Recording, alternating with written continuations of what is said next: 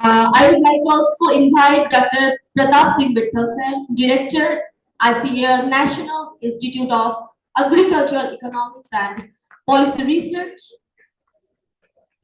and also like to invite Dr. Virender Kumar, Research Director, Sustainable Impact through Rice-Based Systems Department of ED. Dr. Rika Joy Floor, Scientist 2, Innovation Systems, ERI, Cambodia. And I would also like to invite our moderator of the session, Dr. Paniselva Piramayan, Scientist 2 with ISER. Thank you. And we extend our heartfelt gratitude to each of you for your gracious presence and request you to kindly join us on the dais and have a round of applause for all of our delegates.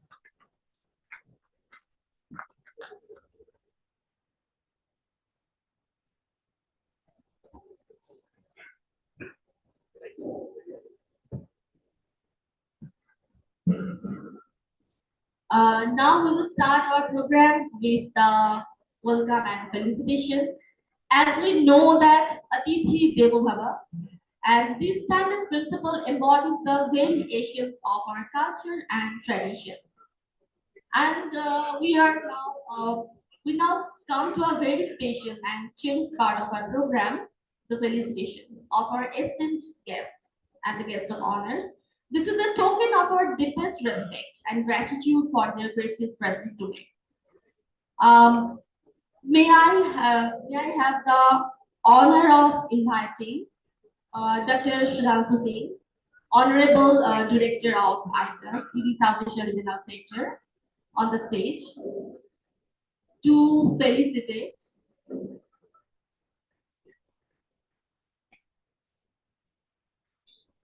our Director General of ED, Dr. Ivan Pinto, Dr. DP Vikram Singh.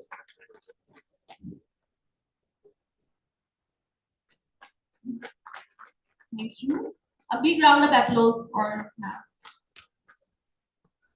And now I would like to request him to felicitate Sri DP Vikram Singh, Secretary, Minister of Agriculture, Livestock, Land and Irrigation, Government of Sri Lanka.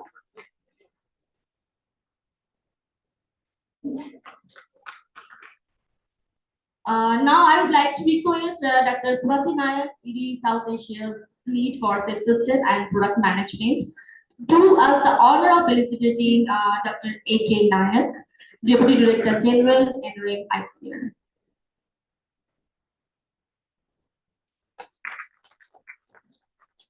And I also request her to felicitate Dr. Pratap Singh Vithalsar, Director ICR NIA.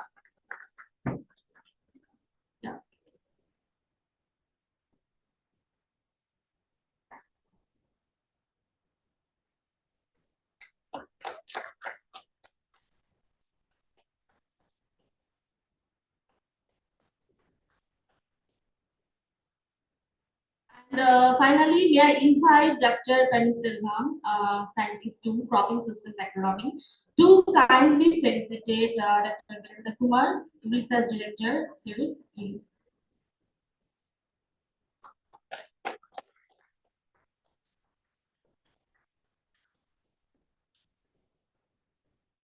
And also to Rika Jadro. Also, I'd like to request him to felicitate Dr. Rika Jaipur, Scientist 2, Innovation Systems, E Company.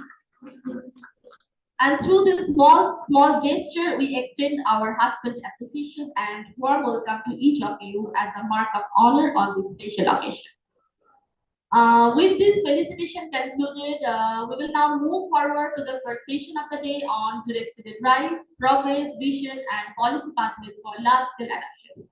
And this is my privilege to warmly invite Dr. Paniselvam to take charge as the moderator of the session and guide us through the discussions ahead. Thank you, sir.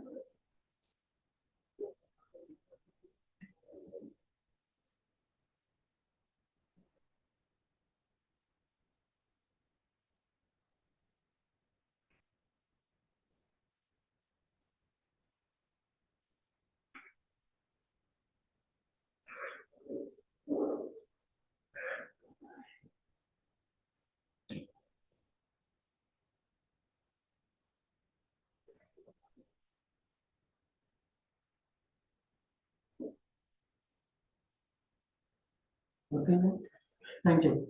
Thank you. Good morning. Good morning, respected chair, esteemed speakers, and delegates and farmers and colleagues. And I warmly welcome you to this 3-day DSR conclave in this cultural city of Varanasi. Over the course of this event, we will deliberate the strategies for large-scale adoption of DSR. Today's session, the morning session on DSR, progress, vision, and policy pathways for large-scale adoption of DSR, will explore how DSR is shaping the future of rice farming and identifying the policies needed for scaling. We are honored to have Dr. Yuan Pinto, Director General of IRRI, as our chair, and Sri D.P. Vikramasinghe, Secretary of Ministry of Agriculture, Livestock, Land and Irrigation of Sri Lanka, as our co-chair. So now I welcome for Dr. Yuan Pinto for opening address. Before that, I would like to introduce it's my pleasure to introduce Dr. Yuan Pinto. She is the first woman. We are just glad to say that she is the first woman to hold this position in nearly 64 years in history. Dr. Yuan is a global expert in agriculture and food system innovation and sustainable development. She is also held several senior positions in leading organizations, including Alliance for Green Revolution in Africa and Bill Melinda Gates Foundation. And over the past 20 years, she has held on boards across 9 countries, promoting evidence-based decision making and a diverse perspective. So now I call upon our DG to deliver opening address.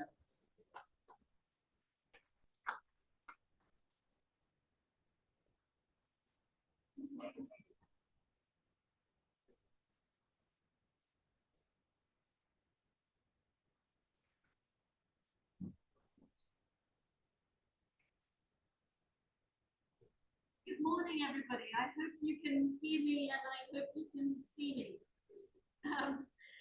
Good morning to our colleagues, our partners, and our friends. It is my great privilege to welcome you to the Direct Seeded Rice Conclave 2025 here at IRRI's South Asia Regional Center in Varanasi.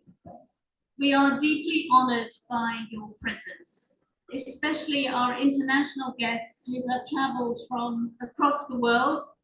Your commitment reflects our shared vision of transforming rice-based agri-food systems for farmers, for their communities, and for the planet. Foremost, I would like to get up on my box here and welcome Sri Vikramasinghe, Secretary of the Ministry of Agriculture, Livestock, Land and Irrigation, Government of Sri Lanka, and my co-chair, Dr. P.S. Bertal, Director, ICAR NIAP, Dr. A. Nayak, the Deputy Director General, Natural Resource Management, Indian Council of Agricultural Research, my colleagues from IRRI, Dr. Virender Kumar and Dr. Rika Floor Joy. I would like to also extend my thanks to our private sector members of DSRC, the platinum members including BASF and Yara, the gold members, Biocrop Science, Corteva Agriscience, String Bio and Agrobiomics, the bronze members Zydex and Rice Breeding Australia for their financial support to DSRC. This conclave is not just another event, but a platform to chart the future of rice cultivation. It is incredibly important.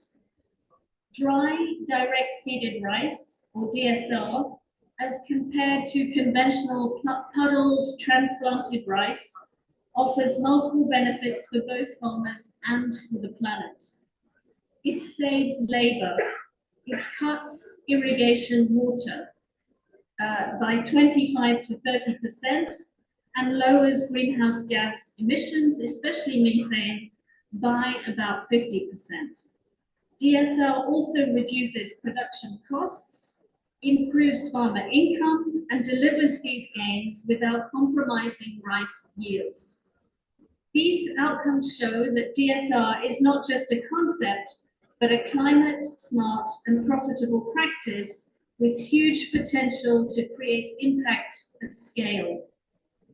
Since 2018, the DSR Consortium, together with its partners, has laid the foundation to make DSR a scalable and risk-free technology.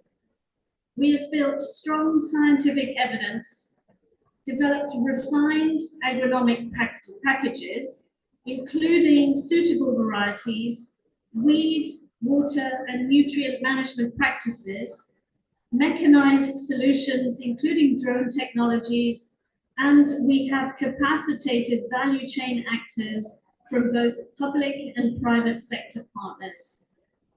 The IRRI Rice Breeding Innovations Department, in partnership with National Agricultural and Extension Systems, is also developing varieties which are specifically bred for DSR conditions. Now, in the second phase, our focus is to catalyze the scaling of DSR through strategic partnership, sustainable service provision business models, digital technologies for advisories, and enabling policies and incentive mechanisms, such as linking DSR to carbon markets and monetization, and facilitated by evidence through robust monitoring, evaluation, and learning systems. IRRI's mission is clear: taking the science from laboratory to farmers' fields, from thousands of hectares to millions, and this requires a collaborative approach. The Conclave together brings governments, scientists, the private sector, and farmers to design these roadmaps for DSR adoption at scale. Over the next 3 days, I look forward to all of us having the excitement and the energy to align science, policy, and partnerships to make DSR the foundation of resilient, sustainable, and farmer-centered food systems. Thank you so much for giving up your time to be here, and I look forward to a really exciting few days ahead of us. Thank you.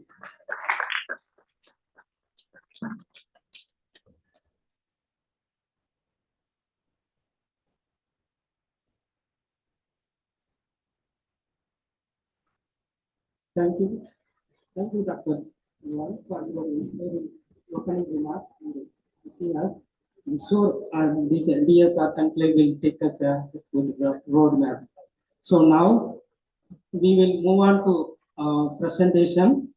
First presentation is Dr. Virendra Kumar, and he is a research director in Sustainable Impact Department at IRRI. And Dr. Virendra is a lead scientist and system agronomist, and he also leads DSR Consortium at IRRI. So now I request Dr. Virendra to present DSR for economic and environmental sustainability, global achievement and progress of DSRC. Over to you, Dr. Virendra. Thank you, Puneet. So good morning, everyone. Dignitaries on the dais, all my friends, colleagues, ladies and gentlemen. On my personal behalf and on behalf of IRRI and our Southeast Regional Center, I also extend warm welcome to everybody to this conclave. It's really wonderful to have you all there in this holy city of Varanasi. So I'll kickstart with the first presentation on direct seed rice for economic and environmental sustainability. So in next 30 minutes or so, this is what I'm going to cover. So first, I will talk about key grand challenges we are facing. Then I'll talk about why we're talking about direct seed rice, what are the benefits, and what are the challenges we're facing in scaling direct seed rice. Then I will talk about what progress we have made to address the existing challenges in DSR and what are the scaling opportunities. And finally, I'll conclude. So, okay, the first grand challenge, as we know, is the climate change is the biggest threat to global food security and also the humanity. To avoid what's to happen, we have to keep global warming below 1.5 degrees Celsius. To achieve that target, we have to reduce emission to net zero by 2050. Not an easy task. And if you look at rice is a major contributor to greenhouse gas emission. Because of that reason, also provide a lot of opportunity for mitigation. If you look at rice share in global greenhouse gas emission, globally, across all sectors, rice alone contribute about 1.5% of total emission. If you look at methane emission from all sectors, rice alone contributes about 8 to 10%. And if you look at methane emission from agriculture, about 20%. So it's very, very significant single commodity. If you look at rice share in national greenhouse gas budget, if you look at the red bars, you can see clearly in agriculture sector, rice alone in many Asian countries, contribution range from 20 to up to 80%. And because of these reasons, rice is being identified as a target crop for mitigation. Another challenge is food security, of course. We know about the diets are changing, but if you look at trends, the demand for rice is not decreasing, it's rather increasing. By 2050, we need to produce additional 75 million tons of milled rice. The challenge is we have to produce this extra rice with less resources, less labor, water, agrochemicals, with lower environmental footprint and in changing climatic conditions. It's not easy task again, but I think DSR can help us. DSR can help in producing more with less. Okay, so next topic I'm going to talk about is DSR, why DSR we're talking about, and challenges.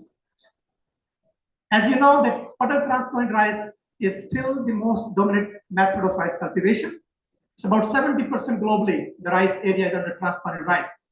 And the reasons for why it has been grown, there are several advantages of this method.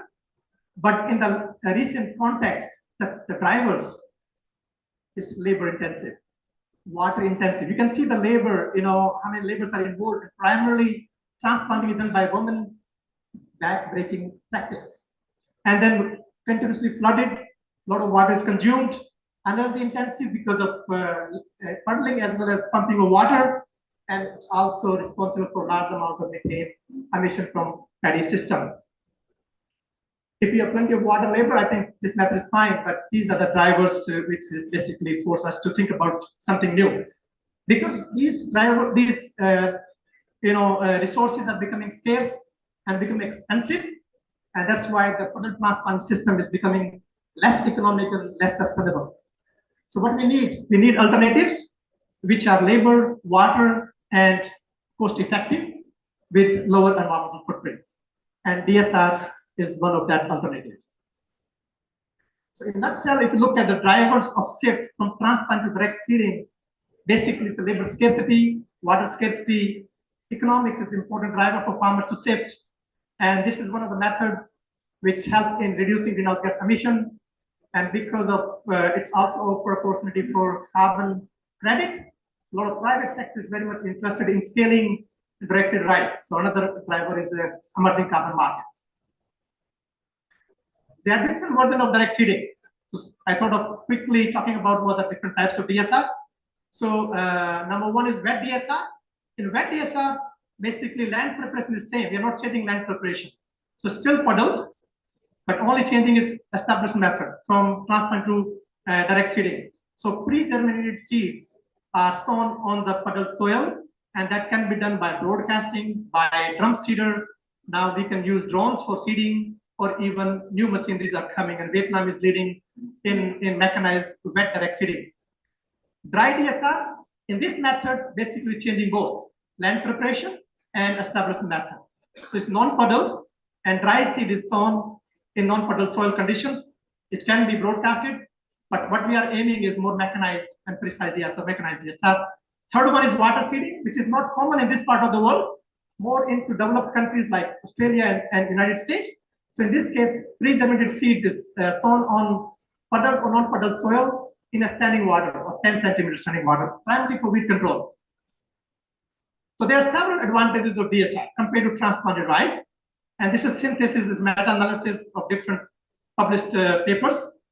So if DSR is managed well, it can yield similar to transplanted rice.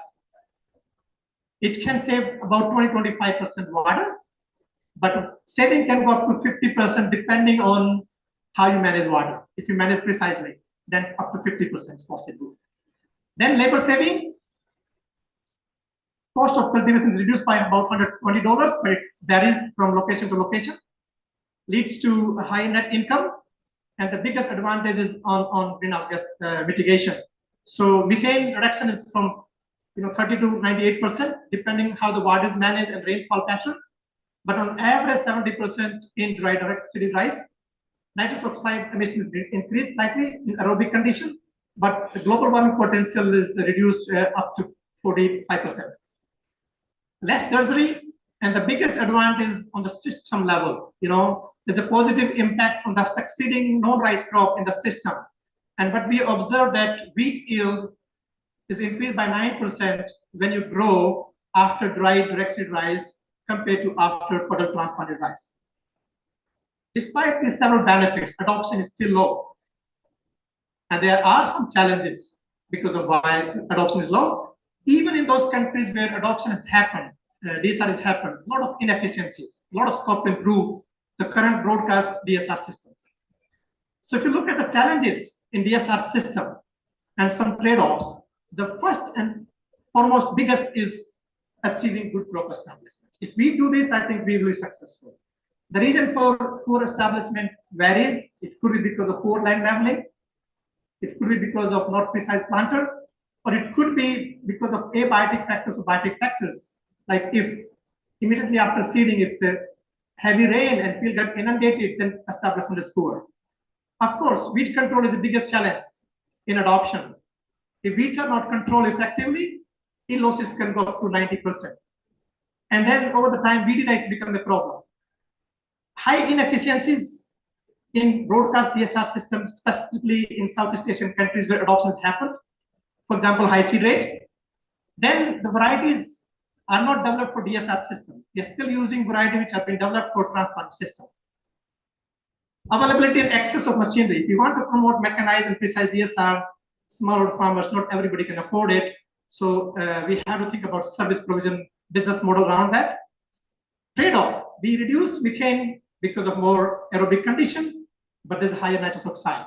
So how we manage this trade-off so that we can even get more benefit in terms of mitigation. Last but not least is the issues of micronutrient deficiency, like iron particularly, and sometimes nematode problem, and also the lack of more precise weed water nutrient management for DSR conditions are still limited. Work has been done on this. So to address these challenges, IRI established what we call DSR consortium, so that we can minimize risk and we make the technology scale ready. So this platform was launched in 2018. We are in third phase of the consortium, and this is basically a partnership for sustainable and resilient rice systems. This is public-private research for development consortium, and we brought together both public sector and private sector. Working together is key for the future if you want to scale these technologies, because private sector also brings a lot of solutions. Sometimes working together is key, and we can reduce time to impact. Quickly, on the goal of the consortium is basically to accelerate environmental sustainability, at the same time increasing profitability and resilience to climate change. And the vision that we can do that, achieve this by developing and optimizing innovation and practices for DSR system and catalyzing scaling through public-private partnership. Dr. Yvonne Pinto already mentioned about our current members of the consortium. So we have board members like Yara, Fertilizer, and BASF. We have gold members include Bayer, Corteva, String Bio, and Agrobionics. And then Zydex and Rice Bridge Australia, bronze. So thank you very much for your financial support. But we also have very, very important our national partners, key for research for development to improve the technology. And we have all key national partners. ICAR is here. And under ICAR umbrella, we work with several institutions across country. Now I'm going to switch to the progress we have made. We have challenges. If there's no challenge, only then we can scale this technology. Otherwise, we cannot. So quickly on the current status, where we stand in terms of adoption of DSR. So if you look at adoption, and if you look at this graph, this is percentage of total rice area. And you'll be surprised that in Southeast Asia, direct seeding is a dominant method, not transplant. So look at Cambodia, Malaysia, Vietnam, Thailand, more than 70%, in some countries even 100%, almost 100% DSR. But it's not mechanized and precise. It was by default due to labor pressure, farmers switched. So mostly it's a wet DSR and broadcast with very high seed rate and a lot of inefficiencies there. So we need to work around the problem in the current broadcast DSR system. In South Asia, other than Sri Lanka, adoption is very low. And we have to think about addressing adoption constraint in South Asia. Okay, now we're going to talk about the evidence. If you want to scale any technology, evidence is key. Where we stand, how DSR is performing. Let me start with India. We have worked across different states, and I'm going to give some example. Let me start with the Punjab. And Punjab, we work closely with PAU, and we have the team from PAU here. So thank you very much for your support. So if you look at in Punjab, this is the year we did survey when large adoption happened during COVID. And from 1,000 farmers crop data, the yield levels across different districts are same. Cost was reduced by $75 US. Water saving at farmers level is about 18%. And what we observed in areas where adoption was large, burning was reduced.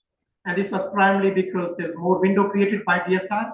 So farmers could manage, residue much longer window. And then global warming potential was about 45% lower. If you look at Eastern UP and Bihar, we did several on-farm trials with KVKs. And what we observed that the yield of DSR was similar to best managed transplant rice, but slightly higher than farmer practice, which is generally late planted. Cost was reduced by $120 US, higher net income, but the biggest advantage in Eastern ecology was 110 higher system level yield, positive impact of the next crop because of timely planting of wheat, which DSR helps. In Assam, it's all positive. Now, yield level in dry and wet DSR always higher than transplanted rice. Income was increased from $150 to $350 depending on type of DSR, and global warming potential was about 30% lower. Very, very interesting. Odisha and Chhattisgarh, big gain is possible in these ecologies with DSR because in Chhattisgarh and Odisha, dehusioning is still very common. With traditional broadcast DSR system, we observed yield gain of 1 ton in case of mechanized DSR, and about 0.3 to 0.6 ton compared to transplanted rice, which leads to about $220 US per hectare income gain and about $200 US in compared to transplanted rice. In Southeast Asia, challenges are different because in Southeast Asia, DSR is already largely adopted, but this is primarily broadcast wet DSR. Farmers use very high seed rate. The seed rate they use ranging from 120 to 350 kg per hectare. Indian farmers will not accept this, but this is the case. And then if you look at adoption of mechanized DSR is very, very low. It's all broadcast. Farmers use their own seed. Adoption of good quality seed is low. Forget about hybrid in that high seed rate. And then because of DSR, there's more problem of weeds. And because of high seed rate, there's a more pest attack, very dense population. And then because of high seed rate and surface seeding leads to lodging. Lodging alone, if you look at post-harvest losses in Vietnam alone, 5% losses, which translate into about $300 million US per year. So if we can reduce this loss, we can save a lot of money. So the solution basically is either we should have a mechanized DSR or precision DSR with drone technology with low seed rate. Low seed rate is the entry point if you really want to improve the system there. And combined with best bet agronomy, that can lead to higher yield and higher profitability. Okay, in Vietnam, so we started work in Vietnam and introduced mechanized DSR with low seed rate. And the package basically we come up with is a 50 kg seed rate in wet DSR. Mechanized seeder is being used. You can see the planter there in puddle field. And we also had the attachment of deep placement of fertilizer. So we can reduce fertilizer. With lower seed rate, with deep placement, 30% of nitrogen fertilizer can be reduced. And this work is already published in a very important journal, Precision Agriculture. And these are benefits based on 6 pilots in different provinces, each pilot of about 50 hectare, reduced seed rate by 50%, reduced nitrogen fertilizer by 30%, reduced pesticide because of low seed rate by 20%, increased yield, increased profit, and also reduced greenhouse gas emission. And Dr. Hong is leading this work from Vietnam, our area scientist, with our national partners. And quickly, also, this technology is now being accepted by ministry in their 1 million hectare low carbon, high quality rice program. Okay, in Cambodia, also similarly, mechanized DSR with low seed rate. In Cambodia, farmer used 200 to 350 kg seed rate. So switching to very ultra low seed rate could be challenging. So we targeted seed rate around 100 kg, 80 to 100 kg per hectare with mechanization, good quality seed. There was gaps in weed control also. They were not using, farmers not using pre-emergence herbicide, relying only on post-emergence. So we combined pre and post, and then fertilizer recommendation as per the CARDI recommendation. We found consistently higher yield with mechanized DSR compared to broadcast DSR, ranging from 0.4 to 0.9 ton. And then it led to a significant saving in seed rate, 150 to 200 kg seed rate saving, higher yield, higher net income. And Rika will talk about more about both countries in this session also. Okay, another evidence, drone technology could be very, very important for wet DSR. So we started working on drone technology, and clearly very interesting result.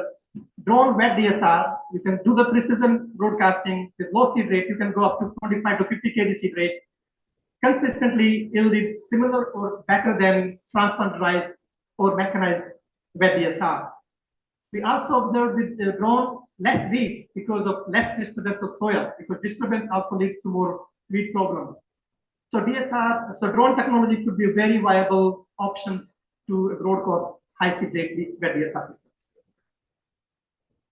Progress on the variety, because variety is key also. Now, which variety to use in DSR? Dr. Yvonne Pinto mentioned about that we have dedicated breeding program. Those varieties will come. It will take some time. And to learn more about that, you can please attend tomorrow's session. One dedicated session is on breeding for DSR and seed system. Please join that. But I'm going to talk about is what variety, existing varieties, how they're performing. Can we position them as the recommendation for using under DSR system? And we have come up with the state-specific best performing varieties. The lists are there.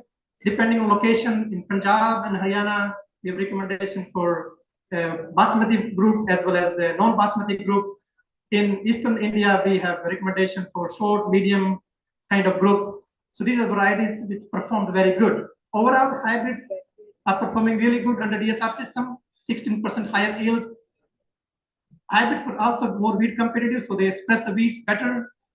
So we have state-specific varieties identified, and some of the ED breeding lines, like Biridhan 75, Binadhan 17, and PR 126 are performing really, really good under DSR systems. Okay, the risk reducing, this is key. The differential when switched to DSR is this one, risk. When you're transplanting, there's no risk. Your establishment is assured. But when you move to DSR, establishment is not assured. So how we reduce the crop establishment risk? And to address this, we developed this technology, what we call soil mulch or water DSR, closely working with our national partner from PAU and other. So if you look at DSR, the risk is if there's a heavy rain, you'll get inundated, it's poor emergence. What is the solution? Solution is you establish crop couple of weeks earlier before heavy rain starts. So you establish the crop before heavy rain starts, or we should have a variety which has tolerant to anaerobic germination. So those anaerobic germination tolerant varieties has been developed, but still not available to the farmers. It will take some time. So if you plant early, 2 weeks early, very high temperature, lot of irrigation requirement. So the key advantage of DSR with water saving can be trade-off can happen if we don't manage properly. So that's how we develop what we call water DSR or soil mulch DSR. This method is conserved for moisture. With this method, you can delay your first irrigation up to 3 weeks. And by the time you expect rain will arrive. What is water DSR quickly? So instead of seeding in dry and then apply irrigation, you first apply pre-sowing irrigation. And then when the field is in condition, you do the shallow tillage, and this moisture you plant the crop, and then you delay for 3 weeks.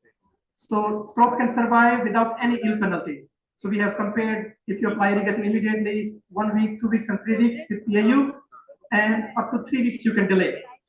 With this method, we can save irrigation water.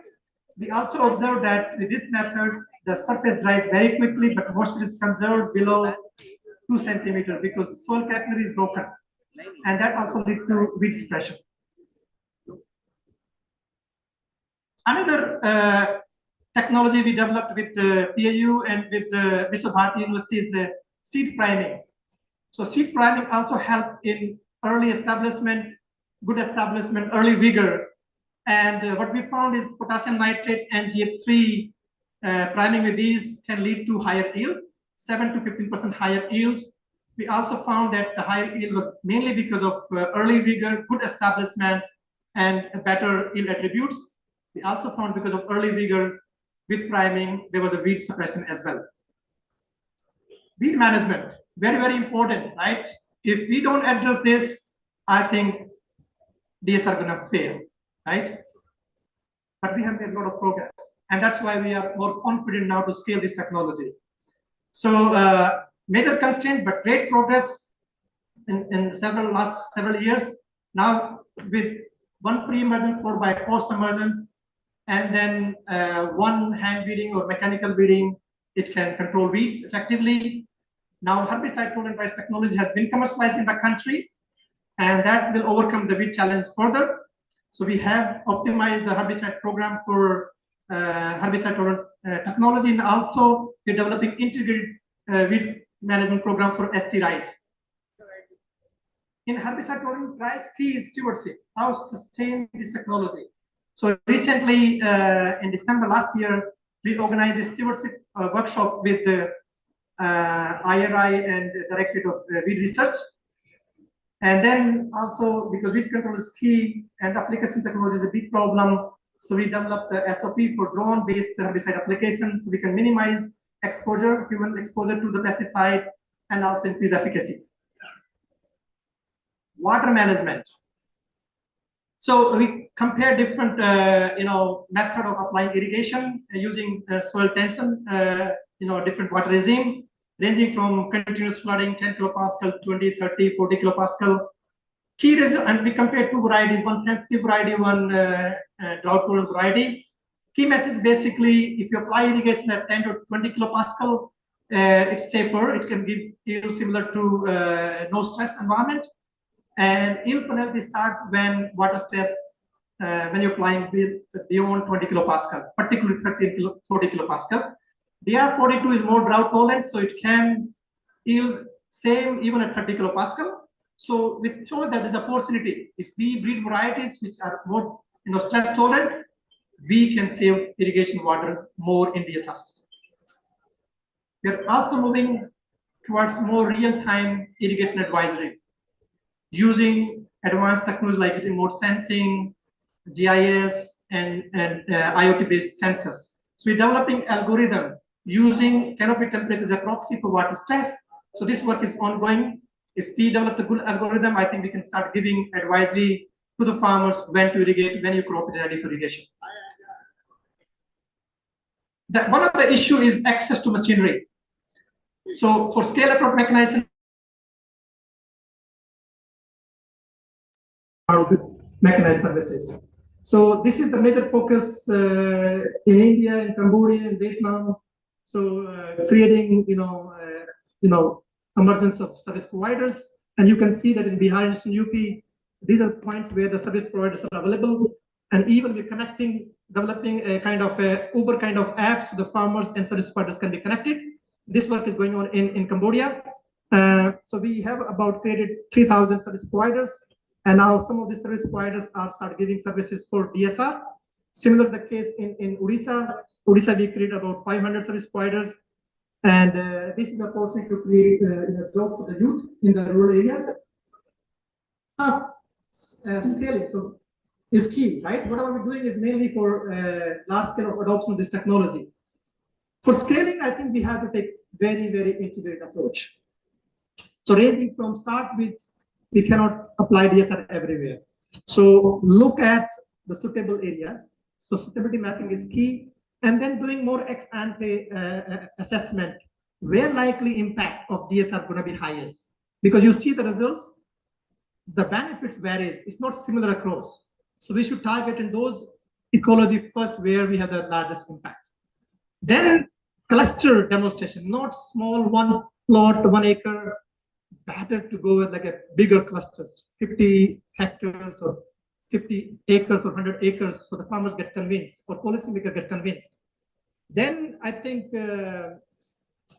service provision is key, right? Strengthening service provision. And then we have to continue our adaptive research, refining further the technologies, and then strategic partnership. We cannot achieve scaling alone. We have to work together. And then actionable outreach material or agro-advisory using digital tools to provide information. Enabling policies, like Birthal is here, he will talk about what we can do in this space. And then we should take advantage of emerging carbon market. This is the example, two example, I have cited this, but we started working in Odisha. Thanks to the government of Odisha for providing this opportunity. I think we made tremendous progress. In just 3 years, started with almost zero mechanized DSR. In 3 seasons, we reached about 9,000 hectares. And you see the advantages is enormous. Similarly, we have started working on mechanized DSR in Vietnam, and now it's part of the government program of 1 million hectare. So I think we can create impact at scale. What are the opportunities? A lot of opportunities for scaling. Giving example in India. So now I think in India, we have UP agrees, World Bank, big grant project, loan project is coming. That's a big opportunity to scale DSR in UP. I think we have a session how to scale 2 million hectare in UP. That's the biggest opportunity, and I want all partners to join hand in achieving that. Then we have opportunity in Odisha through government funding. And then Bayer has also, have this plans to scale 1 million hectare in India. That's another opportunity. And then we have scaling for impact science program, which is all about scaling technology. In Thailand, we have other program, Green Climate Fund program. Philippines, the government is very, very much interested. And then ADB, Clearinghouse, and World Bank loan projects are coming. Similarly in Cambodia through IFAD and Scaling for Impact program, and Vietnam 1 million hectare program of the government. So let me conclude. DSR is definitely in need of the day. Looking at the drivers of change, which are emerging very fast. We have made great progress over the years in closing research gap and to make DSR less risky and scale ready. Great scope to improve farmers' income and environmental sustainability through mechanized and precise DSR. Key is public-private partnership network, which bring huge opportunity to scale DSR and to create impact at scale. Thank you very much for this opportunity.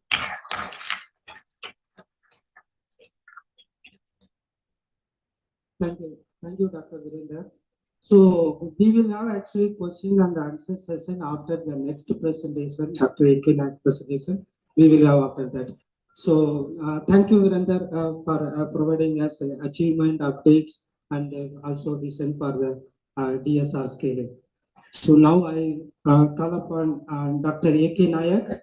It's my privilege to introduce Dr. A.K. Nayak. He is Deputy Director General, Natural Resource Management at ICR.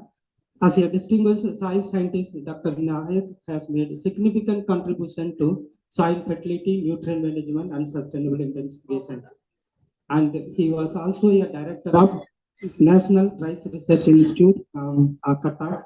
And now I request Dr.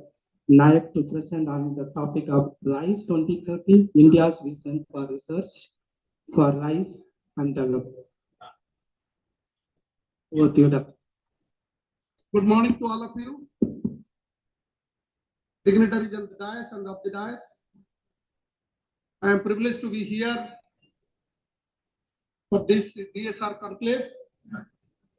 So I will be presenting rice farming in India, key achievement and the vision for DSR. So all of us, we know rice is the most important food grain crop. It has been grown for more than 7,000 years ago, but still you are discussing and debating and innovating. It holds the key for food and nutritional security, a source of livelihood for millions. I think rice is the most climate resilient crop of any crop that is there in this country. And I think if any crop you will cite, maximum number of scientists are working in the rice research. And we are having 3 important rice research institutes in this country: National Rice Research Institute, Indian Institute of Rice Research, and this very institute. 3 institutes are working on a single commodity. So that is the importance. Rice is history of India. If you see India in the ancient period, 2000 year BC, rice was cultivated in this part of the country. And also, if today you see the rice is growing, and this year we have achieved close to 50 million hectares of rice. Even if we are trying to reduce the rice area, it is expanding. And in the modern period, we do have a genome-edited rice, biofortified rice. Rice was major crop for export, and rice is the grain and grain for food security. These are the 3 important components in the modern rice. If you see rice projection, this is one slide. The projection was made way back, and we have rice. India has broken all these projections, and we have now achieved the rice production close to 150 million ton, and that is more than that of China. In terms of productivity, also it is increasing. And you see this whole slide, and this particular year we are 150 million ton and 50 million hectare of rice. On an average, it is 42 to 44 million hectare of rice we used to cultivate. And our objective and target was to reduce the rice area to around 5 to 7 million hectare. But in fact, it is growing.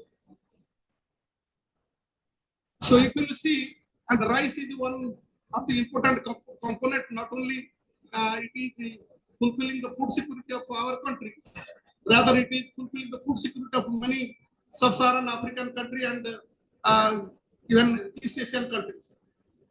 And 89,000 crores of foreign exchange. And one projection is saying by 2050, 62 million tons of rice will be exported from this country. But now the question is to House of the Galaxy of Scientists, what should be the ideal area for India, and what should be our target of now export potential? We do have potential, but should you go on expanding our rice area, or should you go on exporting rice at the cost of virtual water export? And rice is not cultivated in isolation. We are having rice system, rice wheat, rice maize. If you see rice system, the equivalent productivity is comparatively less. Many other system. This is the target is if we at all in this country we will have to diversify rice. It has to be diversified. The second rice component. If that is diversified, then productivity and profitability will increase. You can see how our export potential is growing, and we have already diversified our export basket by through value additions. And these are the important constraints, infrastructure constraint, access to credit, finance, market access, competition in the global market. These are our challenges that we face for exporting rice. And when we are making a projection that we will be going to 62 million tons of rice by 2050, then we'll have to address this target for these challenges. At the same time, we'll have to see how it is environmentally, economically, it is feasible for India. But if you see in terms of consumption, the rice constitutes 27% of dietary energy supply and 20% of dietary protein intake in developing world. And see, in India also, it is close to 30 to 35% of our dietary energy and protein requirement. And if you see what rice has played an important role in this country, rice has developed rural entrepreneurship, agriculture, increased agricultural productivity.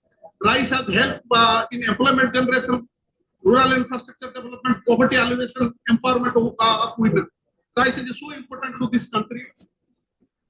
And the changes which rice brought about in the Indian growth, these are the in urban area market access, processing, distribution, value addition, trade and export, food processing industry, retail distribution. So when these are the issues, how in terms of policy, how we have transformed from green revolution policy to agricultural price policy, subsidies and input to infrastructure development, again, research development to financial support to farmers, food security, public distribution to sustainability initiative. These are the transformation in our policy sector. Then it comes to what rice essentially contributes. Rice, besides the tangible ecosystem service in terms of grain and straw, it provides a lot of intangible ecosystem service in terms of regulation, that is controlling pest, carbon flow, soil erosion, nitrogen fixation, provisioning it is food and byproduct, supporting it is enhancing soil fertility, hydrological flow, nutrient cycling, and soil formation. And if you see what a typical rice ecosystem contributes to the ecosystem service, so it contributes to $1,473 per hectare per year. That is the total ecosystem service. But in return, farmers get a fraction of this. There's another driver is rice cultivation is your water use efficiency. And we are way behind many countries with respect to the water productivity. Could it be your DSR can drive and reduce this water productivity? And you see, if in Indian subcontinent, you see the low EB less than 30%. But if you see other country, South America and North America, their EB value is greater than 60%. And the low EB value in Indian subcontinent is because went to rice and surface flood irrigation. When we are talking about direct seeded rice, that question appears. All these benefits which we discussed in the previous by speaker and just I am discussing now, whether all these benefits will accrue if you don't consider rice. No, water. If standing water will be there in case of rice, direct seeded rice, then the same the benefit which we listed, whether we will be getting the same benefit if you go for flooded irrigation. The research has already been there. If flooded irrigation, DSR and flooded irrigation transplanted rice, benefit in terms of GHG emissions are negative. Be it your wet direct seeded or dry direct seeded. So this we will have to ponder about, and this is the kind of water that we are using. That is the real concern. And okay, dry direct seeded rice, when it is accompanied with alternative wetting dry. If a dry direct seed is accompanied with conventional flooding or wet direct seed with conventional flooding, the kind of benefit which we are telling in terms of saving water, in terms of reducing GHG, that is not argued. So DSR is a component technology, it is not simply a sowing practice. But many papers are there, and even IPCC has identified rice as one of the 15 measures for abating greenhouse gas emission, and methane is one of the important things. So these interventions, sometimes why we are targeting rice, these interventions are cheap, resulting in net gain for farmer.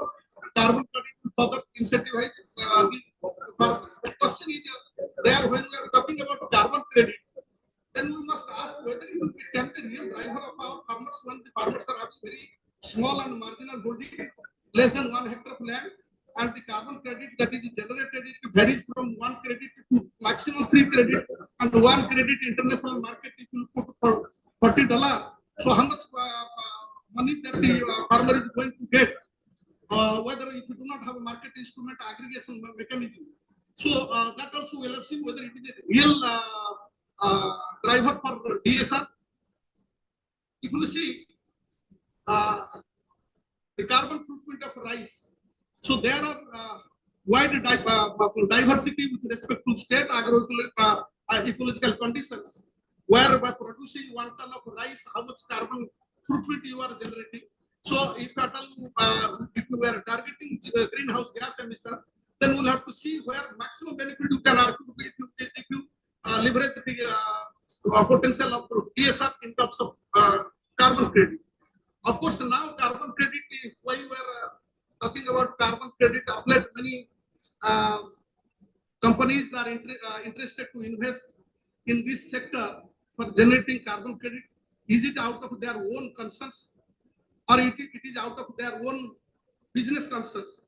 So that we must see all of a sudden why we are targeting DSR when we are having already 12.5 million hectares of our rice is cultivated with DSR. Much before organized research that took place in this country, DSR, the direct seeded rice was practiced many parts of this country, but those are very old, outdated and system. Like in Odisha, Beusuni system broadcasted rice seed rate was 100 to 120 kg per hectare, and they are doing Beusuni in between. So those kind of traditional practices were there. But when we are talking about this modern DSR, that is DSR which is seed drill, machine sown rice, and application of herbicide. So what is the driver for different industry to come for DSR? Because your herbicide industry is one of the important component, and second is generating carbon credit.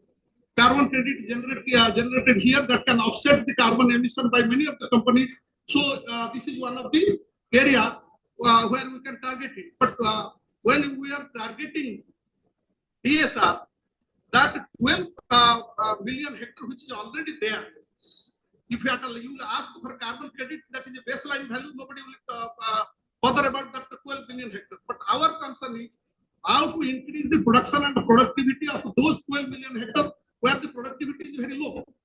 So that should be the target instead of bringing additional 1 million or 2 million hectare gaining carbon credit. Of course, that can go side by side, but the focus we should not move our eye on the 12 million hectare rice.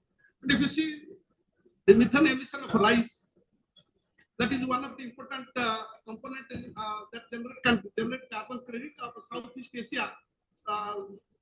That is one of the important area where more carbon emissions are there, and it is mostly due to rice. You can see carbon emission factor. Here, most important thing is coming out to your hydrology. How we are managing field hydrology, that is greatest contributor than that of method of sowing. So we must see when we are talking about DSR, unless water management is accompanied with that is a component technology, we cannot have a great achievement in terms of different figure. And you see, out of the several mitigation measures, alternative wetting trying DSR, phosphogypsum, replacing urea with ammonium sulfate, rice straw compost. See, DSR is one of the component technology that can reduce rice. Not DSR is not the alone technology. Of course, the microbial technology like your methanotropes, several laboratories they have come out with methanotropes that also reduce rice irrespective of it is DSR or it is a transplanted rice. So this is again showing how water management is one of the important aspects in case of reducing your GHG, alternative wetting drying, or your tensiometric method of irrigations or field capacity based irrigations. So when you are combining it, water management, it is giving better result. And when you are again doing the intensification of the technology like zero tillage DSR, zero tillage along with the crop rotations, including the legume, you are having additional advantage of carbon. So coming to another area where DSR is important component, when we are talking about DSR, the trade-off of nitrous oxide is one of the important component. If you see the rice growing area and its nitrogen use efficiency in this country, our figure is very less and it is reducing. That is a real concern. And if you see nitrous oxide emission from rice, you can see in India that the yellow spots are there. Lot of nitrous oxide we are already emitting, and when you are going for alternative wetting and drying along with the DSR, there is a possibility of some trade-off, and this trade-off has to be managed effectively by using several nitrogen management options that those are available with us. So this show how the rice growing area and where the critical nitrogen deficit area there, where we have surplus nutrient, the imbalances of nutrient that has to be addressed.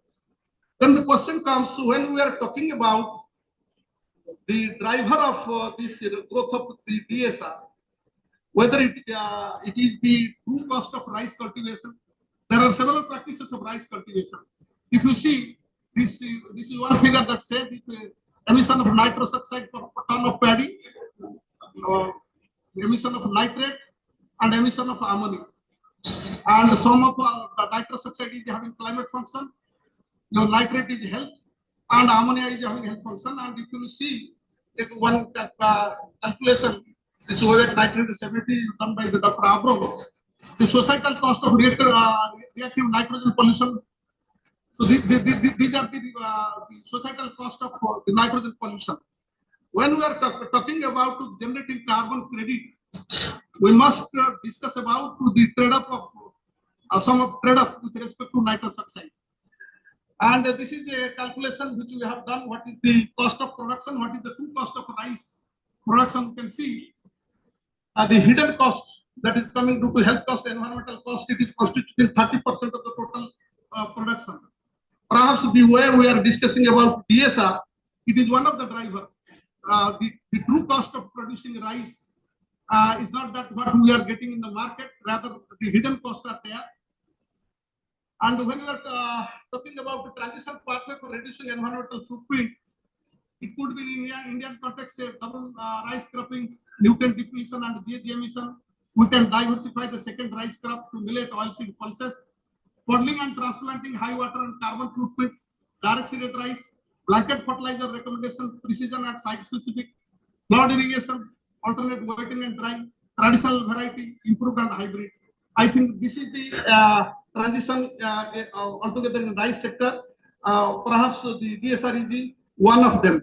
Then another question is to all of the scientists. We are having 12.5 million hectare figure of DSR. Then how much is the wet DSR? How much is the dry DSR? Out of dry DSR, there are several dry DSR practices. How much the modern DSR practices in India we are practicing? We do not have a correct disaggregated figure for these analysis, and we expect. And today morning, when I was visiting to the GIS laboratory, one of our scientists was briefing that they are having some technology, remote sensing technology to discriminate DSR rice to that of transplanted rice. And if you do have a similar kind of figure, we can do some disaggregated analysis and focus and targeted measures can be taken. So already Dr. Virendra has already presented this particular slide. Dry dioxide right, wet DSR rice. This practice of rice cultivations, this is nothing new in this country. I'm telling that 12 million hectare rice which is under DSR condition, it's science since time immemorial. So farmers themselves they have invented, but many difficulties, the drawbacks are in those methods. So we must give focus how to improve those already 12 million hectare rice. The figure is here 12.32. In Odisha already it is 1.8 million hectare rice is there. I think these slides Dr. Virendra has already presented. If you can see rice area under DSR, these are the states. Mostly eastern states are dominated with the rice. So by 2030, I think there is a target that we should reach 16 million hectare. I think one of the agenda is 2 million hectare in the UP and India, where we are having 12 million hectare. Our target is to move up to 16 million hectare, and these rice areas should be modern DSR, not that traditional DSR. But while giving focus on modern DSR, we should not forget that the traditional DSR, where there is no incentive for the carbon credit company because that the baseline is there. So we must focus that how the production and productivity of those DSR we can improve. So another figure is by 2030 we can go around 24 million hectare, half of the rice growing area in this country. We can have a fairly under DSR conditions. But one of the important driver is your release of herbicide tolerant rice, which you, I think we give much more attention. Indian Institute of Rice Research has released on basmati background herbicide tolerant rice in the Central Rice Research Institute. We are having two varieties. One on the background of Savagidhan, another on the background of Sorna background. Sorna is one of the mega variety. When we do have a herbicide tolerant rice version on Sorna background and Savagidhan background, yeah, it could be one of the important driver for DSR. But at the same time, there must be some caution. When we are having only DSR, your herbicide tolerant rice against Imagithipa, progressively we should come out with the herbicide tolerant variety against some other important herbicide in order to address the issues of the resistance of those weeds in future. And in fact, we should give attention that when we are talking about herbicide tolerant rice, the seed production system of open pollinated variety as well as hybrid variety and this herbicide tolerant variety, it demands a different kind of a protocol. But the reliability of herbicide tolerant rice, if the farmers they cultivate, yeah, sometimes phenotypically it is the same of its recurrent parent, and there is a chances of mixing once that there will be mixing of things, the technology will lose its importance in future. The scientists need to come out with some kind of mechanism for herbicide tolerant rice. When we are talking about these drivers or barriers, suitable DSR variety that we have already discussed. If you are talking with respect to upland rice, so what are the important traits that should be there in the DSR targeted DSR variety? If it is lowland, what should be the target? The anaerobic germination should be target. The mechanization. Mechanization is one of the most important drivers of DSR, particularly dry DSR. In irrigated rice, the next question is, out of this 12 million hectare DSR, how much area is under irrigated area, how much is under your rainfed area? I think we do not have a correct figure, but most of them are rainfed area, irrigated area. The dry DSR is very bare minimum figure is there. But in rainfed area, the dry DSR varies from 1 year to another year, depending upon the vagaries of monsoon. Because if there is no pre-monsoon rainfall, the farmer cannot go for plowing and they cannot go for DSR. If there is excess rainfall, again the opportunity for going dry DSR does not exist. So the monsoon provides a narrow window of operation for DSR. Within that narrow window, if you cannot bring large area under cultivation and plowing and sowing operations, you cannot do it through the traditional block plow or drum plow. We cannot do it. So machinery, seed drill as well as the tractor drum seed drill is most important drivers of DSR. Herbicide tolerant already I have already discussed it. Then question is, if you are talking about upland and you are having a irrigation regime of alternative wetting dry, you do have a problem of nematode and you have a problem of nitrogen, phosphorus and iron deficiency. If you are going for upland and the moisture is alternative wetting dry, of course the saving of labor is one of the important component. The driver is, if you just categorize all these drivers and barriers, if you see the mechanization will be coming number 1, and number 2 will be coming your herbicide management and your tolerance. The third is your saving of labor. I think if it will come for farmer, the carbon credit will become the least opportunity driver for DSR. So if you see selection of variety, it should be logic resistant, early seeding vigor, anaerobic germination and stagnant flooding.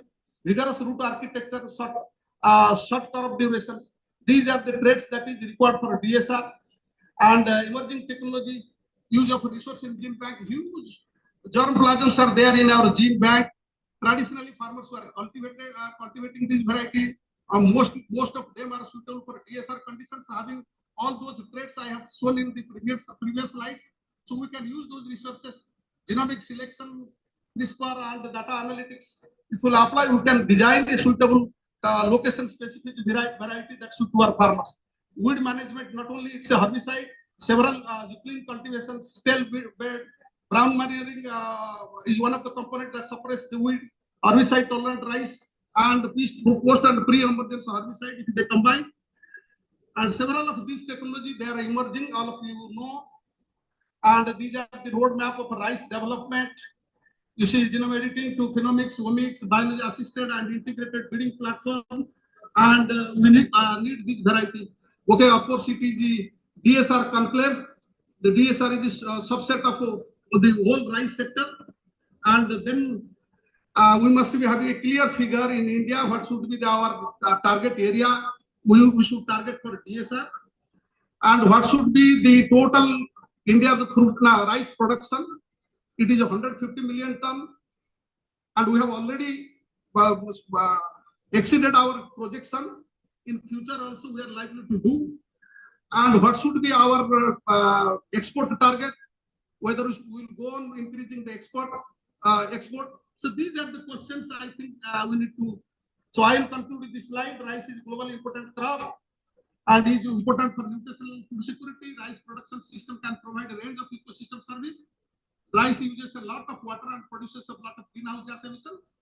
And DSR could be one of the potential options with its some caveat, how much area and how we are going for rice farming. Rice researchers, keep up with your good work. Thank you very much.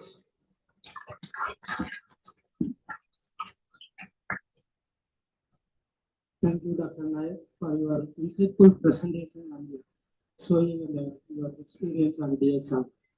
I also agree that labor is a driving force for DSR adoption and mechanization. Mechanization is one of the really very important component for driving DSR. As you mentioned that ISARC also has this remote sensing technology to identify this different type of DSR we have been done for different state including Odisha. Definitely we will be trying to do that in future. So now we have around 20 minutes for question and answer. And please introduce yourself and direct your question to the relevant speaker. First question I want to give, actually our DG wanted to have first question. Thank you so much. Firstly, I'd like to thank you, Dr. Naik. What a fantastic presentation and building on Dr. Varinda's. I think there are 6 very simple points I want to add to what you have to say. And part of that reflection comes from having attended a series of global rice millers conferences around the world.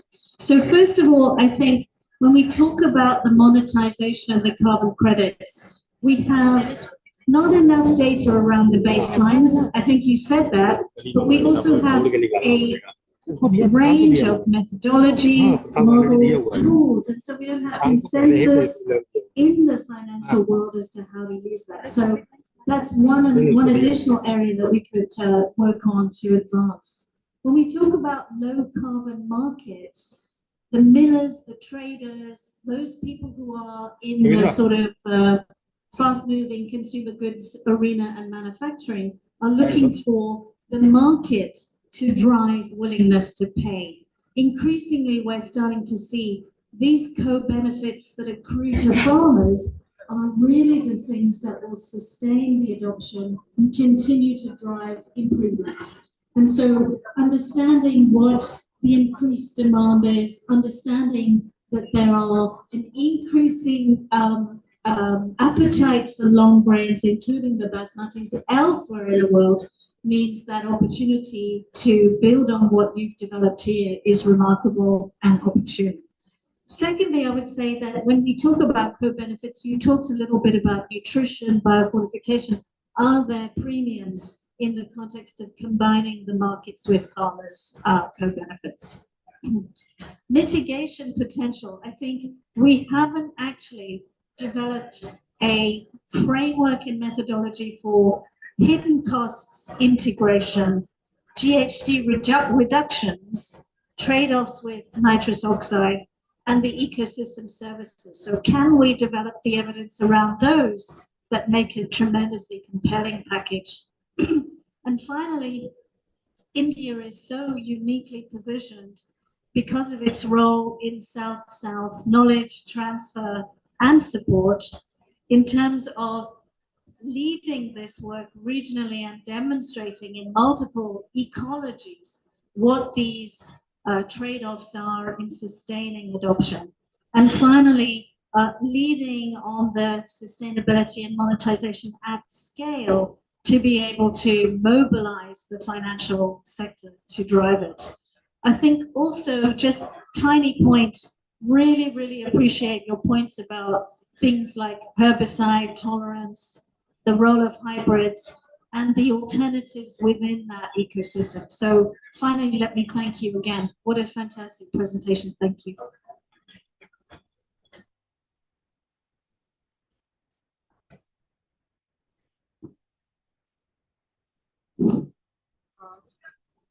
I think you are very right. The standards and methodology, those are very much essential for driving our carbon credit market.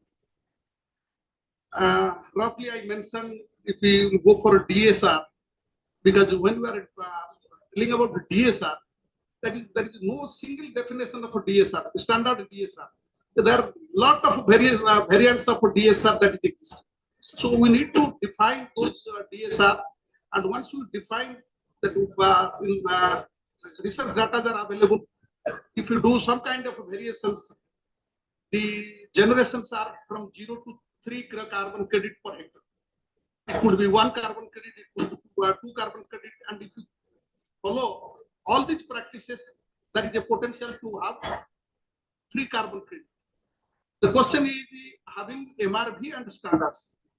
Standards, when we will go, we will have to define the practice package and practices for a specific DSR, how much it is coming. And for that, we need to develop standards, and the standard has to be registered. India, it has developed its own carbon trading platform, CCTS, under Bureau of Energy Efficiency. That is open for agricultural scientists to register their methodology, and also that will provide a carbon trading platform of our own in India. But currently, if you see the methodology and the standards that we are using currently, it's not India-based standards. We do have all those emission coefficients.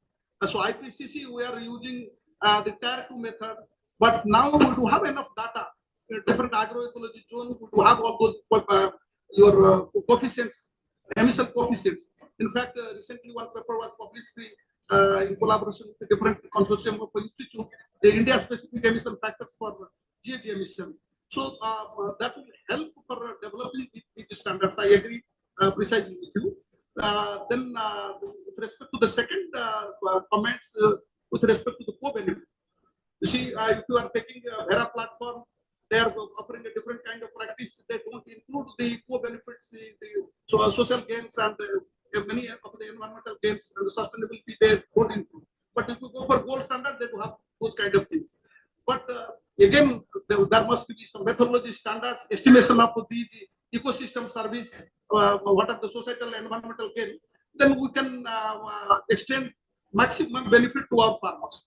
But the drivers, what I told, for farmers, there are different drivers. For traders and businessmen, there are different drivers. And for those who are mainly focusing on carbon trading, for them, there are different drivers.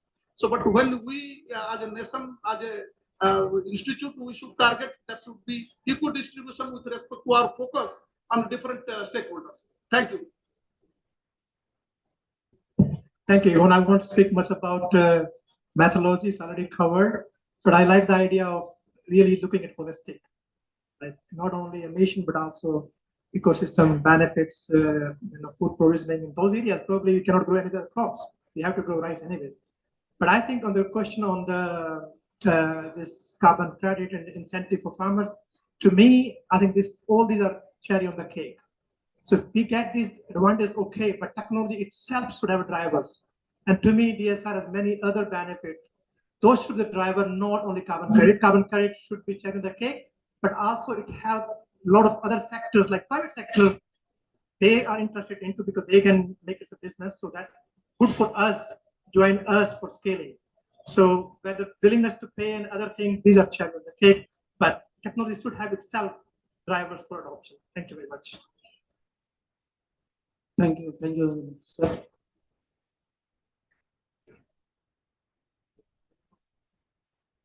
So now I ask the audience, please introduce yourself and ask direct your question to the speaker.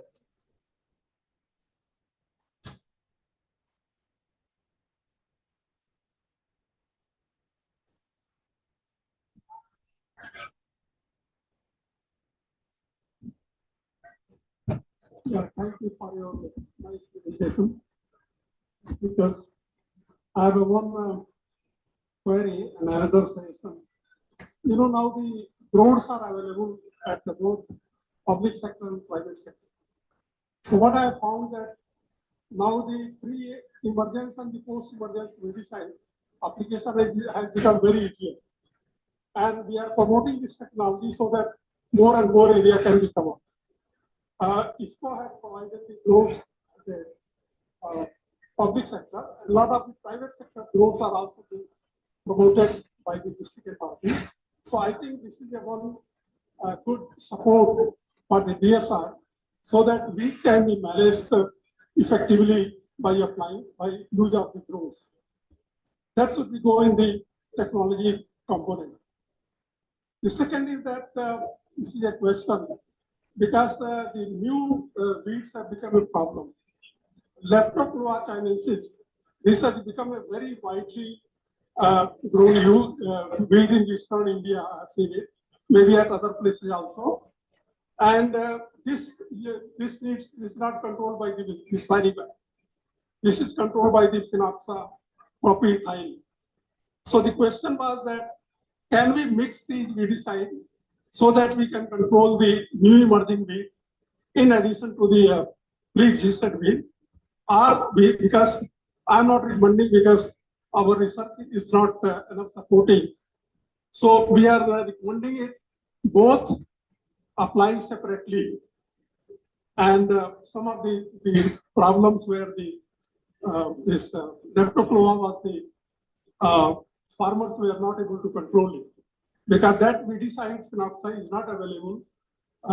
We have to go to the district headquarters so that we can control these weeds. So these are some of the problems which we are facing for the direct seed. Thank you very much.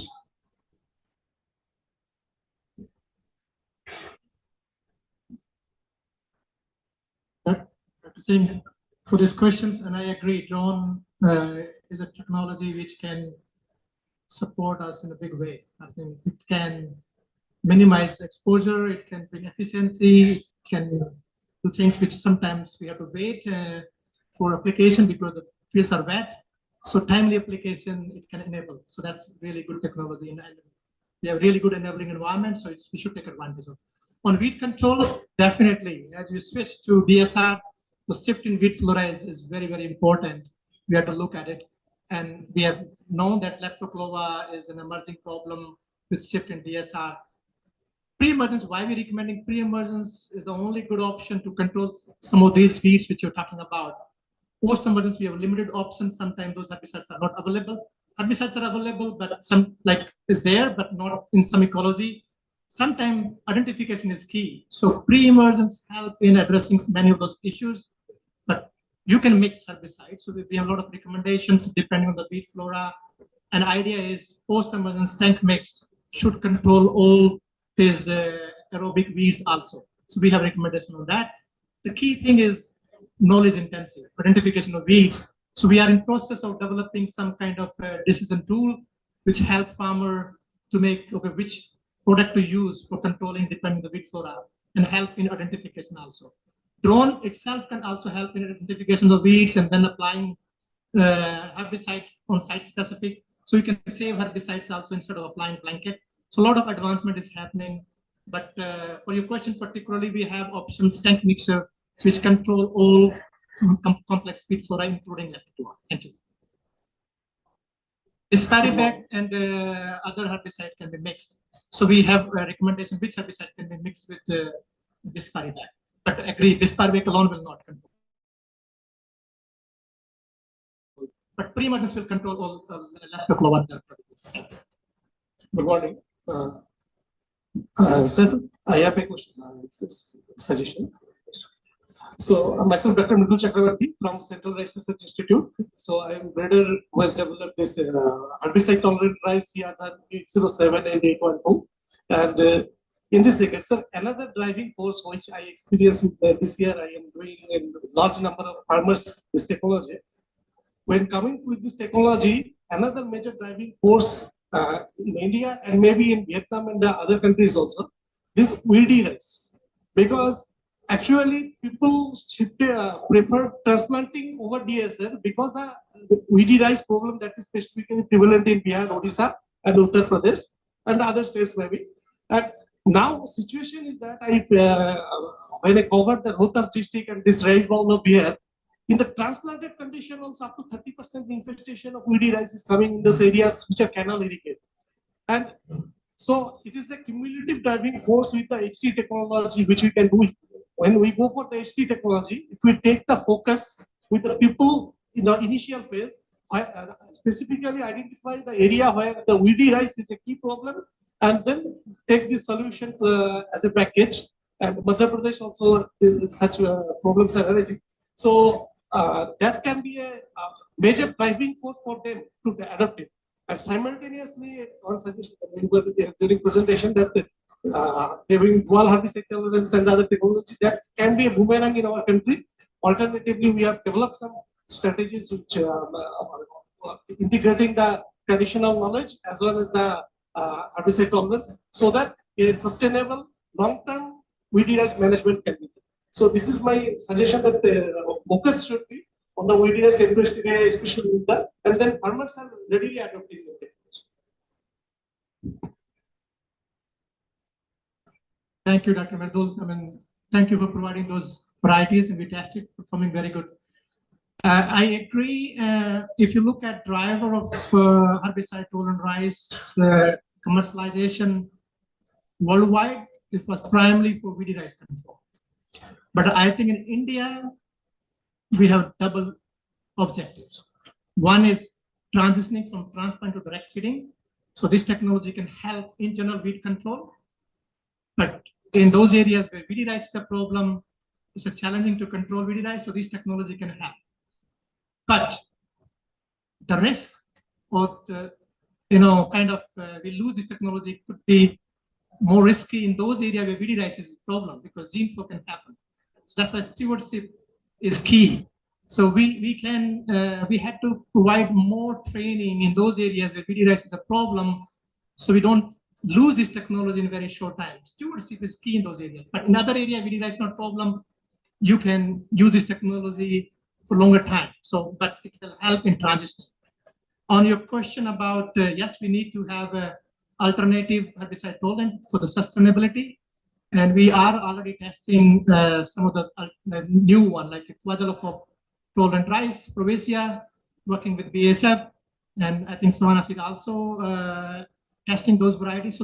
So the new pipelines is ready. And the idea is not to integrate them, but you bring in when the problems start appearing. Otherwise, we can create weedy rice tolerance resistant to both herbicides, right? That's why we're avoiding second pipeline technology. So if something is failing, then we can introduce those things. Thank you very much.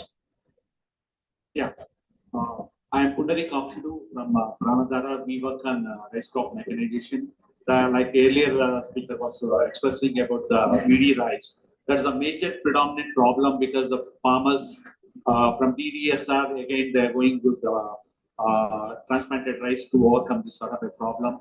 but the bottleneck which we could able to see, really the VD rice, how we can able to address by, we need to develop some sort of a tillage practices really to overcome the sort of a problems. Because once we can able to break the dormancy of that seed, we could able to overcome that.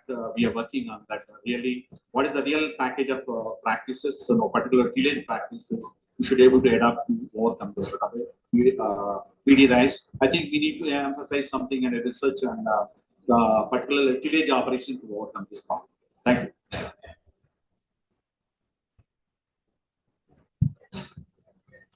Thank you.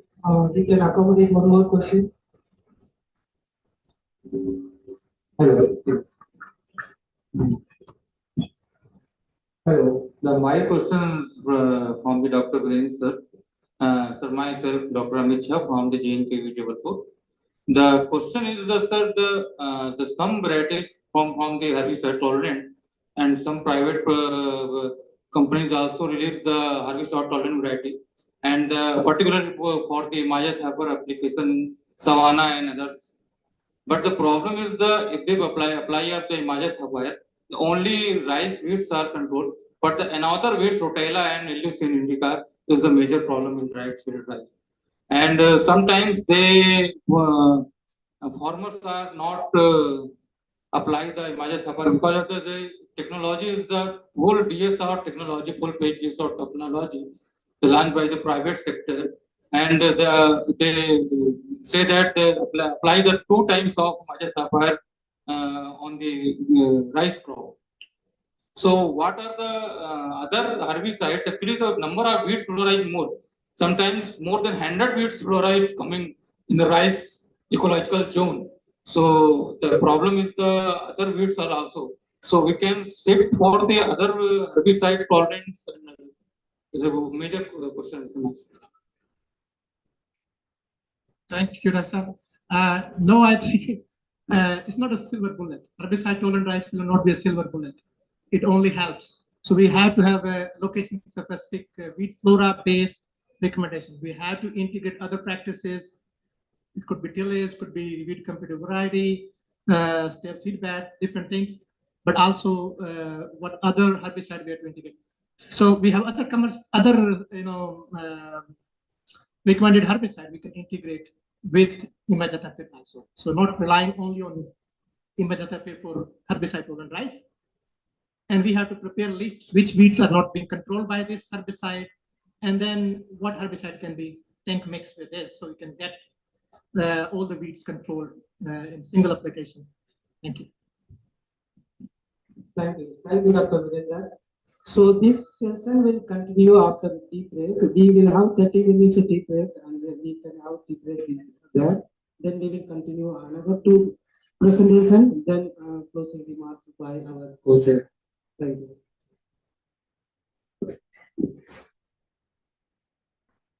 Thank you, Dr. Karim.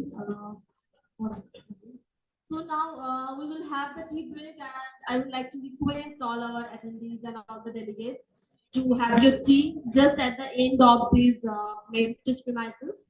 And we will gather here in next 15 to 20 minutes, because we have the next session from 12 by Dr. Vika Joyfloor on DSL vision, key achievements and vision for DSL Cambodia and Vietnam.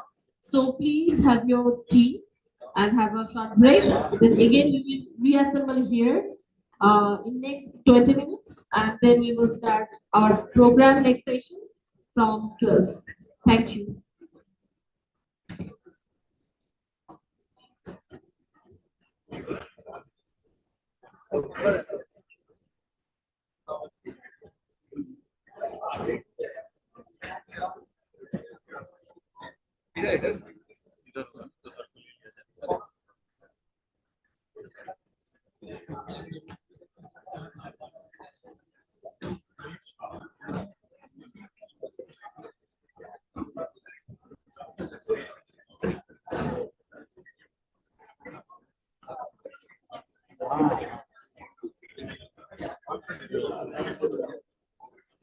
चला जाए चाय वाय किया जाए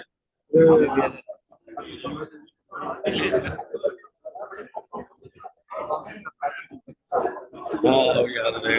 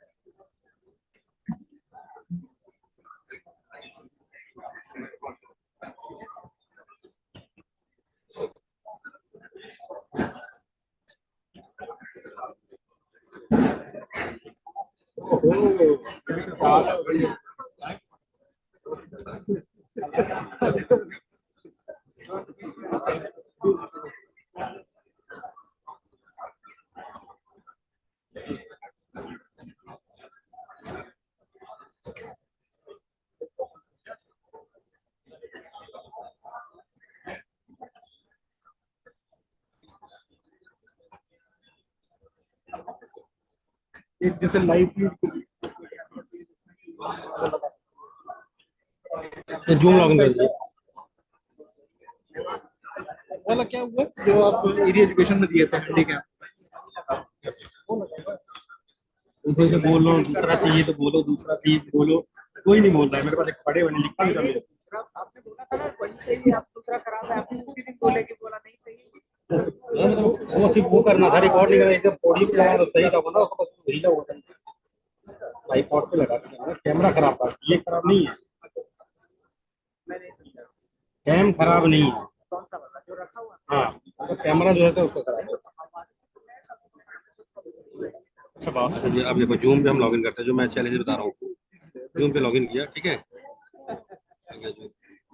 ठीक है, उसके बाद हम शेयर करेंगे, सेकंड स्क्रीन शेयर करेंगे।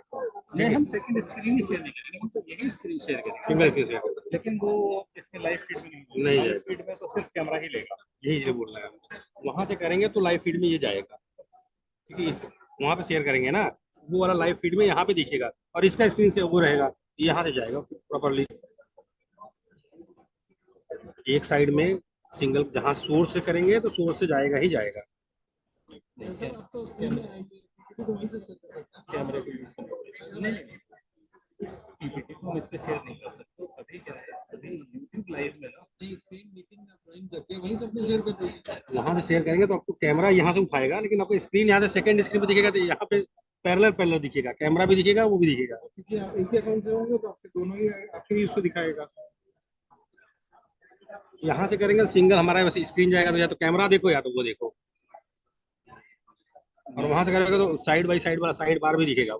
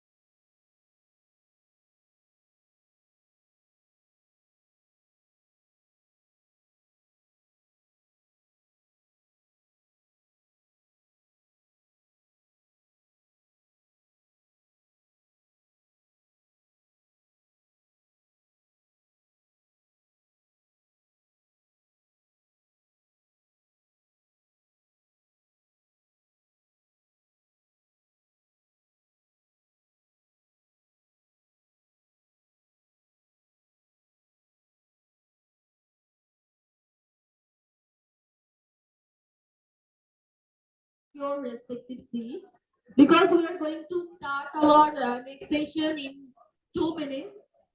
The session is by Dr. Rika Joy Floor on DSR vision, key achievements, and vision for DSR scaling, Cambodia and Vietnam. So, everyone, please have your seat because we're going to start in next 2 minutes only. Thank you.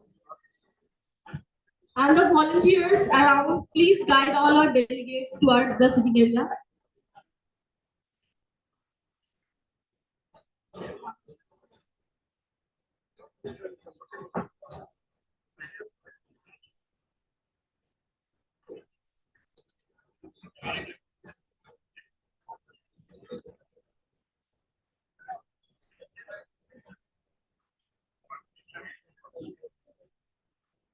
Unmute कर दिया जो भी चल रहा है ये बहुत दिख रहा है जो हाँ सर नहीं अभी नहीं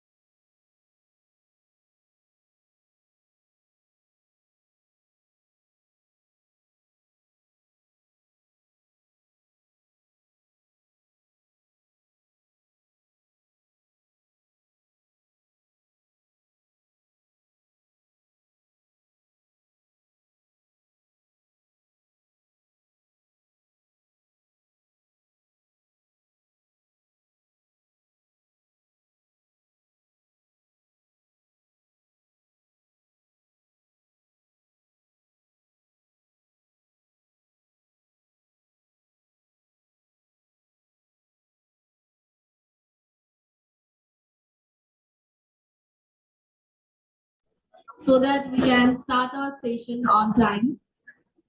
Thank you. ये चल रहा है ना अभी जाएगा तो दिखेगा दिखेगा दिखेगा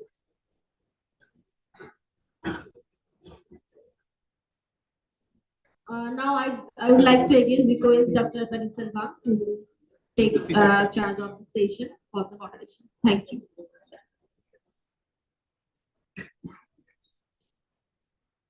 इसका PPT है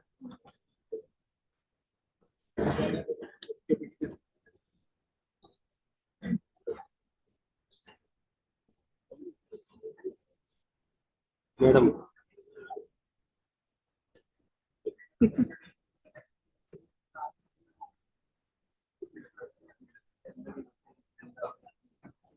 आई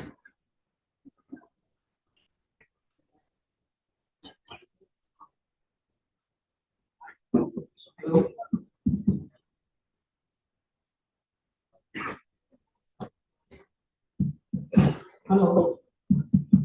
Please, I request all to please come and take your seat. So next, the same session we have another two presentation. Now I'm pleased to introduce Dr. Rika Floor, a social scientist at International Rice Research Institute.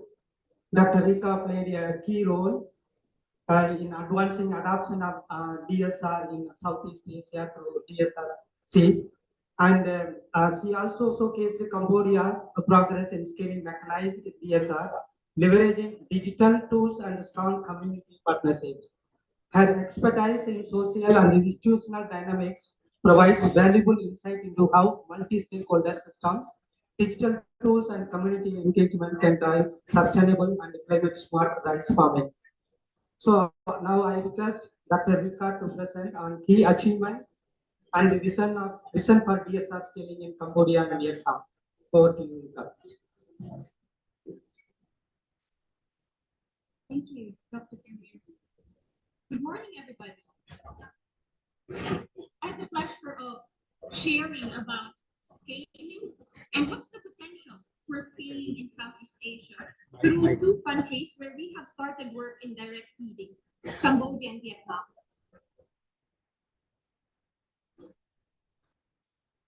These two countries are neighbors. They share the same interests. They are both able to produce more than enough rice for themselves, such that they're able to export. They're very much interested in direct seeding, as you've seen in Dr. Brender's slide earlier. Cambodia is almost completely shifted into broadcast direct seeding.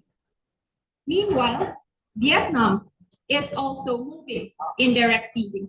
But while they have these similarities, they also have certain differences, particularly in the context of mechanization. In Vietnam, there is a bit more advanced in terms of mechanizing various aspects in land preparation as well as in crop establishment. And although they're the same in terms of harvest, as you can see, both of these countries are quite advanced in mechanizing harvesting. There is still a lot more that Cambodia has to reach towards mechanizing in crop establishment. The problems are similar in terms of high seed rate, lodging, use of inputs. So these are the same contexts that these two countries share. Yet, the different countries have a different trajectory in scaling mechanized direct seeding. And I would like to start first with Vietnam. In Vietnam, the starting point is building the partnership with public-private partnership on adaptive research and really developing that evidence base for mechanized direct seeding. And that work was supported also with the government and the strong partnership of the government to build that core technology of mechanized direct seeding and bring it forward into the policy.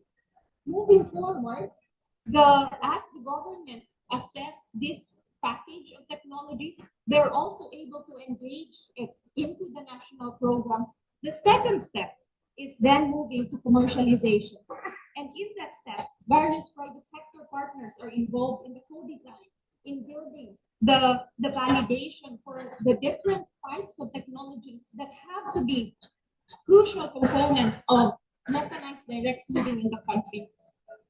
From this, the Vietnamese government also provided strong legitimacy in giving the award to this core technology of mechanized DSR.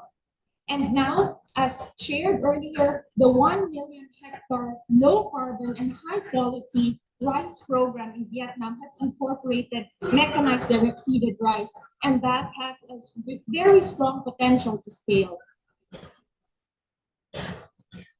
What is the evidence that that is based on?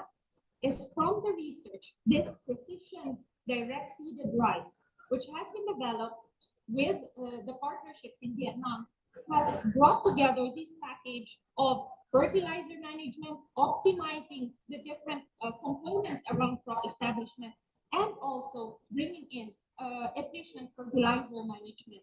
And with that, they have seen that the reduced seed rate can enable the farmers to reinvest the money that is saved into using certified seeds, which is one of the core components of the Vietnamese program towards really enabling sustainable production.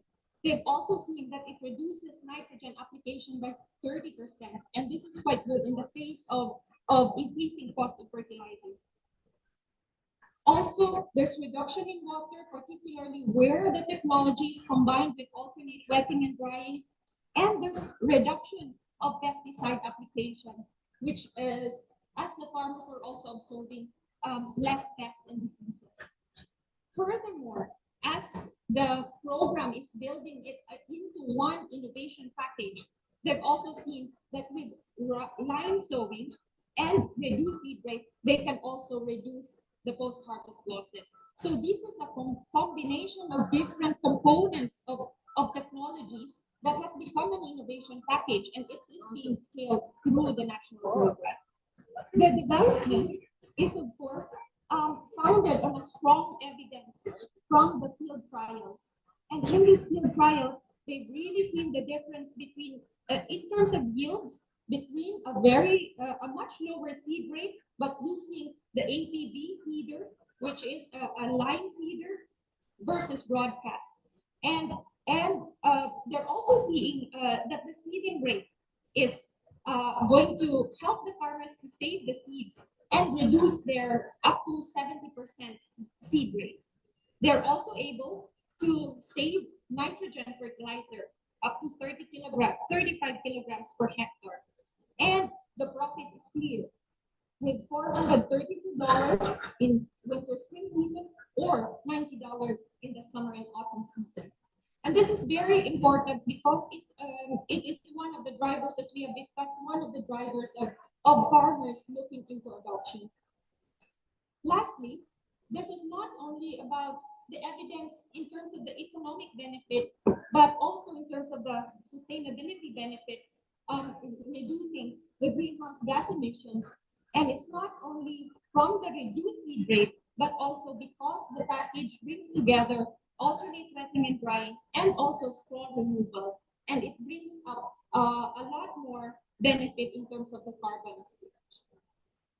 So now MDSR has become a core component in the 1 million hectare program. And an important work that is being done is to influence this national technical guidelines for that program. And this kind of guidelines really brings in the mechanized direct seeding, the recommendations around seed rate, and what other component technologies such as alternate wetting and drying and straw removal into it. And this underpins what the national program would do to achieve this low carbon and high quality rice. So the achievement in Vietnam is reaching 1.5 million farmers with this program, and the MDSR is poised to support that. And it is not only about reaching the farmers, supporting them with profits, but also from an environmental perspective of landscape scale, really reducing significantly greenhouse gas emissions. Moreover, the mechanized DSR combined with fertilizer deep placement is being recognized by the government as an advanced innovation and is going to be a priority as the programs of the government are moving forward. This is the kind of legitimacy that the government is putting forward to bring mechanized DSR to scale in Vietnam. In Cambodia, on the other hand, there has been over the years a strong building of evidence working across different provinces, different ecosystems, different types of farmers using different types of machines, and the yield has been consistent. There is always a yield gain in every season that farmers are using mechanized direct seeded rice. It translates to savings in the seeds, a significant reduction in seed rate. It also translates into economic benefits in net returns from 158 to about $200 per hectare. So the farmers themselves are observing. When we take a look at what those practices were and how those practices contribute to efficiencies in terms of nitrogen, phosphorus, and potassium management, all of these are showing that MDSR also helps the farmers to become more efficient in use of these fertilizers. We also took a step back and we asked other types of farmers, some of them using, some of them not using, and we tried to check whether indeed the use of mechanized DSR would translate to these benefits from randomly selected farmers. And we are seeing that yield and profits are quite substantial from as a benefit in mechanized direct seeding compared to broadcast direct seeding in Cambodia. What is more interesting though is what happens to those who do not currently adopt. And if those people adopted, whether they would have the same benefits. And indeed, there is benefit for them. But even more, if they merge this practice with efficient water management, such as alternate wetting and drying, they can gain even more. So this, the untreated farmers or the other farmers who are currently not yet adopting, if they are taught about mechanized direct seeding and efficient water management, they would have not only yield benefits and profit benefits, but there's also good benefits to household food security, which is very important in countries like Cambodia. What happens if we scale this? And we also run scenarios in terms of scaling. If we are going to invest in scaling mechanized direct seeding in Cambodia, given the current rates of adoption, if we reach better adoption rates, which is quite modest, at 20% adoption rate of the farmers, we are seeing a double in terms of the net present value. There is, of course, a risk, and this is why farmers are quite conservative in terms of adoption. If the yield is going below, then there's also a reduction in the net present value and in the internal rate of returns for in scaling the direct seeding. But if the inputs, based on the prices, if the inputs are going to change, which as we see often happens, there is still an advantage in scaling mechanized direct seeding in Cambodia. So these are really good evidence in supporting why we should invest in scaling mechanized DSR in the country. How are we moving about to do that? We try to also engage with the national program, particularly the commune agriculture officers, which is the new program of the government to educate them and to help them to build as MDSR champions who are not only able to share the technologies and the techniques of MDSR, but also to link farmers with important actors that can support or enable them to benefit from the technology. So what is this? The vision for scaling MDSR. An important part of it is furthering the technology. As you can see, we are really basing on a network of public and private partnerships and to further the co-design where improvements are needed to the technologies that are available. And this is just one example of a private sector working with the government and with IRI to build an improved design and building it on South-South collaboration, learning from Vietnam and bringing it into Cambodia. There's also various agronomic constraints that still need to be addressed. And there are important ways to address this practice in terms of the knowledge of the farmers, but also in terms of motivating mechanisms that will enable these behavioral changes for these practices. One area is on weed management that has been discussed, and it's also necessary to find sustainable options for addressing weed management. And one of these examples is a study on microsparing, which is by a PhD student, and he's looking at potentially conserving some plant species that are useful, but still being able to maintain the yields. And his initial results show that indeed, if you improve the yields from broadcast DSR into mechanized DSR with good practices, you will be able to reach better yields, but also sparing some land to conserve the species of plants that are useful for the community, for the farmers, and also for biodiversity in general. It's still not going to give you a yield penalty.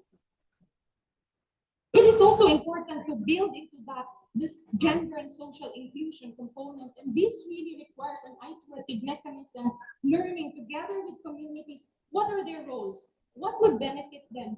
And this is a study that we have followed through a cohort of women and really looking at what is stopping them from using mechanized DSR, where are their constraints, and how do we enable that. And from these trials, we were able to see the entry points. And then a follow-up study was also able to look into what happens to these women and which typologies of women we should really target to enable this inclusivity. And we found that from prioritizing women in terms of using the seeders or accessing the service, they could reach the same yields as the male farmers.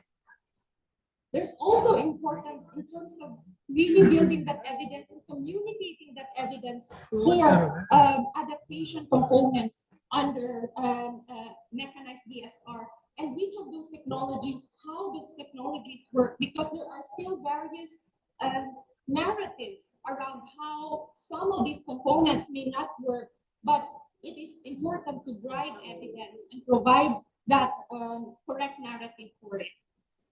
Lastly, it is also important to work together with the enabling the farmers to access this. And this is just one case where there's a private company that's working to ensure access for products, agricultural tools and equipment, and they were able to work with us to build a rental service feature to try to see if that can be a mechanism to encourage more farmers and enable them to access the services.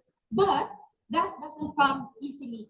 You need to also encourage and build up that system and get more investors to go into it. And hence we try the business incubator to really encourage which business models would work well and be profitable for services. So in conclusion, Cambodia and Vietnam, they are similar. They're also different in certain contexts, but the shaping of the interventions, working with public-private partnerships in MDSR worked similarly in the two countries. And significant progress has been made, bringing research insights, informing the policies and the programs regarding mechanized direct seeding. Then scaling this, we also see that there are shared lessons that can be brought out from these two countries. And although the components are still being tested, the drivers of adoption may also differ. And this is important to take note as we bring this technology to scale. With that, thank you very much.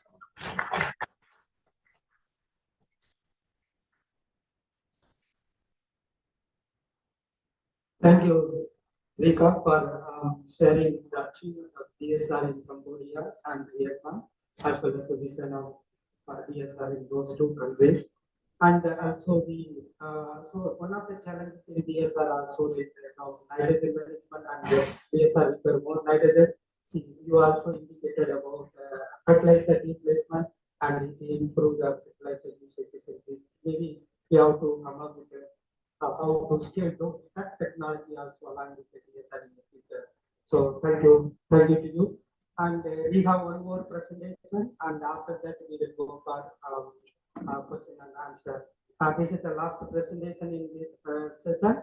Our final speaker is Dr. Pratap Singh Turkal, and he is the Director of National Institute of Agricultural Economic Policy Research, ICR, New Delhi.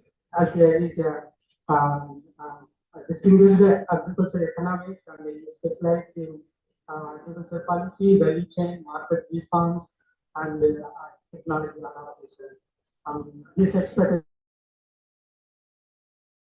will provide very good insights into policies and incentives to our large scale adoption of DSR for research.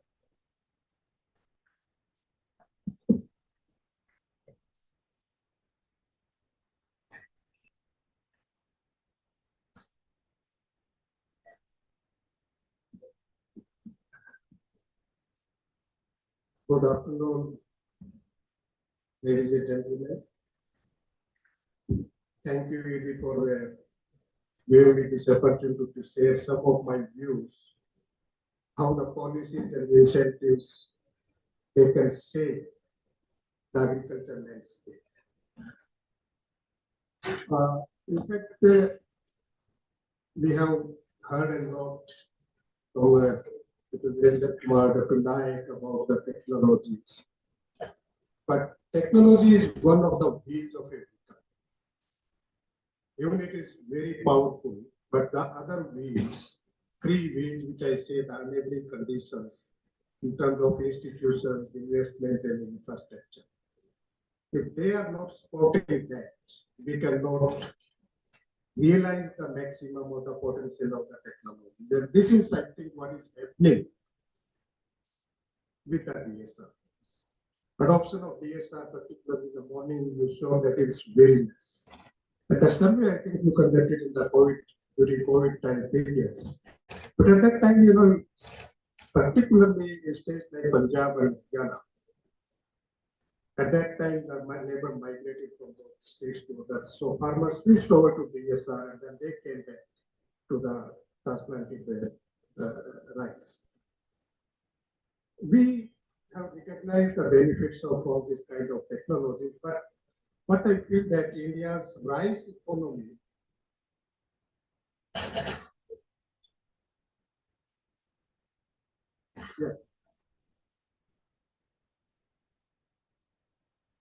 India's rice economy or production system, it's at a crossroads now. And because it is not only the rice, but agriculture in general, it is facing several interconnected challenges. Be it the challenge of climate risk or the water scarcity. And over a period of time in the country as a whole, if you look at the yield growth of rice, which used to be around 3% until mid-80s or so, now it has decelerated to about 1.5% or something. Just half of that it has come, while the area has accelerated considerably. Now, area under rice, of course, we have been trying to reduce it because of the water security, water management concerns, but the area under rice has been increasing. In fact, now, of course, you can say stable. But what happened over a period of time? At the time of the Green Revolution, that the rice was introduced in the country, the area, particularly in the northern part, Punjab and Haryana, rice didn't occupy much of the area. It was just in Punjab, Haryana, together, it was just about 10% or something like that. Now it is almost, you can say, about 40% of the area is under rice control. And that area expanded, the demand for water increased. And farmers switched over to a reliable source of irrigation, that is the groundwater irrigation. Then, actually what happened when the groundwater resources, they are scarce. And the share of groundwater resources, it increased like anything in the country. Say for the beginning of the Green Revolution, it was just about 38% in the country as a whole, but now it is 63%, which is expected. And this has led to over-extraction of groundwater. In fact, now 30% of the wells, so that you can say, they are a critical or semi-critical stage of over-exploitation. So it is all about, DSR is nothing but all about water management. To me, it seems particular, maybe it is different agroecologies, it may be different, but in this kind of situation where I will be giving the evidence on the water. And when we talk about the water, those who understand Hindi, Rahiman का एक दुआ है कि रहीमन पानी राखिए बिन पानी सब सो और पानी गए ना उबरे मानस मोती चो. The purpose is that if you don't have water, you don't have food, you cannot have the human life on the earth. Now, there are different aspects of water management, particularly if you see on the supply side. Of course, India, the precipitation is about 4,000 cubic meter every year, but only about 1/4 of it is harnessed. So that augment the water resources, and that requires, investment in water resources, conservation, and all those kind of things. The another means of that of you price the water. Pricing the canal water is easy, but pricing the groundwater is not easy at all because the water rights are embedded in the land rights. So it's very difficult to go for. Then, of course, when we are talking about the pricing of the water, you can indirectly price it through the electricity charges. And I will be just coming. And another is you just regulate the water use through regulations and all that. So this is from the perspective of the policies. And on the demand side, of course, one of the best options is to diversify the cropping patterns away from rice to the less water intensive crops, or implement the water saving technology with micro irrigation or the DSR is one of the options. And moreover, it is very important, particularly to have a change in the behavior of the farmers towards water. And this becomes essential when the water is provided. They don't value the water. So let me see there, but adoption of the technology, there are certain preconditions, as I said, mentioned in the beginning. I'm not going to talk about the technology characteristics. You have heard a lot about all those kind of things. But from the perspective of the targeting of the any technology, be it DSR, it is very important to which regions we are targeting. Are we targeting to the irrigated regions or the rainfed regions, or the upland rice or the lowland rice, or whom we are targeting? Are we targeting small farmers or the large farmers? In fact, the success of the green revolution in India, because when it was introduced in Punjab and Haryana, there were three preconditions: sufficient availability of the canal irrigation, large land holding size. So should we target the large farmers and increase the inequality in the society of the small farmers who don't have the resources? How we can, and again, of course, the climatic conditions, but I will be talking about these two issues: policies, existing policies which can tackle the adoption of rice or any other technologies. These include input subsidies, particularly on the electricity, irrigation, and then, of course, that access to credit, because DSR machinery, etc., is very costly. So those kind of things. Then something on the insurance for the rice crop, because states like Punjab, they are not going for the Pradhan Mantri Fasal Bima Yojana crop insurance. And then the markets cost, production and the price for the government of India has been provided through the open-ended procurement or act of rice and wheat at the minimum spot prices. And so what should be the incentives to promote the DSR? Now, first questions, of course, in the earlier presentations also, it has been, these benefits have already been shown that, but if DSR is the really economically viable. This is evidence from a field survey of about 2,000 farmers in Indian Punjab. Then this is for that short duration, medium duration, and long duration varieties. And they compare the DSR versus the transplanted rice. There were a number of other cost factors also, but I didn't include. Now, what we observe is the cost of DSR is much less. And this is driven by reduction in the labor cost. Primarily, you can say that. It's much less as compared. See, it is almost, whether it is the long case of short duration, medium duration, or long duration, it is almost, you can say, about 20% cost saving if you go for adoption of it. But what happens? But the farmers generally have the aim at the yield. The yield should be high. But in none of these cases, whether it's a short duration you compare, the DSR yields are slightly lower. Say, for example, 5.5% lower in case of short duration varieties, and about 3% you can say in case of medium and short duration varieties. But on the whole, the net returns from DSR, because of the savings in the cost, they are on a positive side. This is what I have presented. It is just a financial cost that farmers pay. It doesn't include the economic cost, that is the subsidies they are provided to the farmers. And more importantly, when we're talking about the DSR, it is the environmental costs. So if we include the environmental costs, then DSR is definitely going to be a profitable proposition for the farmers. And what is the role of policies and the regulations, particularly in the water management? I was talking about the electricity. If you're targeting DSR, where the electricity is provided free, it is unlikely to be successful at all. And this is, India provides, most of the states in India, they provide huge electricity subsidies. Now, if you see here, states, like Andhra Pradesh, Karnataka, Punjab, Tamil Nadu, electricity for agriculture is free. So when something is free, they don't value water.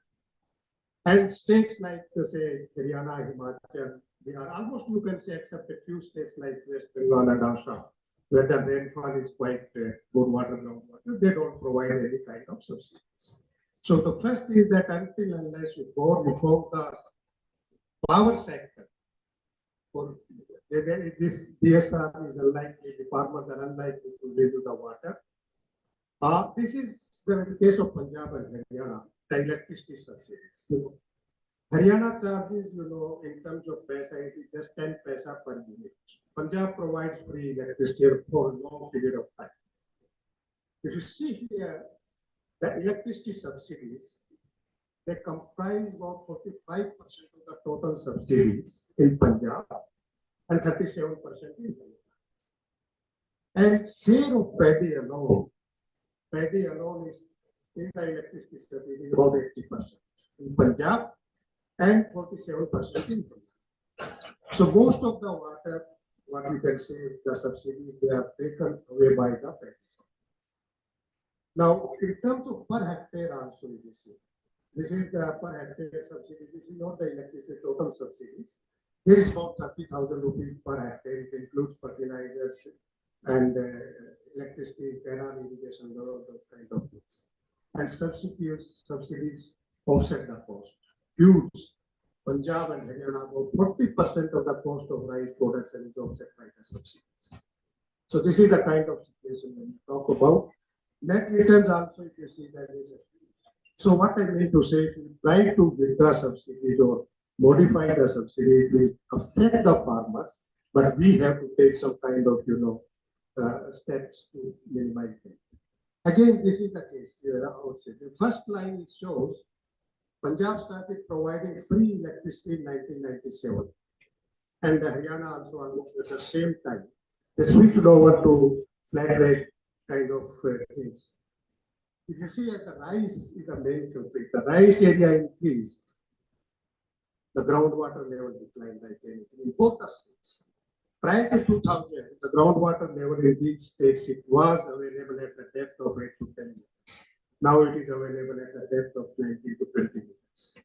And when we talk about the regulations, both the states, they brought out regulations to regulate the groundwater to, you can say, through changing the dates of paddy, sowing and transplanting. That they will not transplant the paddy before May 10 nursery before May 10 and the transplanting before, I think, June 30 or something like that. That was the kind. There were also penalties associated with this, but despite the regulation being in place, this act didn't succeed. So regulating water through all indirect means also is really very difficult. Now, what is the another option is you price the water, volumetric pricing of water. This is again a case of Punjab. Here, one of my colleagues did this exercise under two scenarios. You charge equal rates for electricity, water for everyone, and you charge the differentiated rates. Now, when you charge equal rates for everyone, it doesn't make any difference in the cropping pattern. But if you differentiate it, that means if those who use water more efficiently, they will be charged less, and those who use indiscriminately, they will be charged. There is a huge difference. The rice area declines considerably. So there is a scope for diversification to pricing of the water. Again, it doesn't, affect farmers' income, but it makes huge water saving this kind of things. The more importantly, the states where we are here, Uttar Pradesh, provides about 1,000 units per farm free electricity. And under different situations, this Sitapur, it is a shallow water grounds. Bagpati is, highly water kind of thing. But to bring home the purpose is that whatsoever you are providing is much more than what is required for a specific cropping patterns. See, in Sitapu, you don't require that much amount of water. In that much free electricity, but also. So that means as in our household, there is a tiered pricing of electricity, say up to 100 units, 200 units, etc. If you go for that kind of situation based on the landholding size and the cropping patterns. So there is a huge scope not only to save water, but also to save electricity. Another option is that, of course, that micro irrigation. A lot of progress has been made in micro irrigation in India, particularly after the Pradhan Mantri Kishan Sinchai Yojana, that per more crop per crop kind of things. And again, the solar pumps. But unfortunately, you can switch over to solar energy to reduce the subsidy burden as well as to reduce the carbon emissions. But of the total about 22 million tubers in the country, only 1% have been solarized so far. And if you solarize all the tubers, there is a huge scope of generating the solar power electricity of more than 102 gigawatt, and it can reduce, carbon dioxide emission by about 45 million tons. But, there are some obstacles in the adoption. This government provides huge subsidies on this, but at the ground level, the implementation, the institutional mechanisms to bring a synergy among these kind of emissions, these are not there. I talked about the minimum spot prices. Definitely, the procurement of rice and wheat at minimum spot prices, it is a safety net for farmers. Not in terms of better price realization, but also they incentivize a farmer to use more of inputs and the technology, but so in terms of yield also, it is a safety net for the farmers. But it has also pitfall, because if more you procure, more the farmers will produce, bring more area under them, then there will be a depletion of the resources in the groundwater resources. And one of the biggest pitfall is, since the procurement and the production is directly linked to the farm side, this needs you kind of inequality. This is an open kind of system of procurement. In Punjab and Haryana, if you see the what is they produce and what is procured. In Punjab, you can say about 98% what they produce, paddy they price they produce, it is procured. So this is a big incentive for the farmers to go for paddy. In Haryana also, it is about 80-85% of the paddy which is procured. But this is what I mean to say. You have to reform the existing policies. If you have to make this kind of water saving technologies work in the fields. Until unless we go for those reforms, then it is really very difficult. Then what kind of incentives we can make? Dr. Naik talked something about the ecosystem services, that tradable and non-tradable kind of ecosystem services. But are we paying farmers for the non-tradable services? With the services which are free to the societies. There are, whether it's regulating services, sporting services, and all those kind of things. But if we can value these services appropriately, this is a big incentive for the farmers to adopt this kind of technologies. This is evidence from India from a meta-analysis of different studies. Now, if you go DSR, if you go for DSR, so there is a trade-off. There is a decline in it. This was evident from my condition field survey also. But in terms of non-tradable ecosystem services, so it's in terms of water reduction, in terms of carbon sequestration, in terms of greenhouse gas emissions, or in terms of nitrogen fixation, nitrogen availability, there is issue. There is a significant contribution from the DSR, and if you value it, the net value, if you leave aside that tradable and non-tradable, still it is positive for the DSR. Now, what we should do is, then another kind of incentives you pay for this kind of technologies to the farmers. One of my colleagues did this exercise. How much we should pay farmers if you want, okay, you go for adoption of the DSR, or you diversify rice towards legumes. And in both the cases, what you find that If you have to wean farmers away from rice towards legumes or adopt DSR, they need to be compensated to the extent of about 30,000 rupees. This is precisely what we estimated the subsidies for rice in my previous slides. Now, what we require for the DSR or any other kind of, one is the comprehensive. DSR particularly water saving, but DSR generates several other co-benefits also. So we have to have an economic evaluation of the economic as well as the environmental benefits. There's co-benefits of DSR so that it can be made attractive, particularly in the carbon credit market. There are, of course, the problem. There is a session, I think, tomorrow or day after here.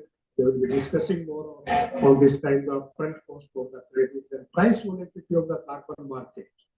Carbon is also very high in the international market. There is not some kind of stability. And another important point is those projects which are being implemented, there is a lack of transparency in benefit setting. Now, what is the way forward? As I said, we have to go for a sequencing of the reform, particularly in the power sector. That's pricing of the electricity, targeting electricity subsidies in terms of farm size or the then repurpose the subsidies towards solar power and other kind of things, and then ultimately you have to phase out the subsidies if you have to save the water. Then of course the market reforms. Our current procurement system, it is open-ended. Any farmer can sell any amount to the farmers, but it has to be reformed. One is that of course you target only the smallholder farmers who lack bargaining power in the market. Another is, of course, that you implement some kind of price deficiency scheme because it also incentivizes farmers to go for diversification away from rice. And more importantly, particularly in terms of, now this carbon, European Union's carbon adjustment mechanism, sustainability criteria, because DSR is a perfect case, to highlight to trade it in the premium markets with the subsidies, sustainability benefits. Then, of course, the financial incentives in terms of co-benefits of ecosystem services, not only say water or the carbon, but all the co-benefits. More importantly, here we require more efforts in accurate measurement of the ecosystem services, here verification and monitoring, and then devise a system for payment for compensation of the ecosystem services, and if possible, we can divide the DSR. Then the question arises again, of course, in the DSR, whom to target and where to target. I talked something about, but in before this session started, there was a guy who came to my colleague from Karnataka. He was showing all those kind of how collectives can change the landscape, like farmers producer organizations. Then the convergence and coordination, it is really, really important. Different schemes are implemented by different departments. There is no convergence among them. This is one. Then, of course, the research, we invest little on agriculture research, but the dividends are very high. So, particularly in case of DSR or the rice, more focus on the short duration, high-yielding varieties, and you can say that this can tolerate the weeds of this kind of thing. Capacity building, of course, it is really very important. And finally, we, the scientists, we often say, okay, this is our technology, it is very beneficial, but we rarely interact with the policy makers. Greater efforts are required for science policy interface. When I say science policy interface, what we have done here at the experimental levels, there need to require, policy scope, you require extension workers. So a greater the science policy interface, greater will be the chances of success of the DSR. Thank you very much for giving me this.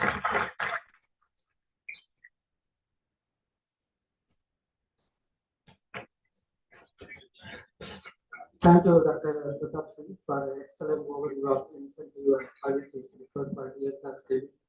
I also agree that the targeting of DSR is very important, whether it's a season or lowland or highland. And also it's insightful from your electricity subsidy also. So thanks Thanks for your excellent presentation. Now we will open for the question and answer session, and the first you want to have question.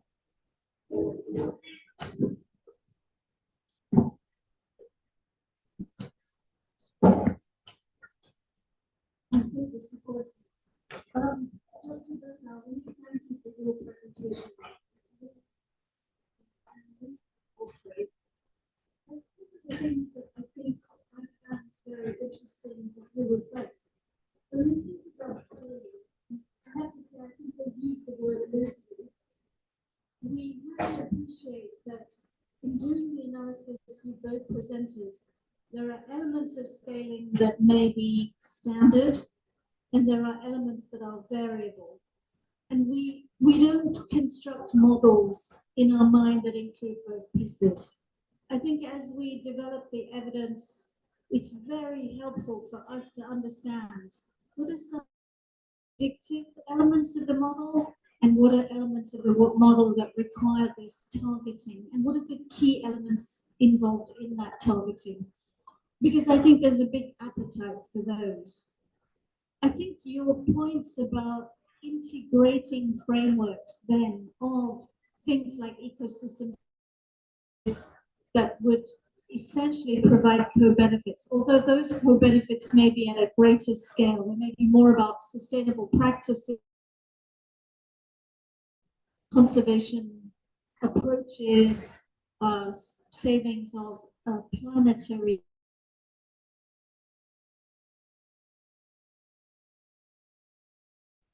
this interdisciplinarity, which is the thing I think you finished with.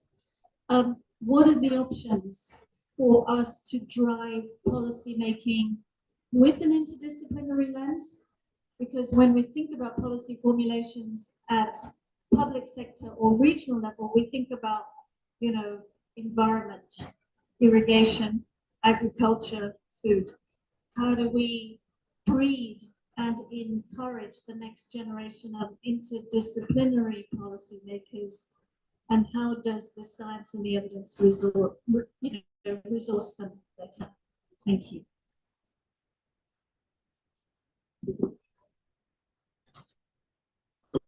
Hello.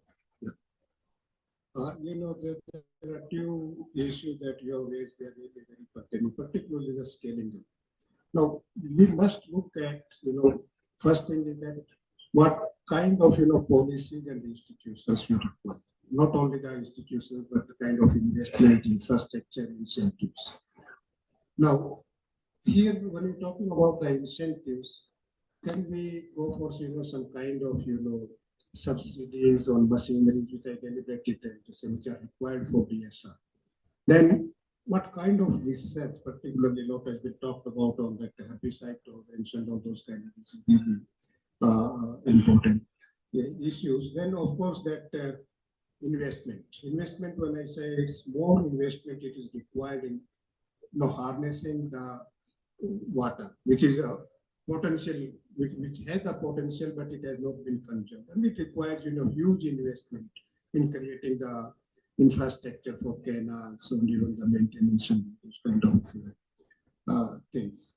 Now, another is, of course, why I say this, because we integrating it is very important, because agriculture is, you know, really very complex. It is not a simple kind of things. It involves right from, you know, plow to fork. It's really very complex. And unless we understand the company, if you give, say, for example, in India, we gave the subsidies for electricity or the fertilizer just to increase the yield in the beginning. But now those incentives, you know, they have become unsustainable of the sustainable and unsportive of the sustainable development. So what kind of reforms? And now the political economy of these kind of reforms, it's really very difficult. If you try to withdraw incentives or modify, there will be a resistance, not only among the farmers, but among the politicians also. Now, option is that how you can repurpose those, so that farmers, what we are giving it to the farmers, it remain intact while contributing to the sustainability of the resources.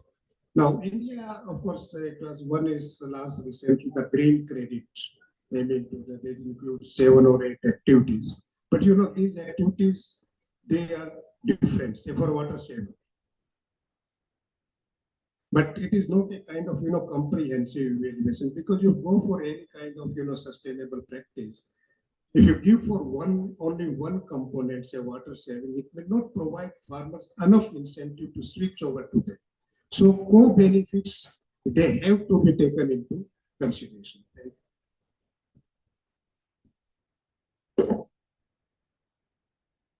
Thank you, Dr. So, yeah, Dr. Malika, so.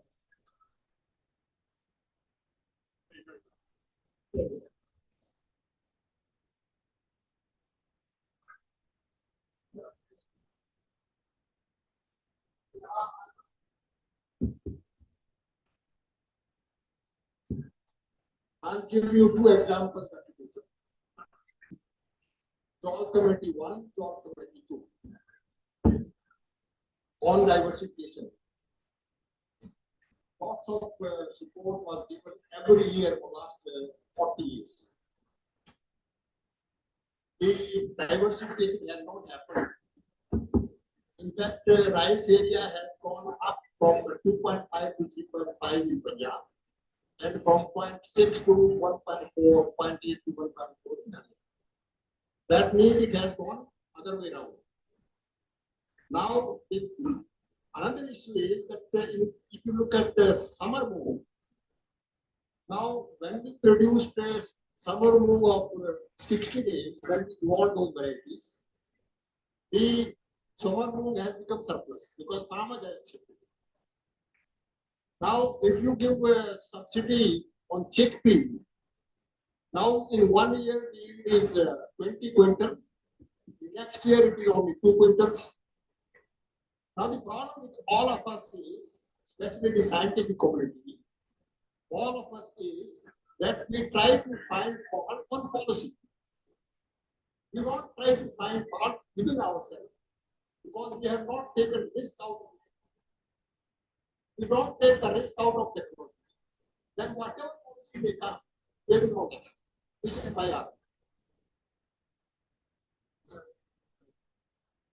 Thank you for your observations. One thing is that that I made that we give subsidies for input.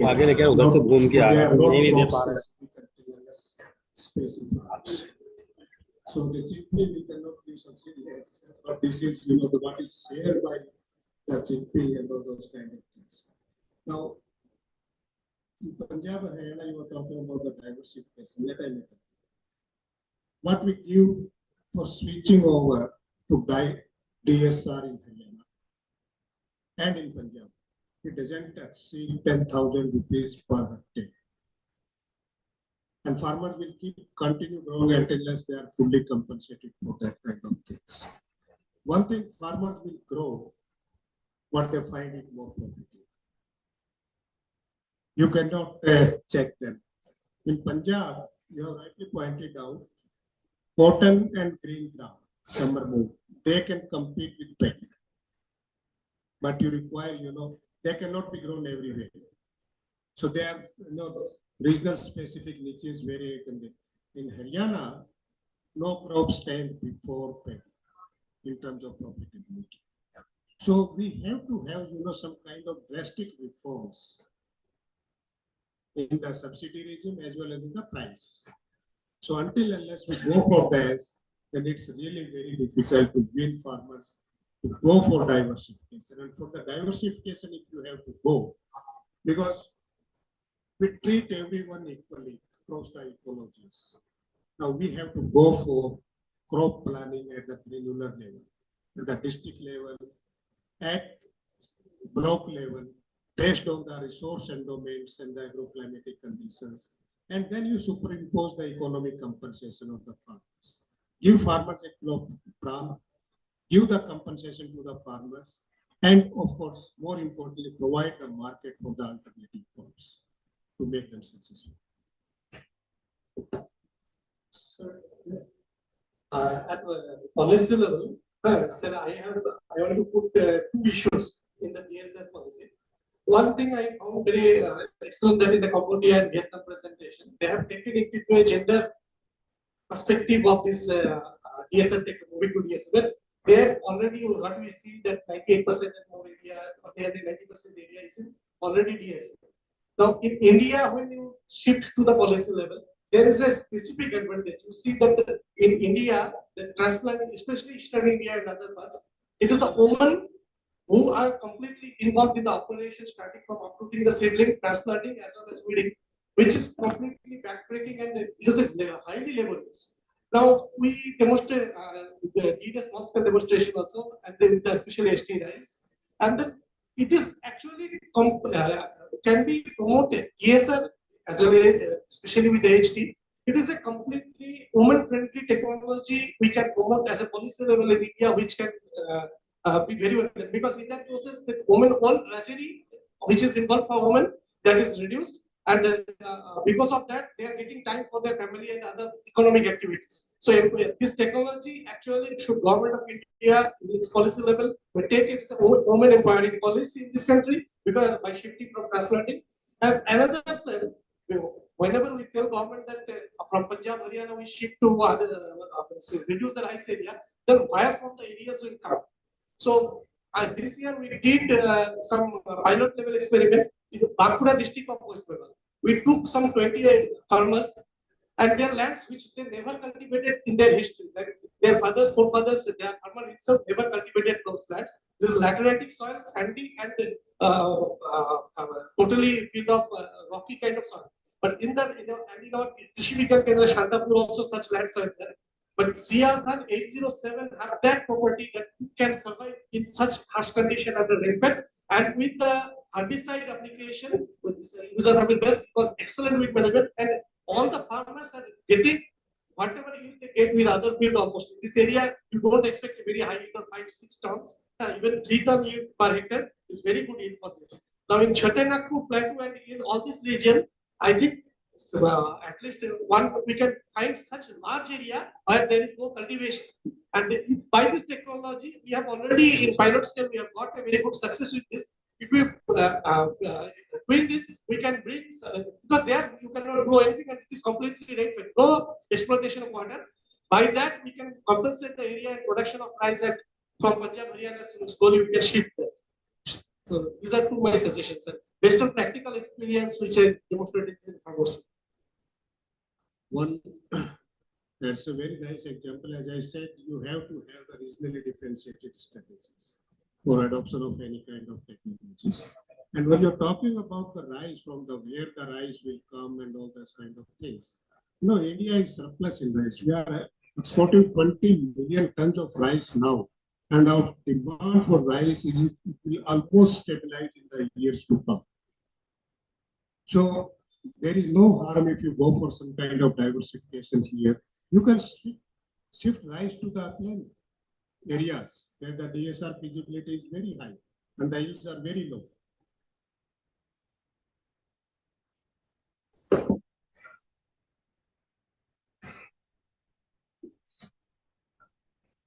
Thank you, Dr. Sir. So, in the interest of time, we are going to move on to closing session. It is now my privilege to invite our co-chair, CD Vikram Singh, Secretary of Ministry of Agriculture, Livestock, Land and Irrigation of Sri Lanka, to deliver closing remarks. And he is a special grade officer in Sri Lanka Administrative Service, and also he is joined as UNI Board of Governors in January 2025 as the Governor of Sri Lanka's representative.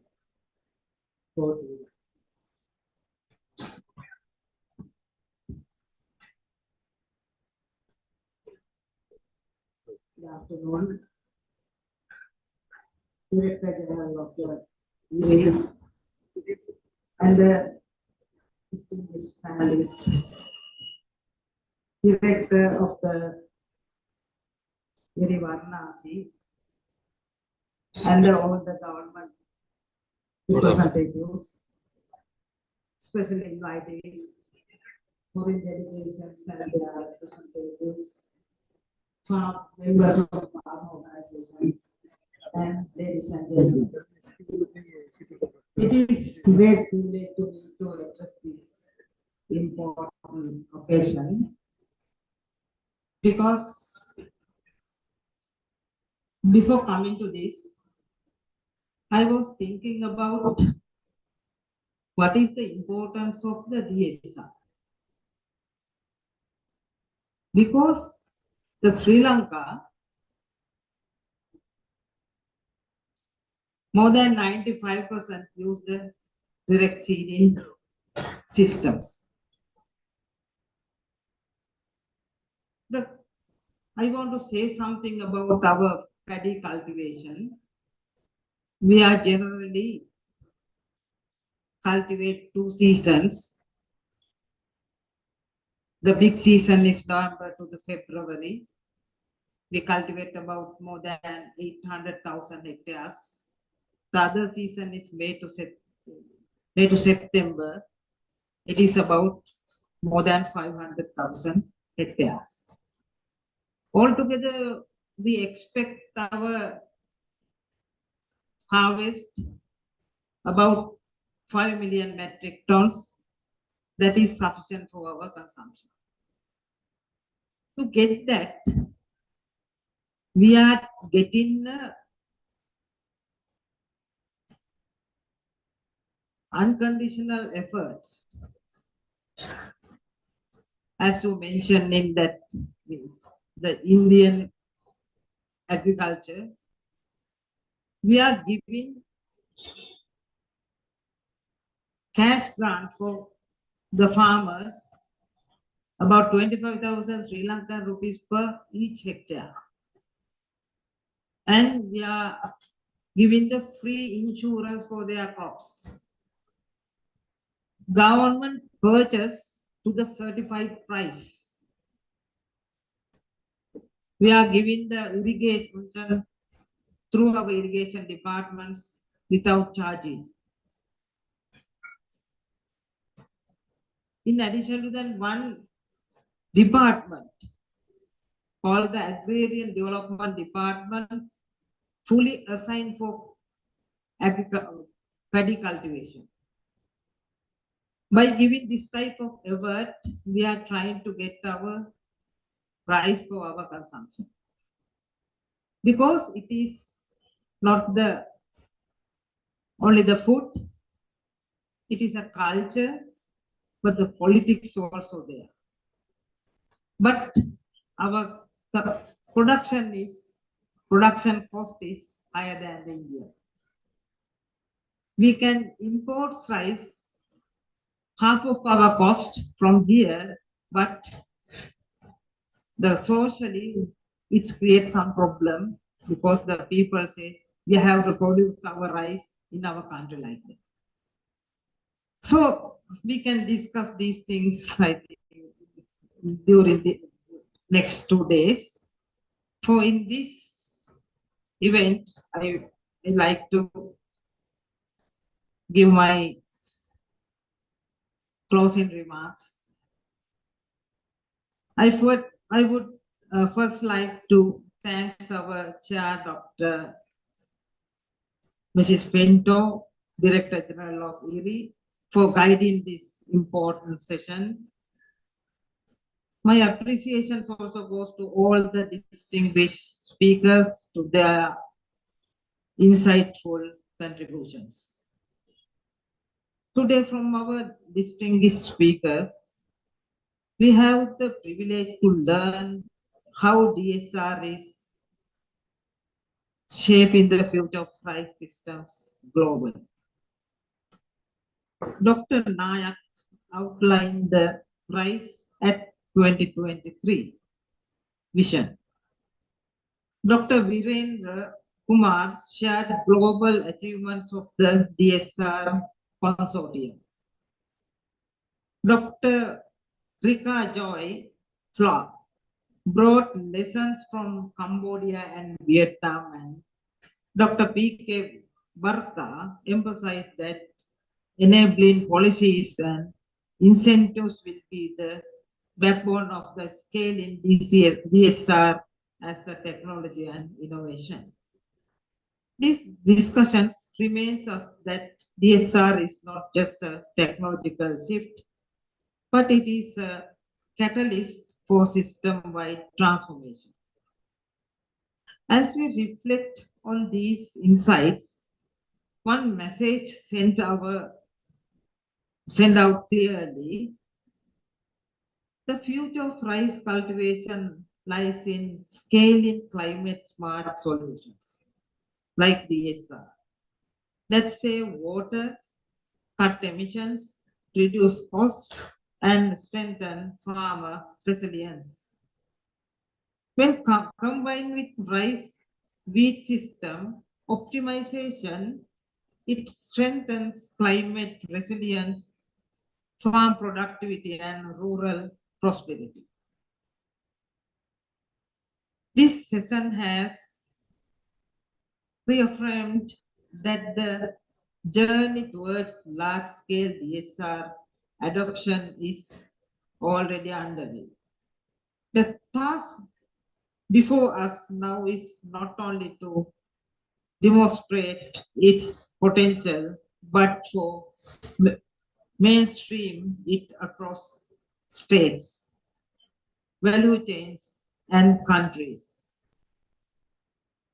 With continued collaboration between governments, research institutions, the private sector, and farmer communities, DSR can truly become a cornerstone of sustainable rice system, advance national food security, and contribute to global climate goals. In this context, I am particularly excited to learn about the role of the DSR consortium, which holds great promises in bringing together diverse stakeholders for collective action. I am so keen on exploring how Sri Lankan public institutions and industries can actively engage as members of the DSR consortium. Such collaboration can help us address some of the pressing challenges in our rice sector, bringing the significant yield gap between our dry and wet zones, improving the efficiency of fertilizer use, reducing labor dependence, and tackling soil-related constraints like iron toxicity and fertility depletions. By aligning with global expertise and innovations, we can bring location-specific solution to our farmers and strengthen the sustainability of direct seeded rice in Sri Lanka. This concludes by bringing together governments, researchers, and private sector, and farmers from across regions has already set the tone for the broader objectives of the Global DSR Conclave 2025. Over the next 3 days, I look forward to engage deeply in discussions on science, scaling pathways, partnerships, and policies that can accelerate solutions not only for India and the global south. As we look ahead, let us carry forward today's vision with renewed commitment so that rice farmers in India, South Asia, and across the world can thrive in the more sustainable and resilient future. Thank you very much.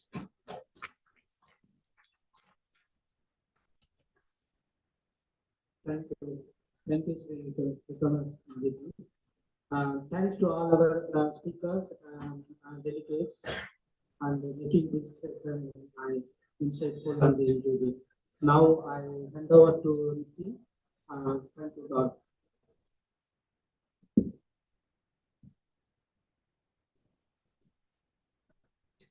Thank thank you so much, all the speakers, and thank you, Dr. Penny, for handing over this session. Now we will have the lunch break. The lunch break will be of 1 hour till 2 p.m. But we will gather again after 2 because we will have the next session from 2:30.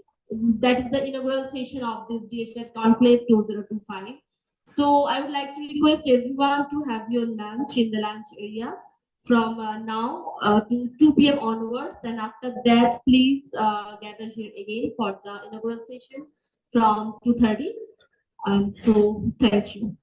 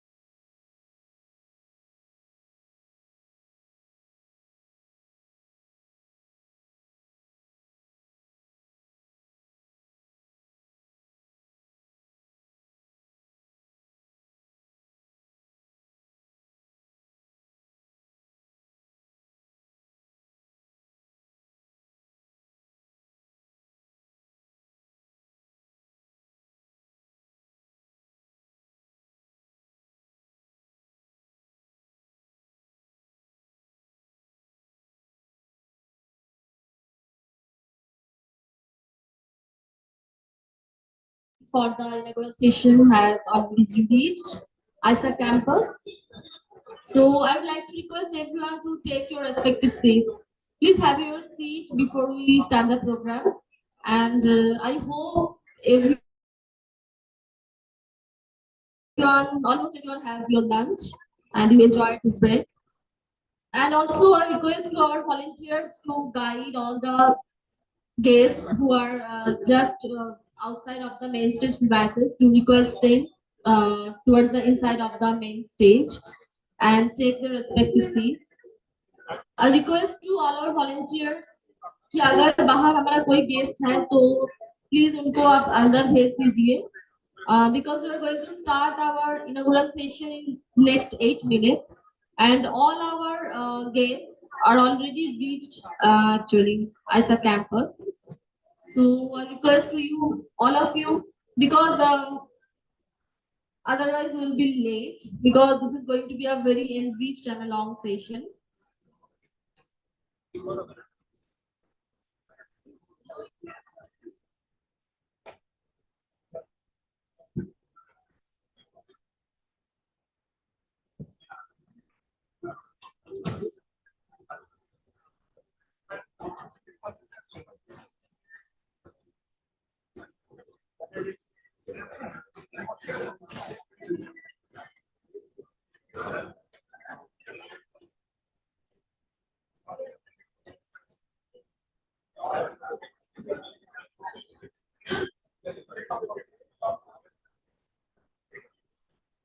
So everyone, please have your seat because we are going to start our inaugural session in next 5 minutes.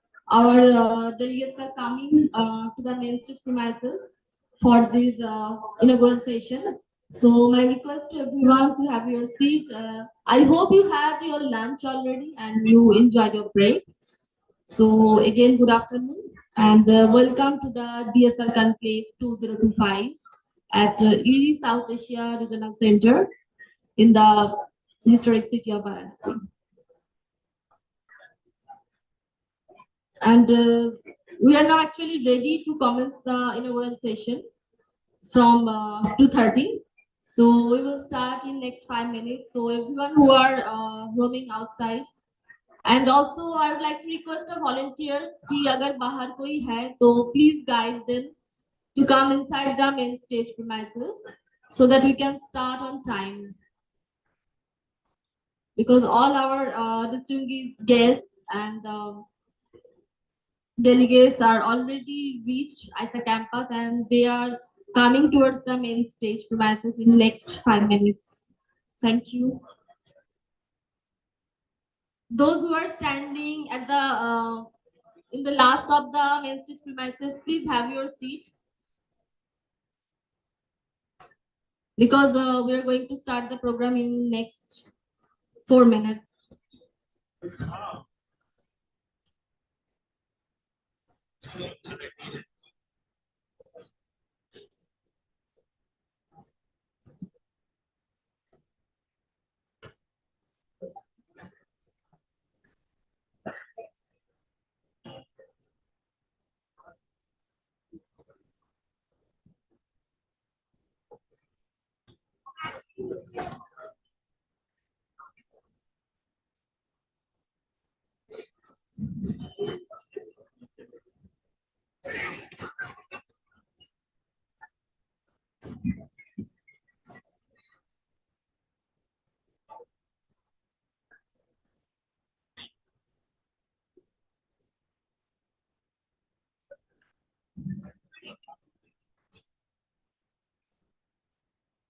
So very good afternoon, everyone. And as we are on the second session of the day of DSR Conclave 2025, I would like to request everyone to have your respective seat.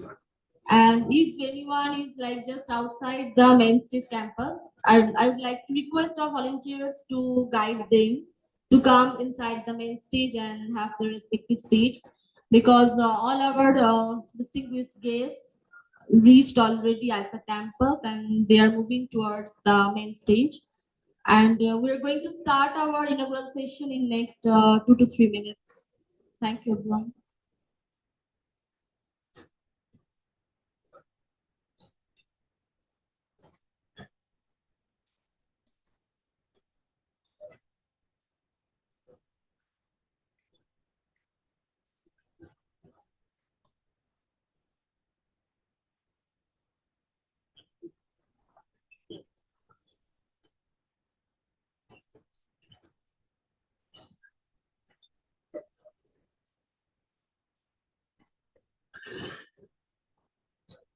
I would also like to request all our ED staffs to come inside the main stage premises who are available currently to join us in the inaugural session of the DSR Conclave 2025.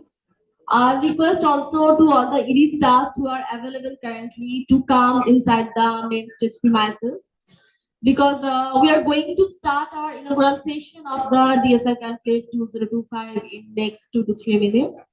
And also the request to all our guests and invitees to have your respective seat.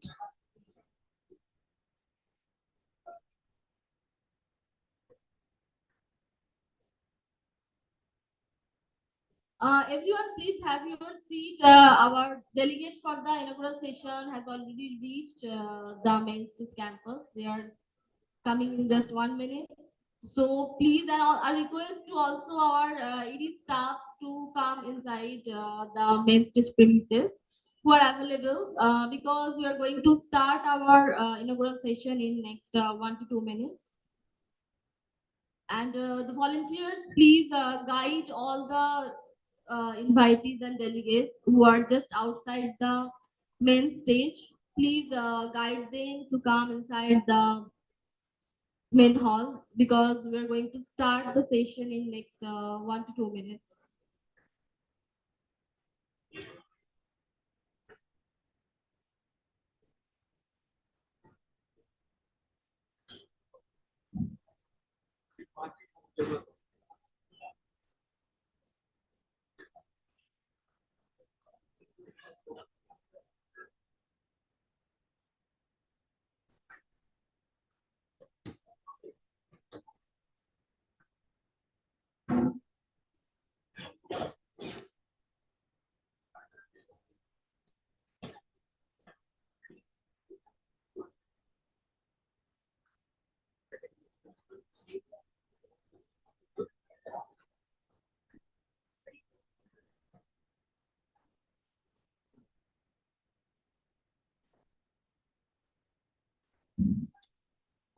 So a very good afternoon, everyone, and welcome to the inaugural session of DSR Conclave 2025. All of our dignitaries for the inaugural session have already reached our main stage campus, and we are going to start the inaugural session. So, may I kindly invite our esteemed dignitaries to the dais and request them to take their seats as we begin the session, which brings together distinguished leaders, researchers, policymakers, and visionaries to share their insights and perspectives. I would like to request Professor Punjab Singh, Honorable Chancellor, Rani Lakshmi Bai Central Agriculture University, Jhansi, Uttar Pradesh, our chief guest of the program to grace the occasion.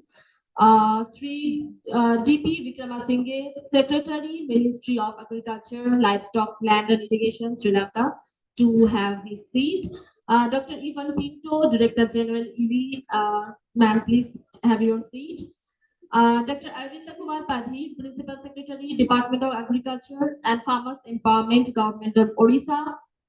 Sri Ajit Kumar Sahuji, Joint Secretary, Seeds, Ministry of Agriculture and Farmers Welfare, Government of India.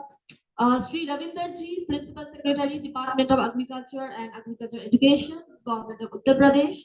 Dr. Kong Kia, General Directorate of Agriculture, MAF, Cambodia. Dr. Pratap Singh Bithal, Director ICINIA. Dr. B.R. Kambod, sir, Vice Chancellor, Chaudhary Jan Singh, Haryana Agriculture University, Hisar. Dr. Sanjay Singh, Director General, UPCAR, Government of UP. And Mr. Ajay Rana, sir, CEO and MD, Savannah Seeds, Chairman, Federation of Seed Industry of India. Dr. Sangeeta Mendidatta, Lead Government Affairs, Public Affairs and Sustainability, IBSL Bayer Crop Science, and our Director Sir of ISRF, Dr. Sudhanshu Singh, Research Director of Seeds Unit of ED, Dr. Virendra Kumar Sir. Thank you, everyone. So please join me in welcoming all of our dignitaries on stage with a big round of applause. Thank you, everyone. We will We will now begin the inaugural session with the lighting of the lamp. This is a sacred tradition symbolizing knowledge, progress, and hope, guiding us toward a sustainable and prosperous future in agriculture. So please, I would like to request our team to help me with this.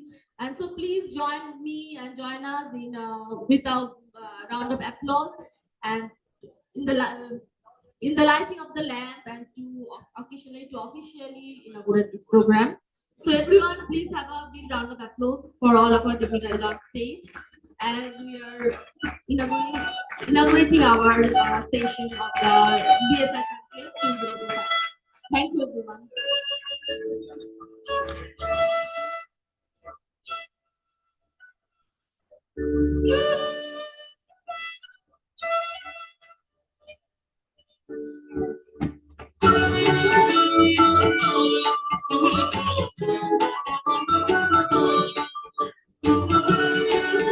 Please have a big round of applause.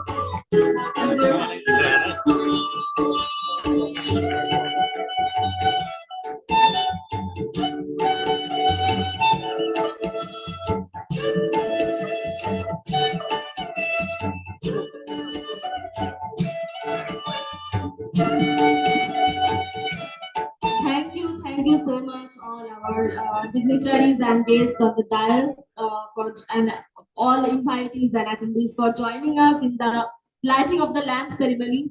And following the lamp lighting, we now come to another cherished part of our program, the felicitation of our esteemed guests, as a token of our deepest respect and gratitude for their gracious presence today. And for these, may I request our Director General, Ma'am of International Research Institute, Dr. Ivan Pinto, to kindly felicitate our chief guest of the program, Professor Tanjak Singh.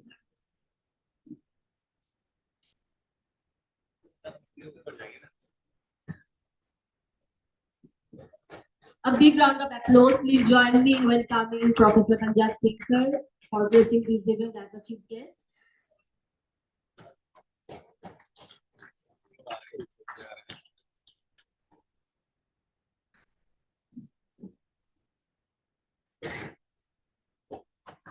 A big round of applause for ourselves. May I now request Dr. Sudhanshu Singh, Director ISER, to felicitate our guest of honor for the today's program, Dr. D.P. Vikramasinghe. A big round of applause for our guest of honor for this inaugural session. And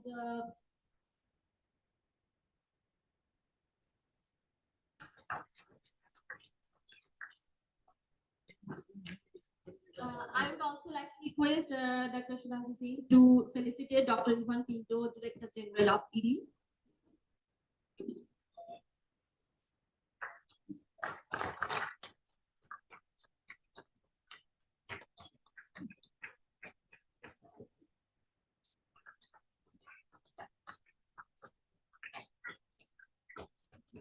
Sri Ravinderji to felicitate.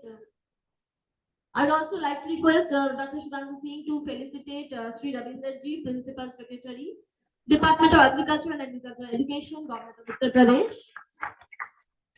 I'd also like to request him to.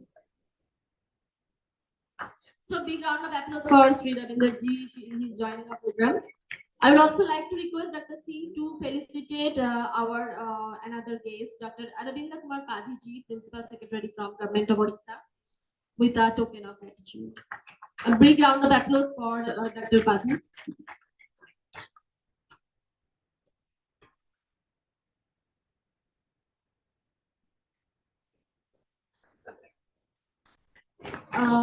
Thank you, sir, and a big round of applause for felicitation. May I now request Dr. Virendra Kumar, sir, to felicitate Sri Ajit Kumar Sahu, Joint Secretary Seeds, Minister of Agriculture and Farmers Welfare, Government of India. A big round of applause for Sri Ajit Kumar Sahu.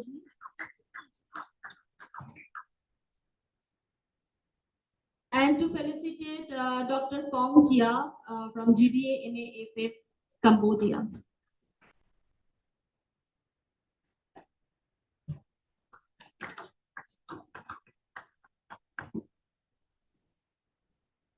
A big round of applause for Dr. Kong Kia.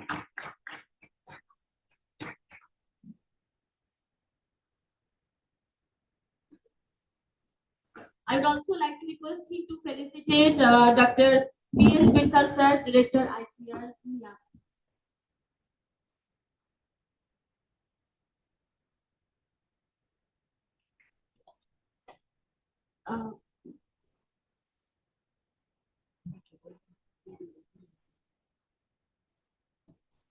I would also like to request Dr. Kumar to felicitate Dr. B.R. Kamboj, Vice Chancellor sir from CCLHAU, sir. A big round of applause for all of our dignitaries on dais and to join our good auspicious inaugural session for today's program.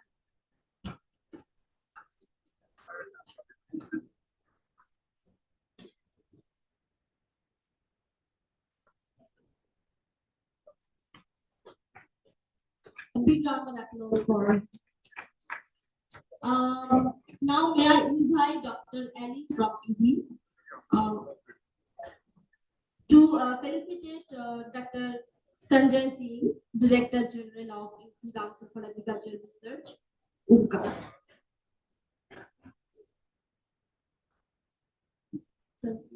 A big round of applause for Dr. Sanjay Singh, sir.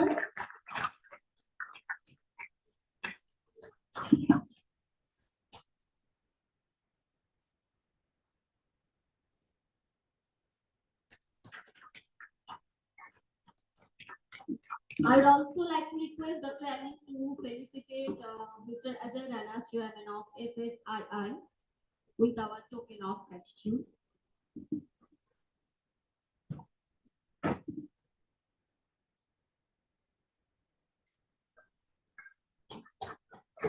A big round of applause for Ajay Rana ji.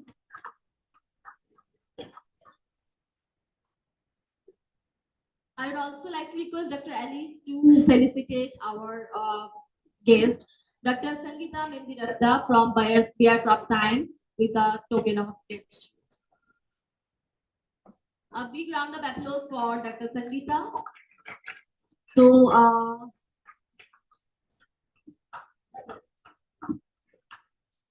So, ladies and gentlemen, please join me again in applauding our esteemed dignitaries as a token of our collective respect and gratitude as we begin our inaugural session of DSR Conclave 2025. We will now formally commence the inaugural proceedings of the DSR Conclave 2025. And this is my privilege to invite Dr. Vedna Kumar, Research Director, Sustainable Impact through Rice-Based Systems Department of International Rice Research Institute, to kindly deliver the welcome remarks. And may I take the opportunity to talk about Dr. Kumar. Dr. Vedna Kumar is the Research Director at UWI. He is an expert in weed science and systems agronomy, leading climate resilient farming and direct seeded rice initiatives to promote sustainable, resource-efficient rice-based systems. Dr. Kumar, may I request you to please address the. Thank you.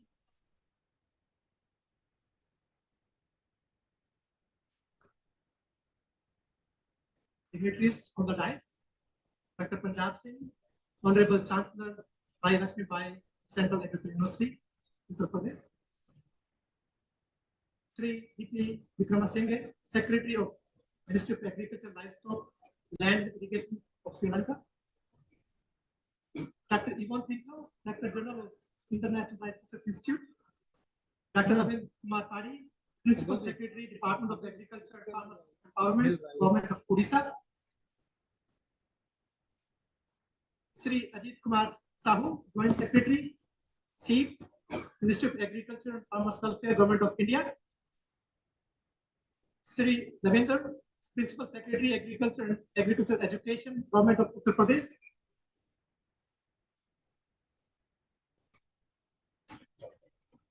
Dr. Konkia, General Director of Agriculture, NAF, Cambodia. Dr. P.S. Birtal, Director, ICAR, NIAP. Dr. Kamboj, Vice Chancellor, CCS, Haryana Agriculture University, Haryana. Dr. Sanjay Singh, Director General, UPCAR, Government of UP. Dr. Ajay Rana, Chairman, Federation of Seed Industry of India.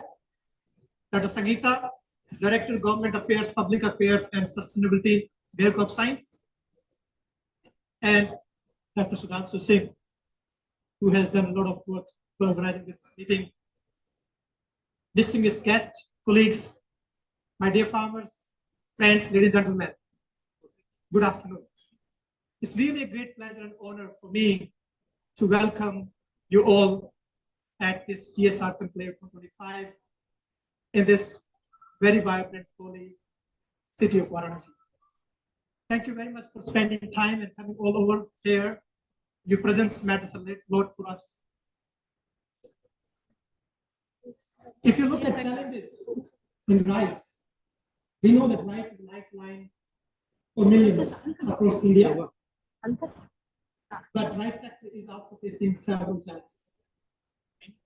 The current rice production practices, including other transplanted rice, we know that it's highly input intensive. It consumes large amount of labor, water, energy, and also significant source of methane emission, important greenhouse gas responsible for climate change. We know that these resources are becoming scarce day by day and expensive because of that sustainability of the conventional method of butter transplant rice is in question. We cannot afford or cannot continue to grow the rice the way we have been growing, using enormous amount of water and labor, and also polluting environment by emitting more greenhouse gas emission. We definitely need alternatives, and direct seeding is one of the alternatives. And these alternatives should be addressing the drivers of change, labor scarcity, water scarcity, energy scarcity, rising cost of cultivation, and reducing environmental footprint. And DSR is one such solution. We know it saves labor, water, cuts greenhouse gas emission, and increase profitability of smallholder farmers. However, the adoption, despite several advantages of this technology, adoption of DSR has been slow and low. And there are reasons for that. There are few issues associated with DSR, which basically hinder farmers to adopt this technology. These includes achieving a good crop establishment. There are several challenges in achieving good establishment, weed control, availability of right varieties which are suitable for DSR, and the agronomic package as a whole. Precision, weed, water, nutrient management are lacking. And to address these challenges, IRI established a consortium, what we call DSR Consortium, which is a public-private research for development consortium to address these challenges. Because if we don't address these challenges, I think we cannot scale this technology. Dr. Malik in the morning was saying that we always blame policymakers, but we should also think about scientists, that if we don't make the technology risk-free, adoption will not happen, even we have a lot of incentives. Example is in Haryana, 10,000 rupees incentives per hectare, still adoption is low. So we have to take risk out of the technology if we really want to scale this. So through this consortium, we address most of the challenges. Of course, research is a continuous process. We can keep improving this, but we have addressed in the morning. We talked about all those challenges and what progress we have made. To me, I think the technology is now ready for scaling. We have to catalyze scaling. As we're moving to phase 3 of the consortium, phase 1, phase 2 focused on taking risk out of the technology and to make this risk-free and scale ready. As now moving into phase 3 of the consortium, which is starting from this year, for next 3 years, the focus will be on scaling adoption of DSR technology through innovation, stronger partnership, and inclusive business models. This conclave is a platform to share knowledge, review progress, shape policies, explore investment, and chart a shared vision to expand DSR adoption across India, Asia, and beyond, even Africa. So it's really a privilege for me to warmly thank our distinguished dignitaries for joining us today and for sharing their vision for DSR scaling across different regions. We really have, this is the best panel we can have. We have the policymakers, we have the researchers, academicians, we have private sectors. I think if this insight from these people will be very, very crucial in shaping how we scale this technology. So your projects reflect our shared commitment to making rice cultivation more resilient, sustainable, and future ready. Once again, I welcome all participants and partners. I look forward to a productive discussion and new collaboration that will help make DSR a global success story. Again, welcome to the DSR Conclave 25. It's a pleasure to have everybody here in this policy. Thank you.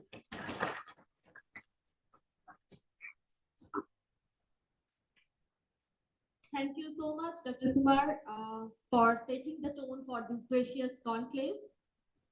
We now move to the session on key reflections and recommendations on DSR scaling in Uttar Pradesh. May I now invite Sri Ravinderji, Principal Secretary, Agriculture and Agriculture Education, Government of Uttar Pradesh, to kindly share his insights with us. Before that, please let me take the opportunity to introduce him again. Sri Ravinderji is a 1999 batch IAS officer and Principal Secretary in Agriculture in Uttar Pradesh. He is a policy leader with expertise spanning governance, infrastructure, and social sectors. He is currently driving agricultural reforms, value chain development, and farmer-centric strategies. So, yeah, now the stage is yours. The chief guest for the session, Dr. Punjab Singh ji, Secretary, Ministry of Agriculture, Sri Lanka, DP Vikramasinghe ji, Director General, Dr. Yuan Pinto, my colleague, the dais, dear friends. When we look at Uttar Pradesh, we sow about 7.2 million hectares of paddy every year. And when we look at different reasons for shifting to DSR, certainly water is not one of our big problems. When we look at three states of Punjab, Haryana, and Uttar Pradesh, maybe Bihar also, water is one of the abundant resources we have. Abundant in the sense, comparatively, when we look at other states, water is not one of our problems. Rather, if you tell a farmer that you can save water, maybe he will not be very keen in going into that seeded rice. So the motivation might come from the point of view of manpower that we use for transplanting. That's one area which is becoming a challenge slowly. And farmers are finding it difficult to find labor during the transplantation period. So when we started thinking about dried seeded rice, there were two things which we were looking at. One, if the system is not broken, why should we go for a different solution? We, in any case, are targeting a shift from paddy wheat cultivation cycles and diversification into other crops of pulses, oil seeds, vegetables, fruits is one of our major focus. So when water is not such a big problem to us, why should we shift? Barring summer rice, which Haryana and Punjab have banned in their states, and UP is also thinking on whether we should actually stop farmers from getting into summer rice. Other reasons doesn't support it significantly. And a major incentive for the government to go into any aspect is that how we can improve the income for our farmers. Finally, whatever recommendation we give to our farmers, the change the behavioral change will happen only if we are able to put it forth to them from an economic point of view. So if I am growing rice using transplanting method and I'm getting 35 quintal per hectare yield, and the yield goes down by using that seeded rice, it will be very difficult to convince any farmer why should he move to this unless you compensate it either by a subsidy which you provide to them to compensate the loss in yield. However, when we had a discussion with Sudhanshuji and our other colleagues, one aspect that we were able to identify is that the reduction in yield is not such a significant issue that we will face. And that motivated us to look at it as an alternative way of growing paddy. This year, I believe we have about 100,000 hectares of that seeded paddy.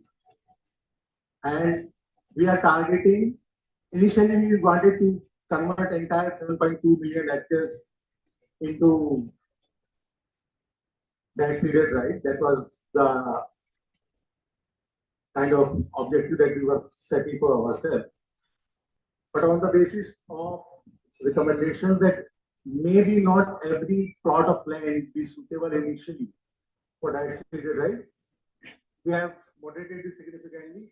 We are now targeting about 2.5 million hectares of that seeded rice for Uttar Pradesh. We have not yet fixed a timeline for that, but that is what we want to achieve within next 4 to 5 years. That is the kind of timeline we would like to keep for ourselves. It's a challenging task for us, especially when we don't have any specific scheme to subsidize or support it. But one good thing of not having any scheme already is that you can actually frame anything. So you are starting from scratch, and you can actually, after discussion, after finding out what are the challenges that you're going to face in introducing this thing, actually design your own scheme, and we are at that stage.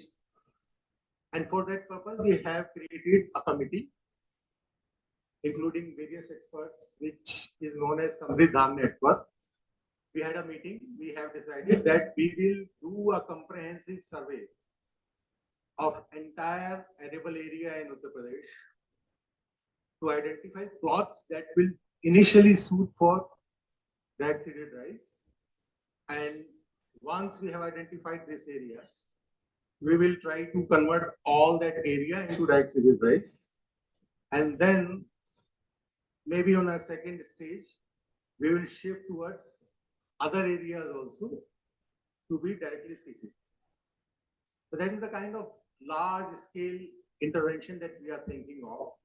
And that's where this conclave becomes a very important input for us, because whatever you are going to deliberate here, that is going to give us a direction. And we have proposed the next meeting of Samriddh Dham Network on the 14th of October itself. So whatever input you are going to give us, we are going to examine those. We are going to work on those inputs and try to find out how to motivate farmers. Certainly, we will have about a complete year before we go for the next season of paddy. That is one benefit of having a very varied kind of climate here, where you do not grow paddy in every season. So that is where we are looking forward towards the results of this conclave, and we will be very happy to receive your recommendations. Thank you very much.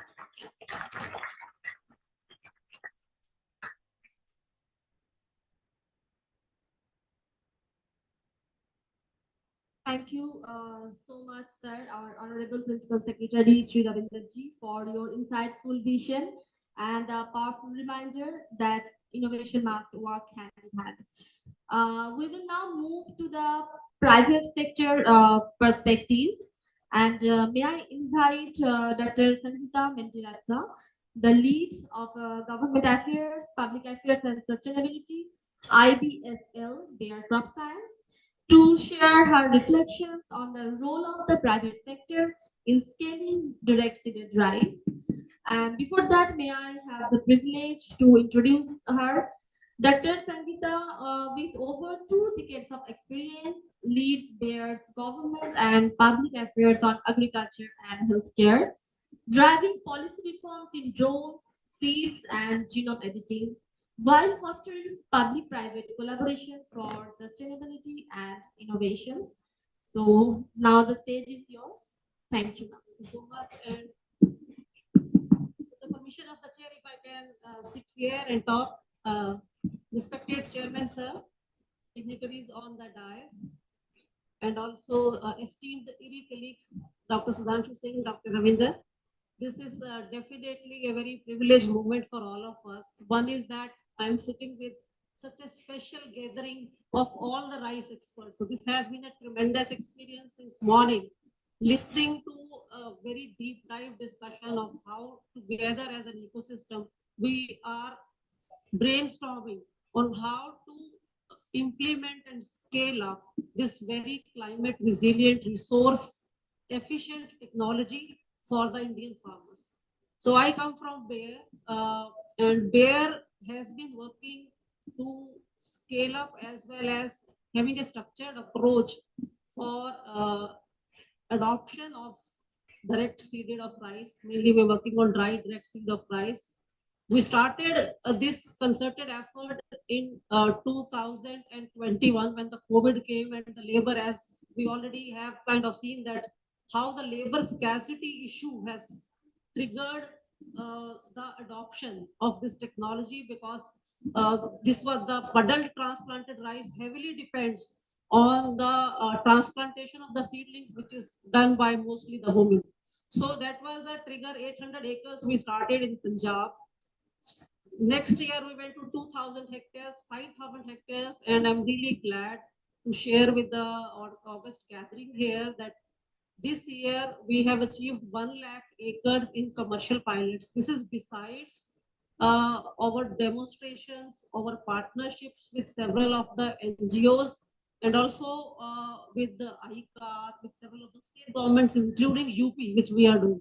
So this is definitely, I would say, a very glad moment for us, and I think together as a gathering here. Bayer approach for scaling adoption of rice as a transformative system, when we look at it, is farmer centric. So this is mainly to increase the farmer income by at least 10 to 15%. And we just saw the graph that economy wise, this practice increases the incomes of the farmer because we save on the labor part majorly. And the second is that bringing innovation of precision farming.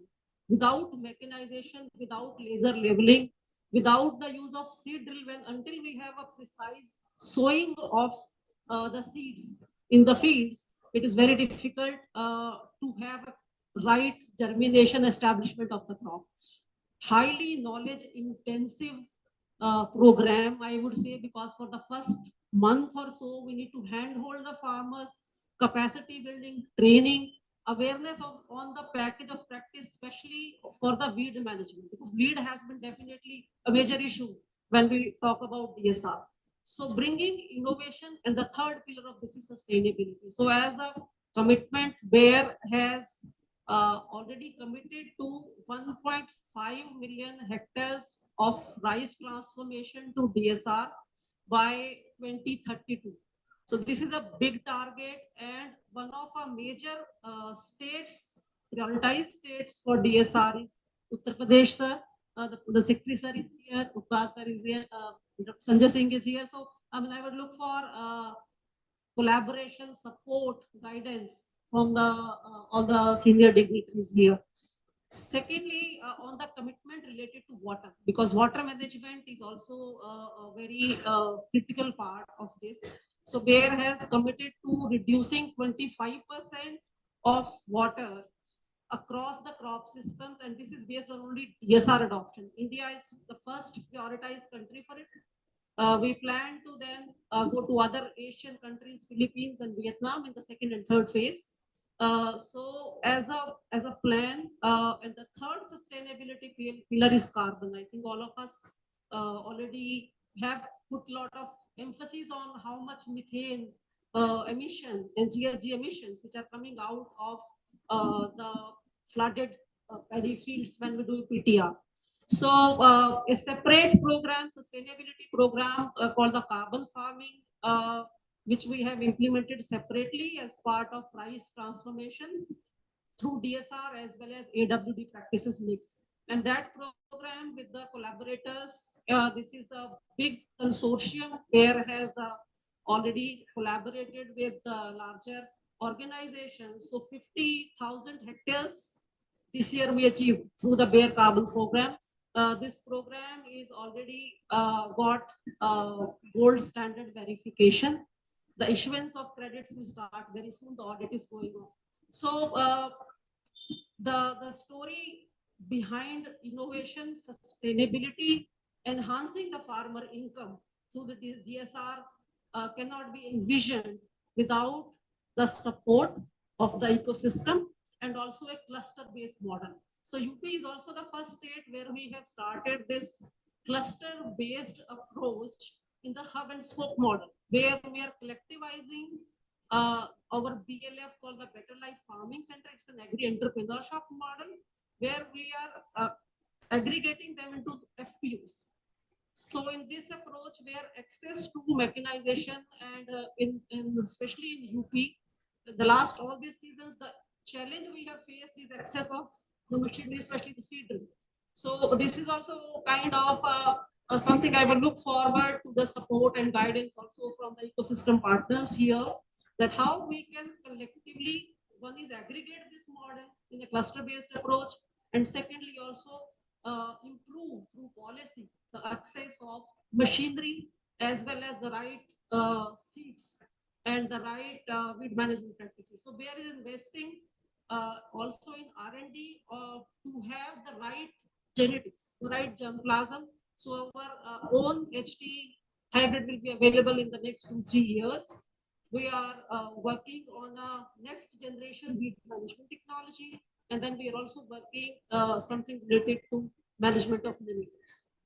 So with these inclusive approaches and guided by the whole ecosystem, I think we really strive to see this transformation happening with this larger target. Thank you.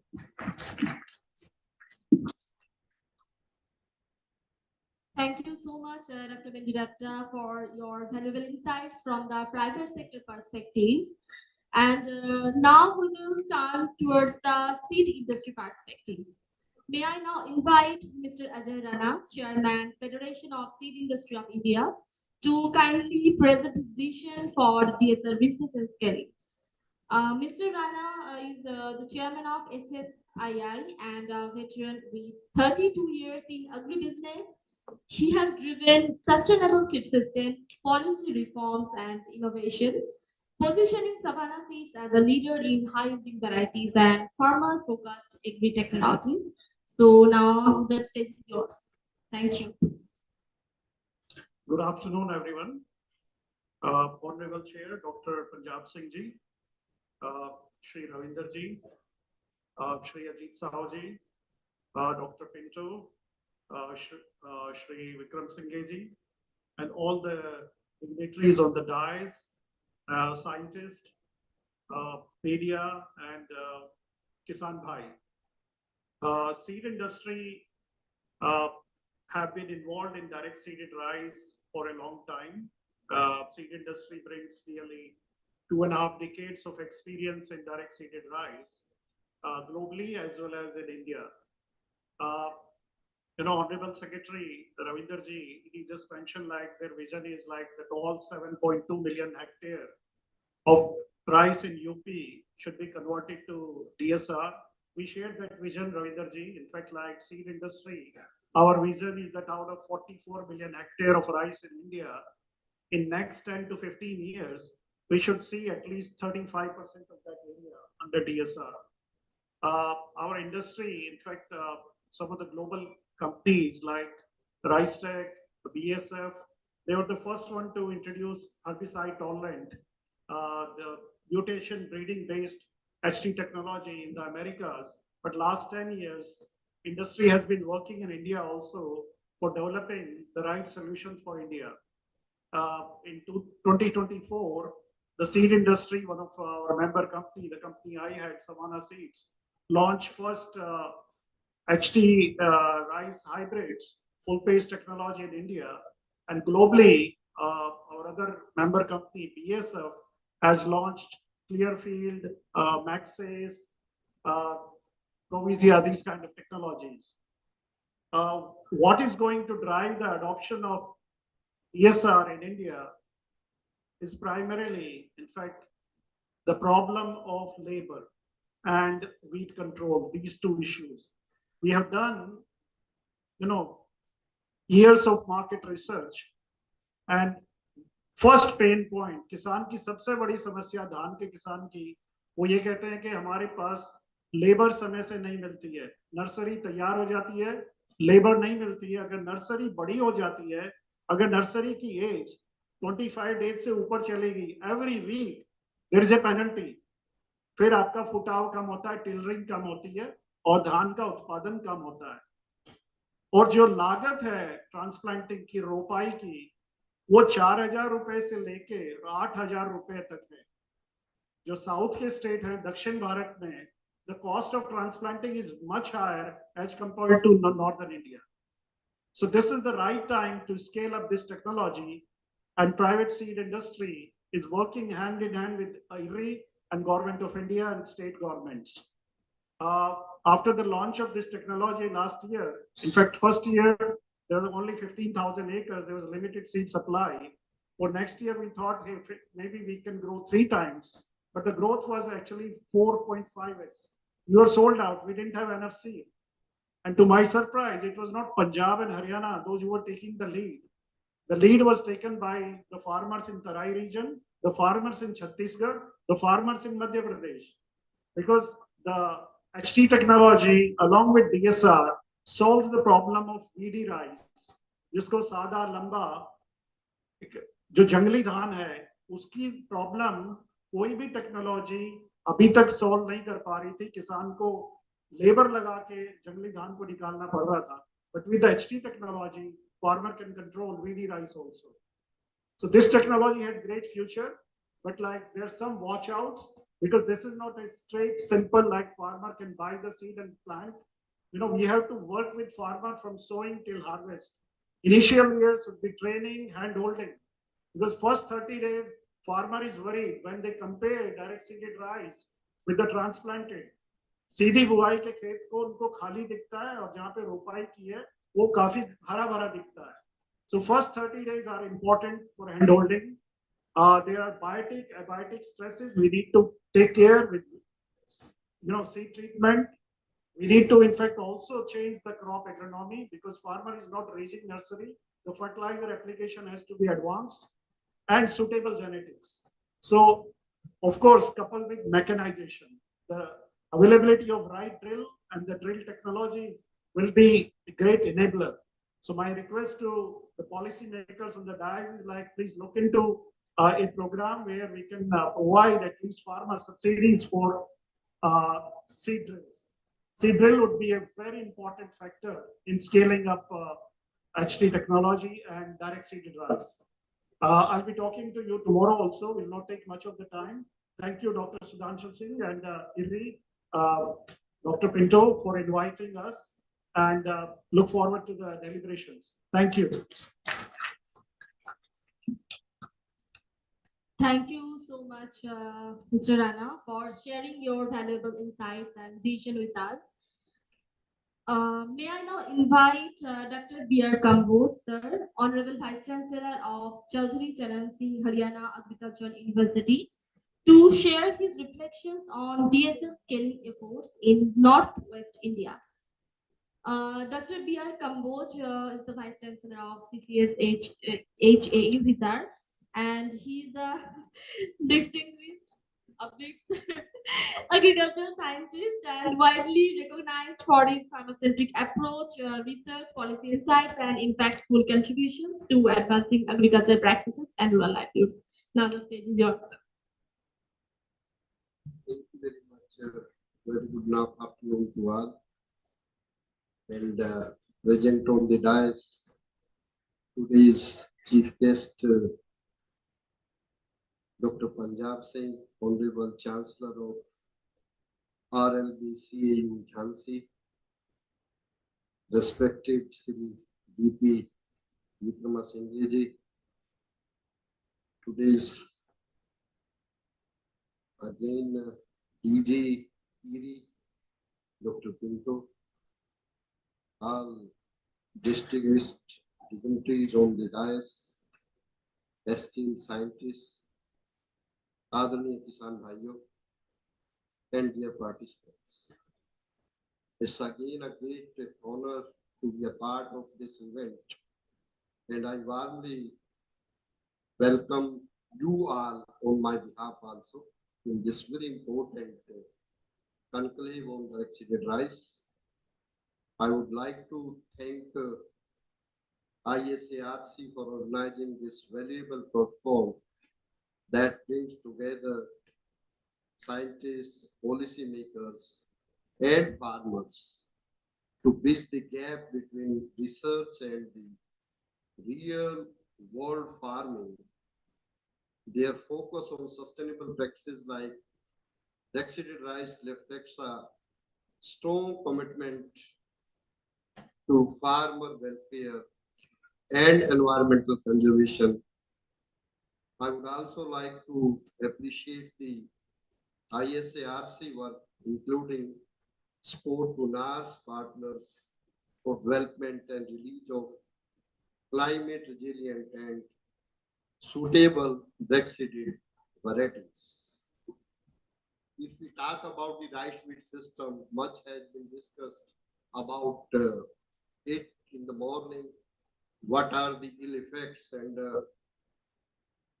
Principal Secretary of the state was saying that water is not an issue. I worked in Yamunanagar district very near to Western UP for a long time. And when we talk about this water, every farmer was saying that, sir, water is not the issue. Why you talk about this scarce resource also? I think down the lines it will again be a serious issue throughout the country. And to address all those issues, I think we need to think about that, and we need to think holistically. Again, from the morning, we are talking about rapeseed rice, water saving and everything. And figure have been quoted from 15 to 50% water saving is there. But simultaneously, we are discussing about the weed problems. We are discussing about the some yield penalties in paddy. But as system, the overall productivity is higher because next upland crop is giving 5 to 10% higher yields with the rice wheat system. But can we think of something more? Again, the job of the scientist is to give the more flexibility, more option to the farmers. And it's his prerogative, then he can select which option is good for him. No doubt rice is an important crop, and we are working on some of the varieties which matures bit early, maybe 120 days from seed to seed, 115 days from seed to seed, with comparable yield as our traditional varieties were giving, that maybe from the hybrid sector or from the OP varieties also. And recently, HAU has also released a variety HKR 49, whose yield potential is up to 9 tons per hectare in 120 days. And now we are talking about the herbicide tolerant varieties of paddy. But again, the overall water savings, carbon credits, and the trade-offs we have talked about. Can we think of that if we can go for this short duration varieties, followed by the mustard, and then the moon? Why I'm suggesting this cropping system, VD rice, again discussed much more. We have to bring a crop in summer season after the harvest of Rabi crop, which can take care of this VD rice, because down the line that will be a serious issue. It was just discussed many times. We tried relay cropping in wheat crop, but I think this can be a good option for the farmer also. And as far as the target of government of India to have zero emissions by 2070, that's again we can think of water saving. Not only in wheat you need 5 irrigations, but in rye you need only 2 irrigations. Again, there's a water saving. And moonbeam, on one hand, it's taking care of the weed problem in the rice crop, simultaneously including pulsing the crop rotation, again improving the soil health. And we are talking about the many things, micronutrient deficiencies, then the nitrogen efficiencies, or the availability of this nitrogen fertilizers also. I think these are the some areas where we need to think, and I'm going to discuss maybe few more points about this drug-seeded rice. The first thing is the perfection of machinery and skillful operator or the technicians, along with the sufficient number of machines. The government is providing subsidy on machines. Okay, this is one way we need to have the trained technician. And if the preference for this rice wheat system is there, the farmer can even cultivate puddled rice on the mobile phone. And farmers interested to have that type of piece so that we can cultivate DSR through mobile phones just by dictating the, and that's the, because it's knowledge intensive also, and we need to have the trained technician. And now we need to target the service providers, not the big farmers. Though we started with the custom hiring center in Punjab and Haryana, but we unable to just address the issue. We need to address those service providers who are taking business out of that. And in Odisha, I was there, Dr. Paddy is here. I must appreciate their effort that they have done. They have identified those service providers and they are doing wonderfully well. And simultaneously, we need to just strengthen them with respect to capacity building also, and with respect to any incentive from the government side, and any that we again rooted through the service provider that is going to help us. Second thing, again, in situ management, residue management is again an issue. And for that purpose, I was talking about that coping system. If we are just able to harvest our crop maybe 10 days earlier, then you can have the good window for sowing of the wheat crop. And we are just targeting the in situ management, but ex situ is also equally important. In Haryana, I should say in Sirsa, Kurukshetra, in those districts, some of the farmers or the entrepreneurs, they are just collecting, making bundles off of this paddy stock, and they are selling it at a rate of rupees 32 per kg. They are saving out of that residue. We can leave maybe 10-15% in the farm itself to maintain soil fertility and other issues, but rest we can do, and we can use the same machine, old zero-till machine. In that case, you need not to have the smart seeder or the happy seeder. Again, because availability of machine is an issue. So we can even survive with the existing machinery with us. And this step planter is another very good machine where your geometry is as good as your transplanted. And after 1 month, you are unable to identify whether it is transplanted or it's a drug-seeded rice. I think we should focus on that because the microclimate is not congenial for the sucking pest.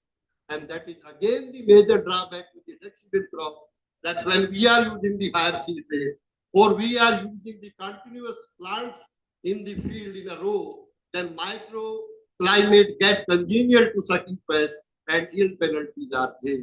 So I think we should target the number, the technicians. And another thing, because we have again the small farmers. And again, we have to think about that whether the number of machines available with us, they are sufficient. Because in one day, a farmer can't sow maybe 1, 2, 3 acres. not more than 1-2 acre. These again, if the service provider come from a distance of 10 kilometers, it's not economical for me. So we need to have the more machines and more technicians for this purpose, and we can target even the landless rural entrepreneurs with this purpose. Again, ST rice has already been discussed, and many other technologies we can discuss at the end, because I have been given 8 minutes, so that has already been exhausted by me. So at last, I should say maybe 1-2 words for this verse.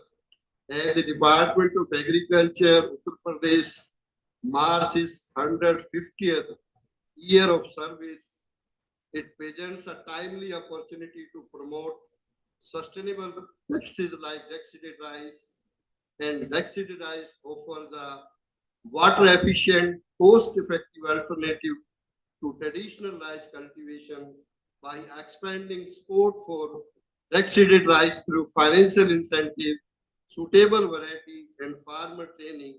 The state can honor its legacy while ensuring a more sustainable future for agriculture. In conclusion, I can say that rapeseed rice is an effective way to save water, reduce labor, and improve rice cultivation efficiency in northwest India. While many farmers have adopted rapeseed successfully, challenges like weed control and delayed subsidies remain. Addressing these issues through coordinated efforts is key to making rapeseed rice a sustainable and farmer-friendly practice across the region. This technology involving paradigm shift and needs continuous support in terms of strategic research, capacity building, thematic demonstrations, and continued financial support to farmers in terms of direct benefit transfer. Its success depends on strong policies, timely incentives, and suitable research programs. And at last, one thing I should say, Punjab and Haryana are the key coast. Whatsoever solutions have been just replicated in other states, I think we should focus on these two states where we are at a stage, we are at the plateau, and the solution will come from there only.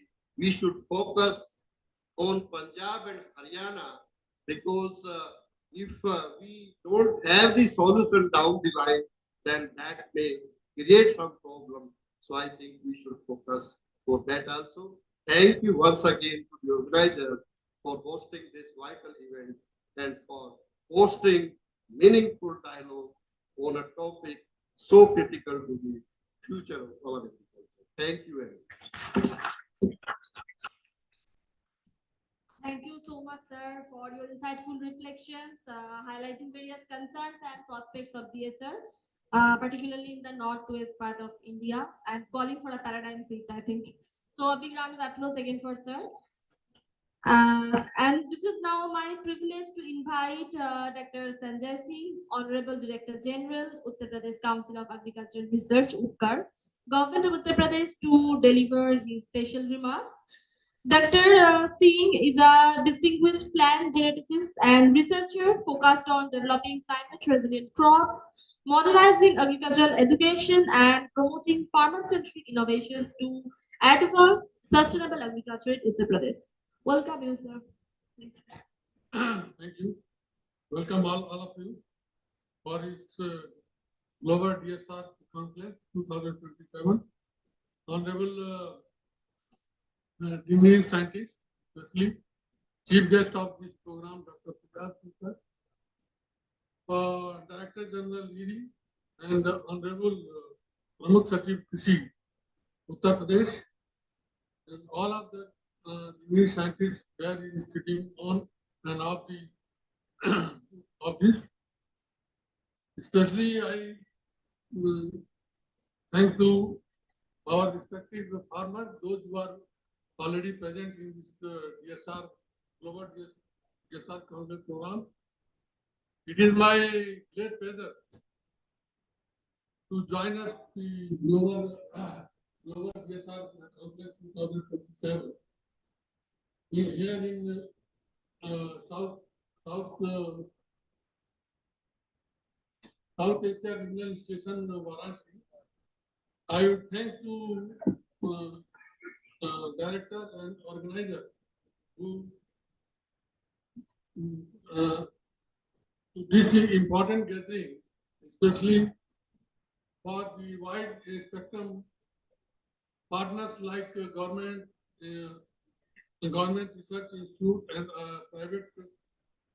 private sectors, and most of the important in farmer here. So Uttar Pradesh is one of the India rice plays the key role of in the rice economy, where is the 5.7 billion hectare under the rice cultivation production producing around the 15 million ton annually. So they no discuss here the rice. The rice is the India rice future of complete without the UP. Already our honorable Pramukh Sachib say that what is the major problem we are facing in the rice, like small holding, in water level rising, water problem, labor problem.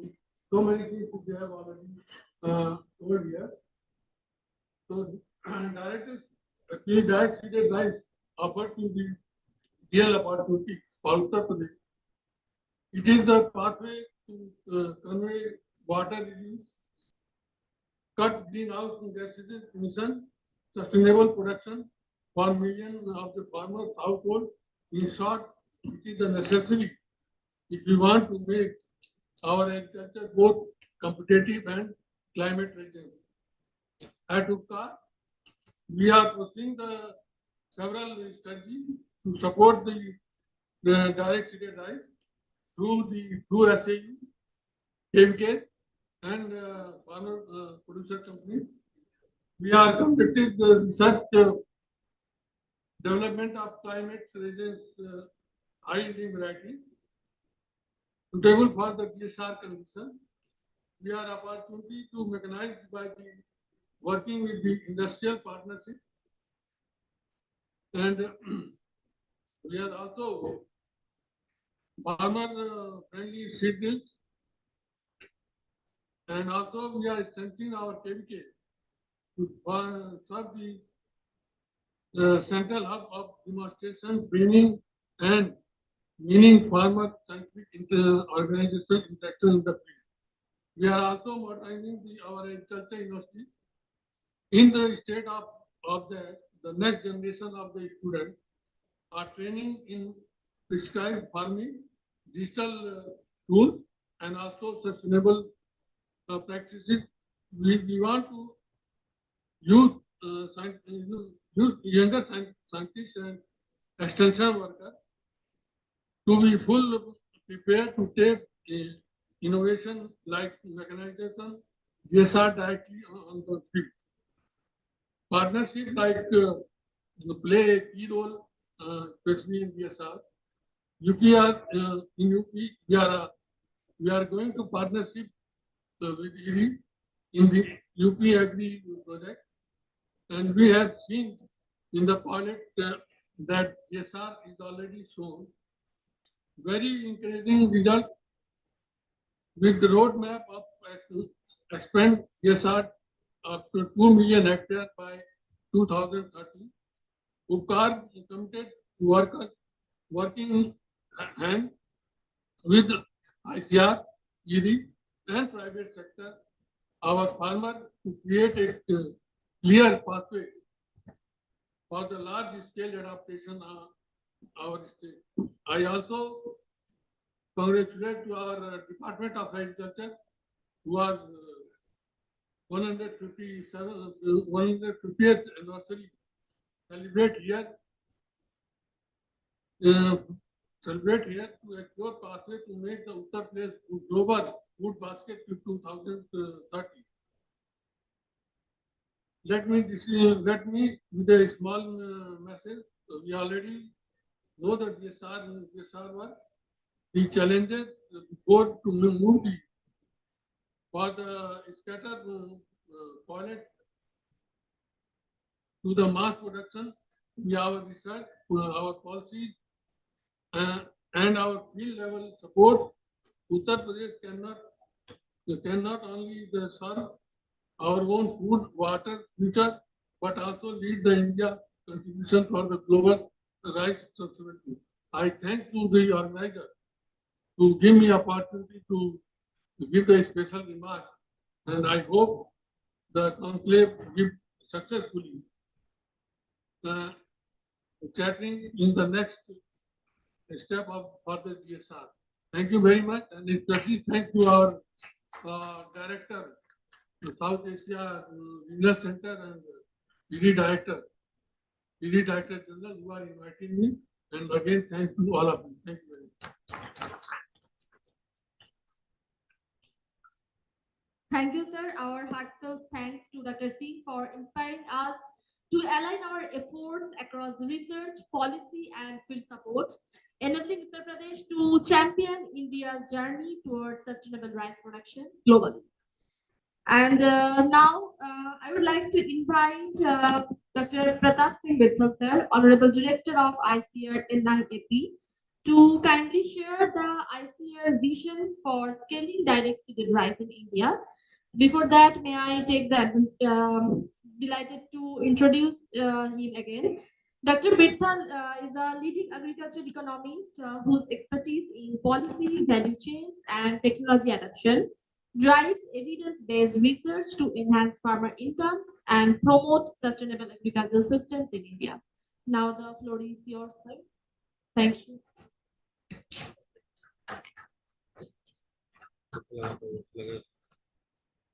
Good afternoon once again. Chairman of this session from Chief Guest, Dr. Punjab Singh, DG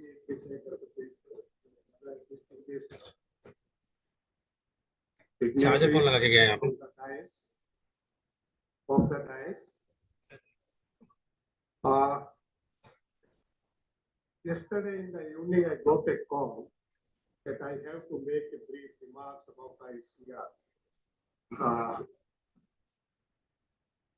vision about the DSR. Morning I make a presentation, but it is really sometimes this thing is what I said in the morning. If I say they are directly seated me in this program, I don't know the reason behind that. But anyway, it's my privilege to present the Indian Council of Agriculture Research at this global conclave on DSR. I, on behalf of the ICR family, congratulate IRI for organizing this conclave on DSR. It's in fact a very significant event on many counts, globally, and especially for India, where Indian agriculture is confronting several challenges, particularly related to water scarcity, climate change. And at the same time, we have to ensure the food security of our population. Well, friends, you may be aware that India is the second largest producer as well as consumer of rice. And over a period of time, undeniably, the rice has remained crucial to India's food security, not only of India, but it has ensured the global food security. It exports about 20 million tons of rice every year. That is much more the combined production of several of the African countries. Now, thanks to IRI, the introduction of, I think, if I am wrong, Dr. Punjab Singh can correct me, in the beginning of the Green Revolution. Now, it transformed the landscape of rice economy.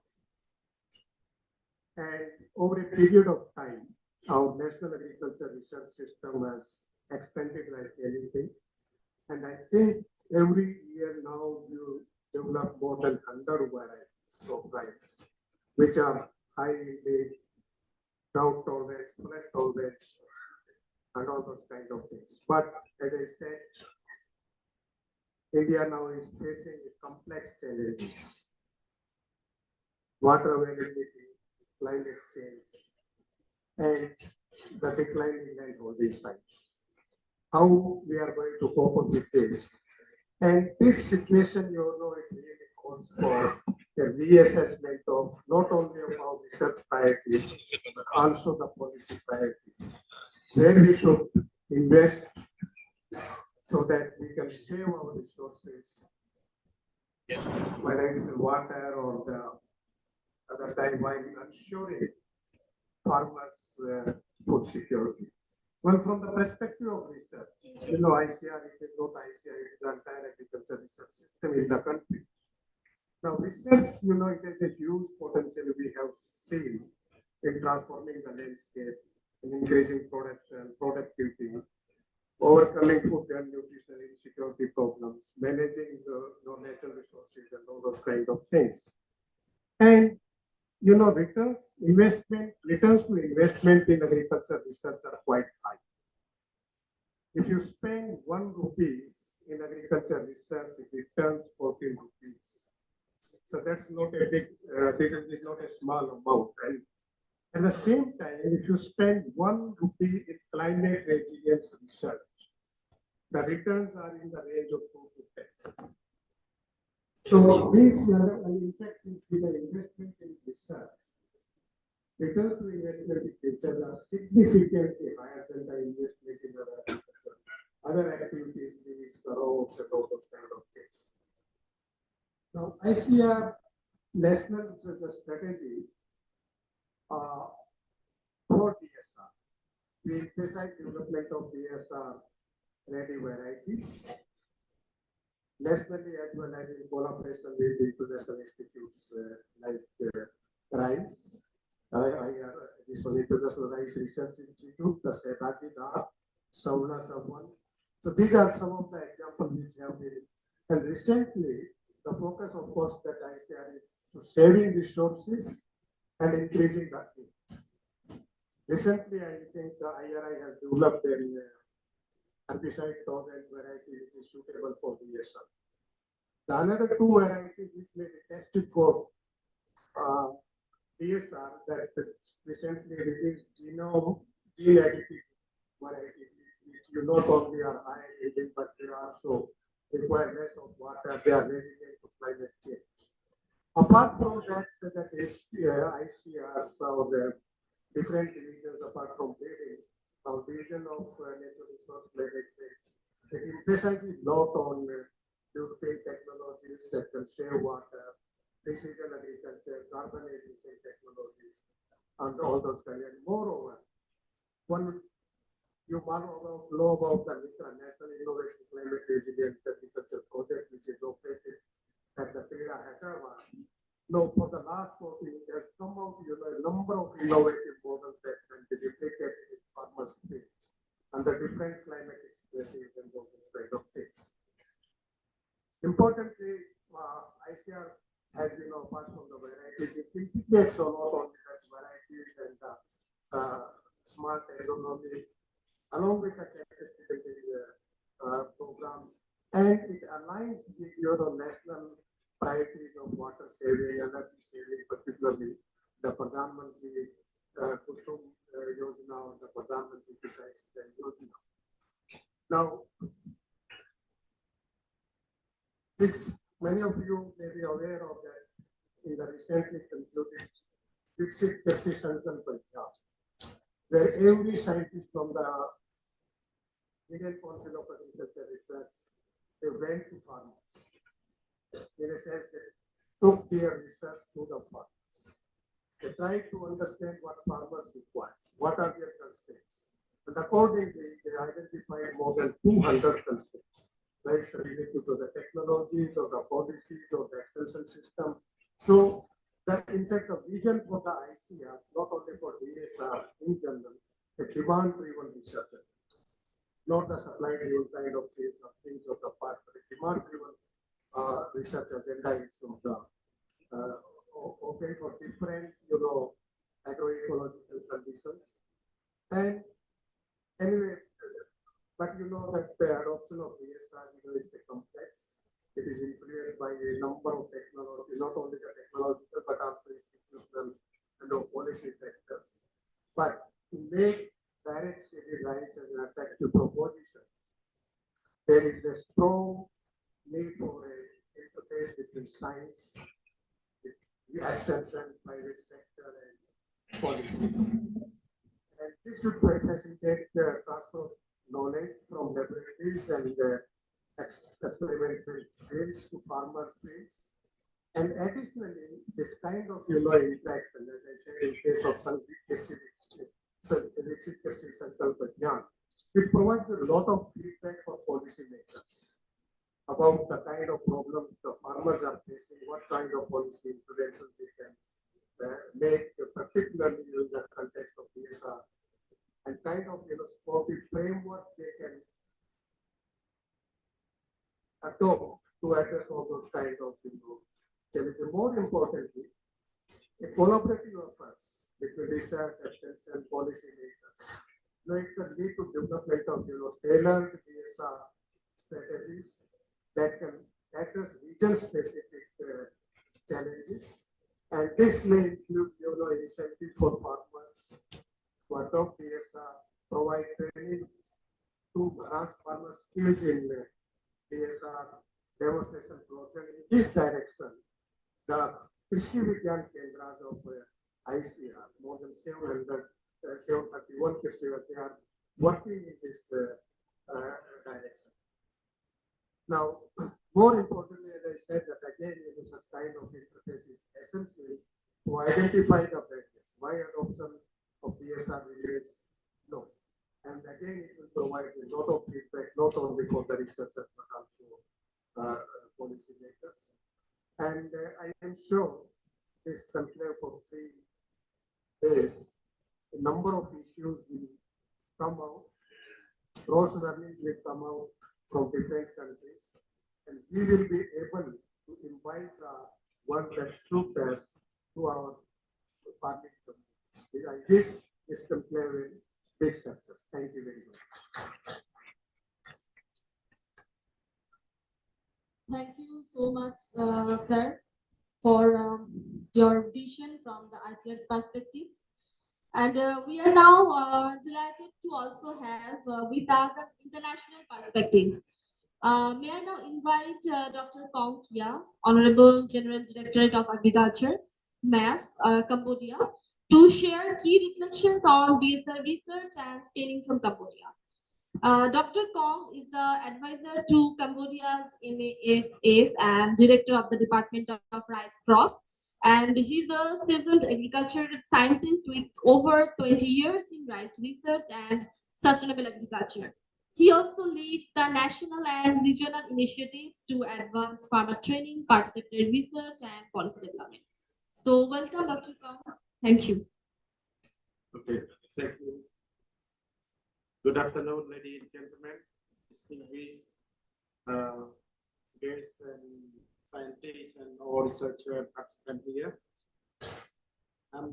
First of all, I would like to express my sincere thanks to really that invite me to join this important conference. And through this conference, we have learned a lot through this morning presentation about DSO, about the challenges and way forward to solve this issue. Regarding to the DSO in Cambodia, we can say that Cambodia adopt, as mentioned by Dr. Rika, 98% already, but the DSO adopted by the farmer is hand broadcasting, is not machine. See the high dose of seed, it's seed rate high. So we initiate the research done by ERI and other partner like AO to do research. And try to initiate the mechanized electricity rights. So we did a lot, and through the field demonstration, we built the capacity of district agricultural officer. We also train the service provider. So now on everything is in place. And from the government side, we appreciate the result from our research operation and the result so far. So even though we show that through the research, we found a lot of important advantage of this application. Through the field demonstration, we found that the impression of the farmer, they said DSO, mechanized DSO can be used of seed rate and also fertilizer use reduction. So it costs to the we can use the production cost, so we can increase the income for the farmer. So for promoting this to scale up the DSO in the name of TDA, Ministry of Agriculture, we support and we strongly promote DSO, mechanized DSO. And we hope that the mechanism can be pushed by the new strategy of MAF that we deploy the commune agricultural officer 1,600 commune. So through this, we would say that the promotion is fast since we are working to the ground, the grassroots. Even though we need also further cooperation and support from the partner, like building capacity of the new nominated commune agricultural officer that we just deployed, and also build that capacity and knowledge about the right production, so we can promote fast. So the commune agricultural officers, some they have already background in agronomy, right production, but the other from the other background, so we need a lot of training to them. So we also think about the cooperation with the private sector and development partner to push, since the government have not sufficient fund support to push this activity. So we hope that through our cooperation, our partnership, contribution from the private sector, we hope that DSO will mechanized DSO will fast spread in the whole country. Okay, thank you very much. This is from our side. Thank you.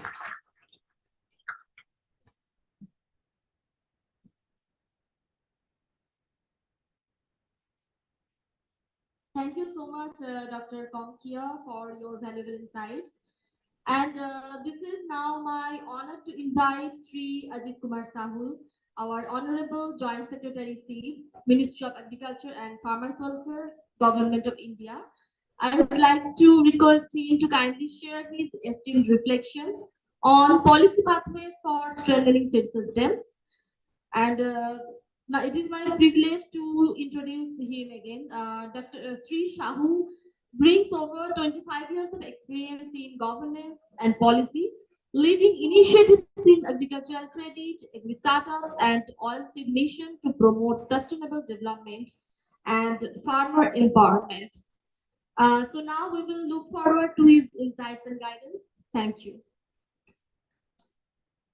Thank you. Very good afternoon to everyone. Honorable Chief Guest, Dr. Sindhi, Dr. Tikko, Arvind Swadi Saab,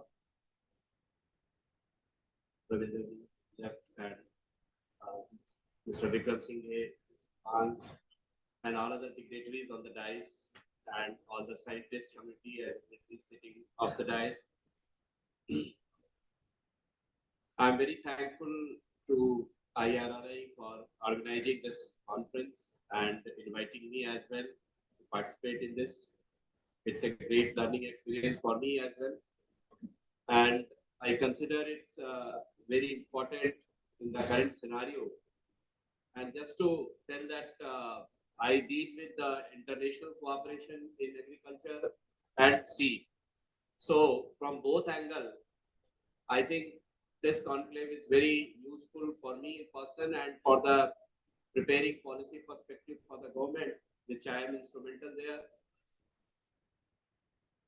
As you all are aware that agriculture is very important for India because it contributes to 18% of our GVA and half of our population are merely, that workforce is merely dependent on agriculture.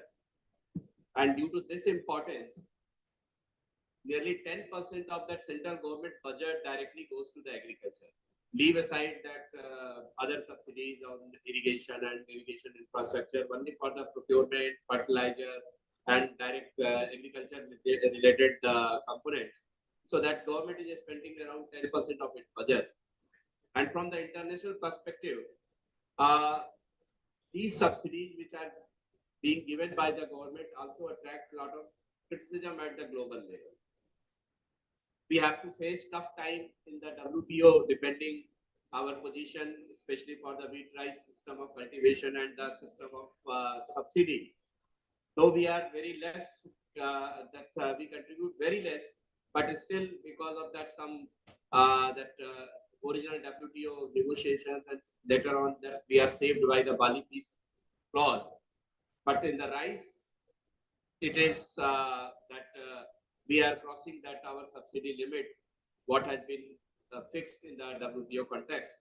So we have to be very cautious, and the government has been taking initiative. But we have to also consider the importance of rice wheat system in India because it has brought, my predecessors have told that it is the requirement for the food security. And because we have only less than 4% of water and less than 4% of the cultivable land in the world, but 18% of the global population dependent on this agriculture in India. And we have to achieve the Atmanirbharta self-sufficiency. That is one of the government priority because food security is as good as other national security related objectives. So we have been increasing our production, and our production has sustainably increased. We have crossed 326 million metric ton of cereal production and 356 this year that horticulture production has crossed even the cereal production. So one side it is showing that we are diversifying and most of our production is coming from other than the cereal production, the horticulture sector, animal husbandry, fisheries, those are growing faster. In the last 10-11 years, we have grown around 4.5% at the CAGR of 4.5%. But in the cereal sector, rice wheat sector, it is only 1%. Rest of the progress is coming from other sectors. And the other important thing which I want to say is that despite that climate shocks, weather shocks, and other problems, we are maintaining this CAGR so that Indian agriculture is becoming climate resilient. It can sustain the weather shock that we have proved that we are fulfilling the need of our population, ensuring the food security. We have to move towards the other things like the nutrition requirement of our population and other measures that we are working on, and where this importance of this conclave becomes very relevant. And then DSR, as you have already spoken, I'm not a scientist, and you are well aware since morning discussions are going on regarding its importance for that climate resilience, its importance for that containing the greenhouse gas emissions, it's lowering the cost of production for the farmer. So this becomes very important in the current scenario, and that's why this adoption is critical for not only achieving these objectives but also saving our position globally.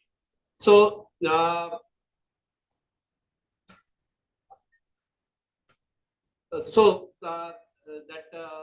things that this technology need to be adopted in the policy framework of Government of India, in the state governments, and as you are aware that we are in a federal structure where the agriculture is a state subject, it is being implemented by the state government, and but the national policy perspective as set by the Government of India, and other many regulations and rules are also brought by the Government of India. So the things which have been highlighted by Mr. Rana regarding that supporting this DSR technology through the national policy perspective, many things are already in the government schemes and the programs. And we were discussing before coming here that these technologies need to be incorporated in the existing program so that it is adopted by the farmers in widely and in a faster manner. So that is very important. Coming to that seed sector, which is core to this the whole achieving that our national objectives and the national priorities. Government of India as well as the state government and the private sector all are working together towards that production of the quality seed for the farmer. We are not using that GM technologies much in, except in the cotton we are not using, and those are restricted for us. But despite that, our production has grown and our farmers are achieving that national food security goals. Then seed becomes very important for that. We have around 48 million quintal of seed requirement throughout the country in various crops, and we are growing more than that. But the main problem comes that these seed varieties and these new varieties which are being introduced, there are two problems. One, that sometimes the new varieties which are being launched are not demand driven. It is a supply driven. It is supplied by the institutes, by the scientists that something new varieties have come, and demand has actually not generated. And this is and the second thing is that its adoption is not taking place. So we have improved in our that DSR and SRR regularly in the last few years. Very good improvement has been seen. But despite that, when we see that in the rice alone, that more than 1,500 varieties are there in circulation, but only that top 20 varieties, they lead the 50% of the total seed requirement. It means that the seed varieties, and not only that, in most only 8 of these 20 varieties, this is the IRR reports I am telling, that only 8 out of these varieties are 10 years old. And the highest circulation variety, which is in the highest in circulation, is the nearly 40 years old. So that despite this new varieties coming in, and the ICR perspective has already been given by Dr. Birkal, ICR and all state agriculture universities together, we have brought around more than 3,000 of varieties in the seed system in last 10 and 11 years. And a lot of them are the biofortified, but its adoption is slow. And if it is not adopted, sometimes it loses its relevance and it goes out of the system. So this gap needs to be covered, and that is what we are trying to do it to our policy perspective, to our policies. And besides that, the another problem which farmers are facing is that low quality seeds. That is also a problem in India, and not only in India, so many countries, especially in the developing countries, that need to be addressed. And we are trying to address this through the technology. that is Sati, that is the seed traceability, which is doing the end-to-end traceability. And we are now integrating it with the artificial intelligence, and where this the new type of variety is, which includes that variety which has been released by the IRRI, where IRRI is involved, like low glycemic variety, as well as that this nutrient rich variety, those required to be incorporated in the system. And this can be done through that Sati program, where every state government would now be making their 5-year seed rolling plan on the Sati portal. So that's how that new varieties can be introduced in a very systematic manner. Besides, we already have a number of national level programs. We are conducting trials and demonstration activities all across the country through that large network of Kishe Vigyan Kendra and ICR Institute, the State Agriculture Institute, as well as the state government. So nearly 1 to 2% of area, cultivation area in each and every crop is targeted every year. So these new varieties which are being released need to be put into this demonstration system so that it gets adopted by the farmers. And besides that, Government of India has already adopted the policy of supporting only the new type of variety. So in iron seed, it is 5 years, 5-year variety which are being supported. In the other crops, it is 8-year variety which is being supported. Because older variety, if they are already good, it would be adopted by the farmers. So there is no requirement of supporting it through the government subsidy. So these type of policy perspective are being brought in by the Government of India through changes, and that is also being adopted by the state government. Another thing which is very important is that time lag in bringing the new varieties, and it's a multi-locational trial, and our system of ACRIP, which sometimes takes a lot of time. And besides that, not only that, the seed that which is released at the national level trial is accepted at the state level. Sometimes state government also insist for their the trial within the state. So these systems are also required to be harmonized, not only within across the agency, but also across the laws. So we are already in touch with the seed industry people. We are discussing with the other stakeholders, with the scientist communities and the farmers, how to improve this system. And one seed bill is already in Parliament, and more new changes can be brought in. So these harmonization is already taking place, and that change in the national policy perspective and the programs is already taking place. And so that the new varieties which are being released are adopted fastly, and it is that reaches to the farmers in a timely manner. So that is the thing. But besides that, I think to bring more the new seeds into the in the production system, we also need to integrate with the value chain, the total overall the value chain of the crop production and the usage, so that like if that low glycemic rice is to be sold, it has to be that its industry has to be coming to come into the picture. They need to promote such products which are based on the low glycemic rice.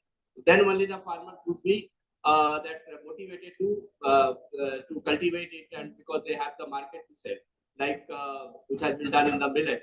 So similar thing is required to be done. So that Government of India is already taking these inputs to the stakeholder consultation and implementing it gradually, bringing it in it's a policy perspective.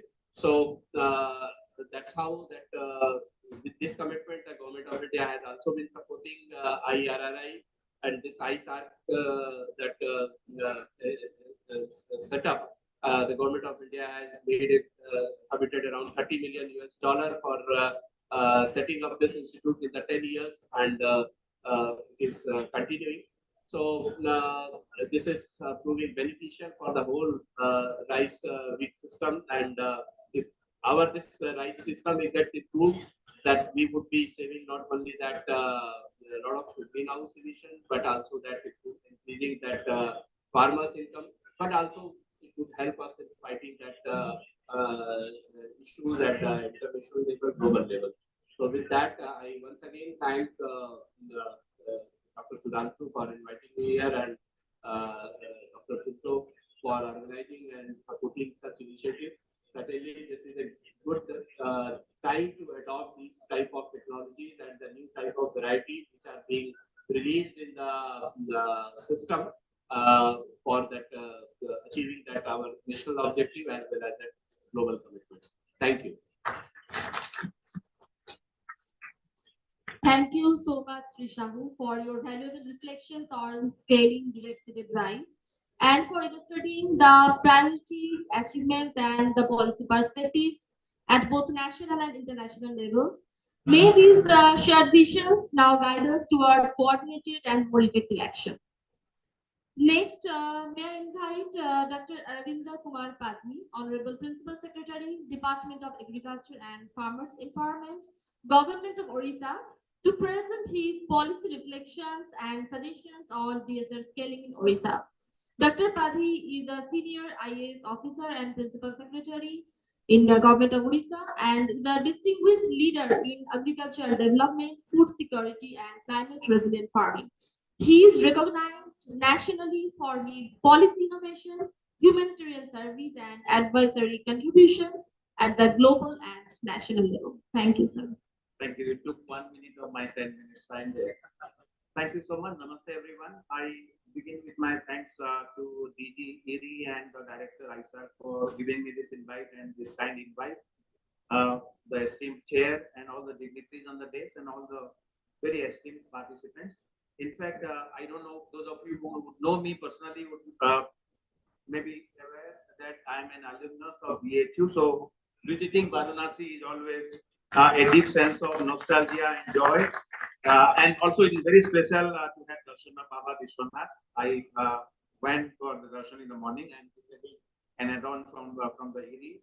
And of course, I see many familiar faces in the audience, so that makes also me very happy.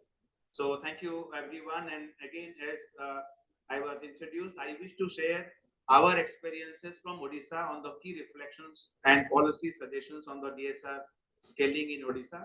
Unlike my counterpart from UP, Mr. Ravinder Kumar, our area is not that much as of now, though UP is about 5x from Odisha. So if there are 100,000 hectares, I am already 25,000. So maybe we are at the same level, but we wish to do better. So I would just begin by telling that this conclave comes at a very critical time when agriculture is under the mounting pressures from water scarcity, labor shortages, and climate variability. And innovations like the direct seeded rice provides us with a very promising pathway towards climate resilient and sustainable rice systems. So I wish to commend the ERI, the ISAR, the ICAR, and all other partners, including the private sector, for bringing together this platform to exchange our experiences, the research, policies, and of course scaling of DSR. Let me begin by informing the audience that we wish to in Odisha as the head of the extension delivery system, as the principal secretary of the department. When we talk about the agricultural transformation in our state, we wish to go science driven. We wish to go data driven. We wish to go evidence driven. That's why you would see many of the scientific partnerships or collaborations happen in a state like Odisha. That's what makes us extremely proud. And I wish to thank ERI for their partnership, and we wish to deepen and also strengthen our partnership there. I told that we wish to go scientific. Then Odisha, and because we are talking about the DSR, and I'm a scientist by training before joining the civil services, so I'll just let you know as to what is our framework of promoting the regenerative agriculture practices or the sustainable agriculture practices. I wish to give 6 points for consideration of the Joint Secretary, Government of India, and other policymakers who would be there in the audience, and the scientific fraternity there. The first one is that all of us need to be climate prepared. Gone are the days when you could think of anything but the climate. Now You can see if it is raining very heavily. So the extreme weather events these days, you have now floods in Kashmir to any part of the country and any part of the globe. So we need to be climate prepared, and that's where we need to focus on the climate resilient agriculture, the forecasting, disaster preparedness, customized advisories, which are very important to make agriculture resilient. In fact, in my department, we have a climate resilience cell. Those of you who would like to partner with us must take note of this particular initiative, wherein before designing any program, project, or scheme, we want to make our initiative climate resilient from the beginning. पहले बना देंगे, उसके बाद climate resilient नहीं बनाना है. We wish to be climate resilient from the beginning. Recently, we also have set up a gender responsive cell, the gender resource cell, so that we also see from the not only from the climate lens, we also look at the gender lens. So the first point that I was coming to in our framework to promote sustainable agriculture practices in Odisha is that climate preparedness. The second was about the policy coherence. In fact, just now my friend Ajit Sahu was telling as to how we can bring in the new innovations, the new practices into the existing framework. But at times we see that even though agriculture is a state subject, but the government of India is doing something, the state government is doing something different, there would not be any synergy or coherence. So whenever we are talking something, we must walk the talk. If you are talking, please walk the talk. So if you are speaking that you want to promote agro biodiversity in your schemes or programs or projects, please see that all your programs should align with that kind of vision. The second one, as I told, is policy coherence. The third one is about the social inclusivity, the social inclusion, because we have small and marginal farmers. In my state, every fourth farmer is a tribal, so I must take care of them. Many of them are also rain-fed farmers. The inclusivity, equity considerations are of paramount importance to the policy space. So whenever you are designing any climate resilient practice, please don't lose sight of on the social inclusion side. The fourth point is about the industry or the corporate participation. I'm extremely happy to see private sector participation in the desk. Many a times we do not see, when we talk about policy, only sarkari babu log rehte hain usme. We do not see any private sector partners. They're extremely important. Whenever you are talking, whenever we speak about climate resilience, we think that it's only the public sector which will drive. No, it cannot, because now in the state sector, we have so many climate resilient varieties coming even from the private sector. So we need to involve the private sector there. So if agriculture, the true success of agriculture can only come with the involvement of private sector. That's what I am driving at. The fifth point that I would like to say, and for which we are all gathering here, is about the technology adoption. So now there are many plethora of technologies from the CG system, from the ICAR, from the State Agriculture University, and the whole lot of private ecosystem. So how do we kind of create such technologies which will be very helpful to the farmers? That obviously should include the digital technology, the DSS. In my department, we have a very robust decision support system. If there is a pest attack in the farthest district of the state of Odisha, we get notified immediately. For that reason, maybe you would see that in the last 3 years, we would not be having a single incidence of pest attack which has not been noticed by us, and we would not have intervened. Imagine the opportunity costing there. If the department would not have intervened through the farm science centers or our extension machinery, the damage would have been catastrophic, bringing a lot of distress to the farmers. My sixth point and the last point on our approach or the framework is about the resource use efficiency. Everybody is talking. I mean, we need to make all our resources efficient, be it water, topsoil, fertilizer, everything. Of course, there are contrasting or contradicting policy there.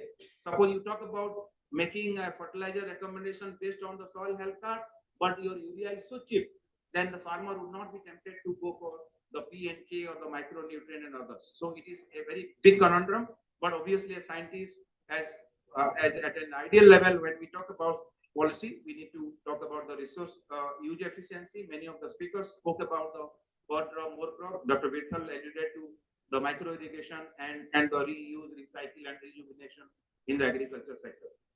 So then what has been the Odisha's state's experience in their promotion of the DSR? Odisha has made very notable strides in the DSR promotion. Pilots supported by the state schemes, ERI and the State Agriculture University, OUT, They have showcased the benefits. The custom hiring centers have improved access to the seed drills, while programs under RTVO and NFSM have provided farmer exposure and the like. I was just informed by Dr. Yadav and his team that with the data points which are coming up, we have about 25,000 farmers adopting the DSR as on date, including 1/4 of them being women, about 24%, and benefiting through demonstrations and capacity building. And the initiative has proven a strong return on investment, about 230%, you say, Dr. Yadav and team. And I have personally visited many of the plots myself and interacted with the farmers, and they are very enthused to take this forward and set the stage for a climate resilient, resource efficient, and inclusive agricultural growth. In fact, I would be remiss if I don't mention few other partnership initiatives. Dr. Pinto, you'll be very happy to know, and we were very delighted to host you a few months back in our department when you came and saw for yourself as to how the partnership of Government of Odisha with IRI has created lot of demand and supply for the varietal replacement. The seed cars, the mobile and MIS tool has also helped the extension delivery system.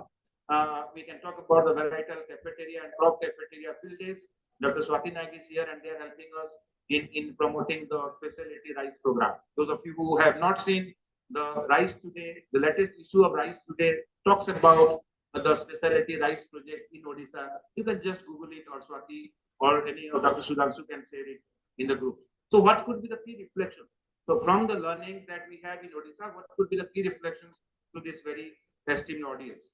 The experience so far shows that steady adoption and clear benefits in water saving. Many of the scientists in the forenoon session, they spoke about it, labor reduction and timely sowing. The farmers' interest is growing, and with strong support systems from the public sector as well as other partners and stakeholders. But there is concerns over wheat and the yield risk. I think Dr. Kamboj also told about the yield risks that might come with this, and few other scientists also spoke about it. So we have to take care of them, and these lessons will provide us the confidence that with targeted research and enabling policies, we can be ready to scale this in a wide scale for a wide scale adoption. So on the 2 points that on the key reflections from the policy perspective and what could be from the research breakthroughs that we expect from the policy side. First, let me speak about the research breakthroughs that we expect from the CG system, IRI, the ICAR and the State Agriculture University and even the private sector. The sustainable scaling of DSR would demand targeted innovations. As we spoke about weed management would be the foremost challenge requiring herbicide-tolerant varieties. I was just speaking to the Vice Chancellor of Haryana University, and he was mentioning, Professor Kamboj was mentioning that they have already developed one such variety, and ICR should also take note and kindly come out with more such varieties. Obviously, safe herbicides and precision weeding tools for the small farms would be extremely important for a state like Odisha, where we have more of small holders. From the policy side, obviously, to advance DSR, we must position it as a flagship initiative under the Climate Smart Rice, focusing on the water-stressed clusters. And this should be driven from the top, be it ICAR or the Ministry of Agriculture and Farmers Welfare, or for that matter, agriculture being a state subject from the department of a state like Odisha and many others. So if I may conclude, DSR is not just a technology, it is more than a technology, it is a policy lever for water scarcity, cost efficiency and climate resilience. And I may say so because we have just started with some amount of success. We have laid the foundation through pilots and partnership, and with research breakthroughs that just I posed before the scientific audience here, we can enable policies, and we can also make ourselves poised for a large scale adoption. So together, let's commit to making DSR a farmer-driven movement. The Joint Secretary told that it should not be led from top. It should also there should be some demand-driven scientific initiative. And the future of resilient rice systems in India would definitely begin with the choices we would make today. Thank you, everyone. Jai Kisan, Jai Hind. Thank you so much, sir, for your insights and recommendations, and also from the perspective of Odisha. This is now my honor to invite Dr. Ivan Pinto, Honorable Director General of International Rice Research Institute, to kindly deliver the keynote address. Dr. Ivan, the Director General of IRI and the first woman in its 64-year history to hold this role. She is a global expert in agriculture, food systems innovation, and agri-technology with over 25 years of experience spanning research, leadership, and advisory roles in digital agriculture, sustainability, and impact evolution. Ma'am, now the floor is yours. Thank you.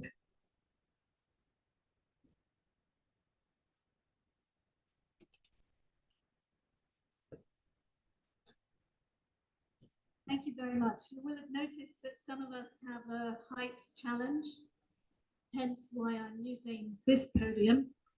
Namaste. Good afternoon to all of you. Again, it's my honor and privilege to really warmly welcome you for the second time today on behalf of the International Rice Research Institute to this global conclave on direct seeded rice here at our South Asia Regional Center in Varanasi.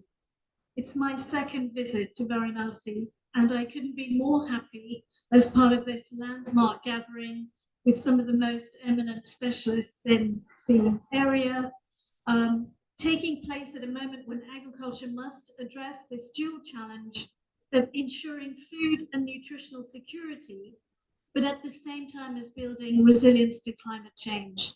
And many of the speakers today have actually identified how persistent and problematic climate change is becoming. It is very difficult to ignore. First of all, I'd just like to thank some of our esteemed guests. Our chief guest for the season, Dr. Panjab Singh. It's a delight to see you again and to have you here. Our guest of honor, Shri Vikarama Singhe, the Secretary of the Ministry of Agriculture, Livestock, Land and Irrigation from the Government of Sri Lanka.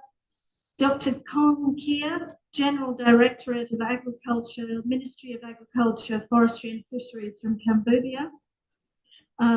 Sri Arbinder Kumar Paddy, you heard his most convincing and strong talk a minute ago. Again, it's a delight to see you. Thank you for joining us. Dr. Ajit Kumar Sahu, Joint Secretary of Seeds. Wonderful to have your perspective from the Government of India and understanding how we fit into existing frameworks to accelerate our work. Shri Ravinder, the Principal Secretary, Department of Agriculture from UP, who had to go to a ministerial meeting. Dr. Kamboj, the Vice Chancellor, Susal Haryana, very nice to have you with us. Dr. Sanjay Singh, Director General of Government of Uttar Pradesh, and Mr. AJ Rana, Chairman of the Federation of Seed Industry in India. Thank you very much for coming to give us your perspective. And finally, another woman, Dr. Sangeeta Medirata, Director, Government Affairs, Public Affairs, Sustainability, Biocrop Science. IRI shares 6.5 decades of long-standing partnership with the Government of India and the Ministry of Agriculture and Farmers Welfare.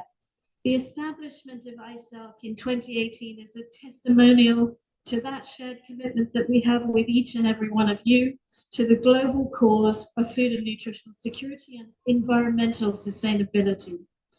In partnership with the national systems, ISARC has become a hub for cutting-edge rice research and development in the South Asia region. Since its inception, it has supported national systems in releasing 141 rice varieties. Amongst these, 53 were developed with both parental lines contributed by IRI, while in the others, IRI provided one parental line to support the national systems breeding programs internally. Recognizing the potential of direct seeded rice, IRI has dedicated 2 breeding pipelines in India specifically for this, and will accelerate the development and release of DSR adapted varieties in the country. ISAC has also been central in catalyzing and scaling the promotion of stress-tolerant rice varieties in over 2 million hectares across India, Nepal, Bangladesh, bringing direct benefits to smallholder farmers by safeguarding yields against flood, drought, and salinity. It has also been instrumental in conserving indigenous land races and leading advancements in biofortification, creating nutrient-rich rice varieties that are helping combat hidden hunger. And these all have a very strong focus on innovation. There are 2 low and ultra-low GI rice varieties offering healthier options for consumers and contributing to nutritional security. And we thank the Principal Secretary for his support in Orissa. The Speed Breed facility here at ISARC, inaugurated in 2021 by the Honorable Prime Minister Narendra Modi, has set a new global benchmark in accelerating varietal development. With Speed Flour, the protocol developed at ISARC, we can now grow fortified generations of rice annually, accelerating this breeding cycle and the pace of that varietal development. And with IRI's support, 5 national system partners have also established and operationalized similar facilities, extending these benefits to accelerate breeding programs in rice and other crops in your institutions. IRI is extremely fortunate and privileged to have such strong and long-standing partners in South Asia, which have been pivotal in advancing innovations benefiting farmers to the last mile. I'm really delighted that we have some farmers here today. You are most warmly welcome. We are committed to contributing to the innovations and breakthroughs that serve to make our shared vision a ground reality. And through this stage, I'm also happy to share that this year, which marks IRI's 65th birthday, alongside the launch of our new 2025 to 2030 strategy, marks 3 impact goals that we are seeking. These are not in isolation, but as the sum of the parts. The first is improved nutrition, the second is a sustainable planet, and the third is inclusive livelihoods. These, delivered through innovations and partnerships, should translate into real-world benefits for people and the environment.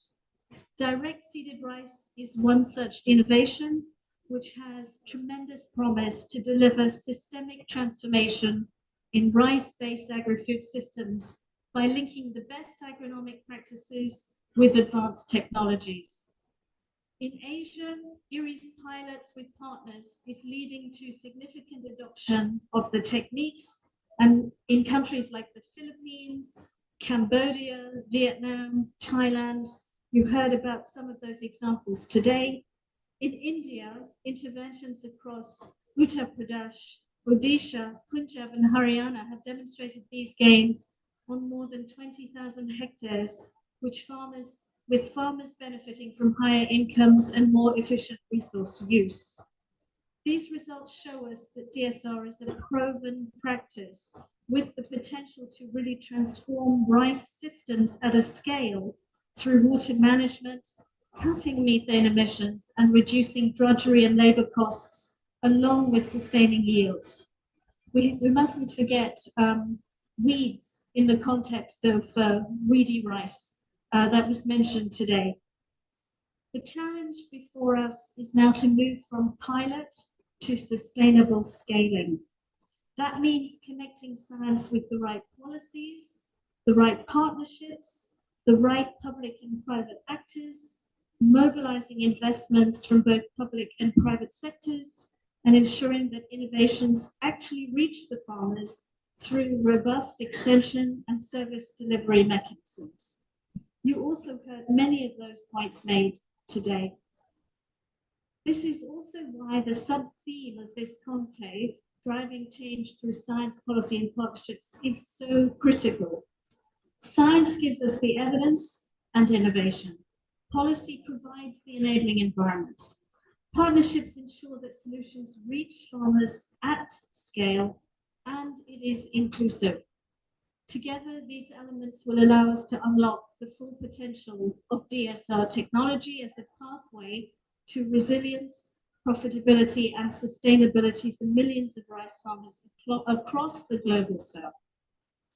Over the next 3 days, our dialogues connect policymakers and their perspectives with those of scientists, with the private sector, and with farmers. And I really encourage farmers to use their voice here. The insights generation can help us to shape the future of DSR and its potential and chart pathways for its large-scale adoption, turning innovation into transformation and transformation into resilience for millions of farmers. On behalf of IRI, I'm really delighted to see you all here. I have really enjoyed the conversations this morning and this afternoon. I really look forward to learning more from the bold ideas and commitments and collaborations that emerge from this conclave. I really believe together we can make DSR a cornerstone of climate smart, resource efficient and farmer centered food systems. And I look forward to us taking that journey together. Thank you.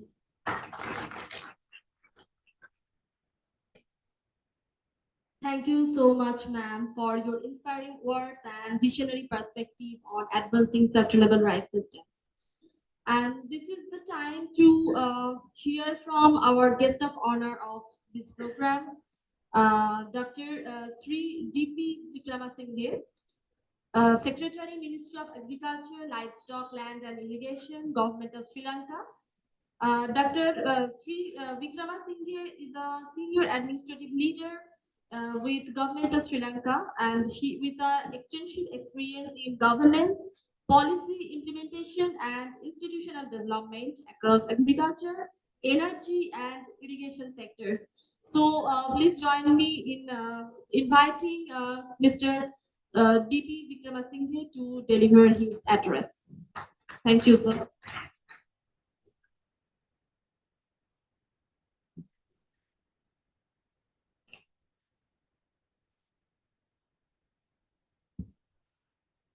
Good evening, ladies and gentlemen.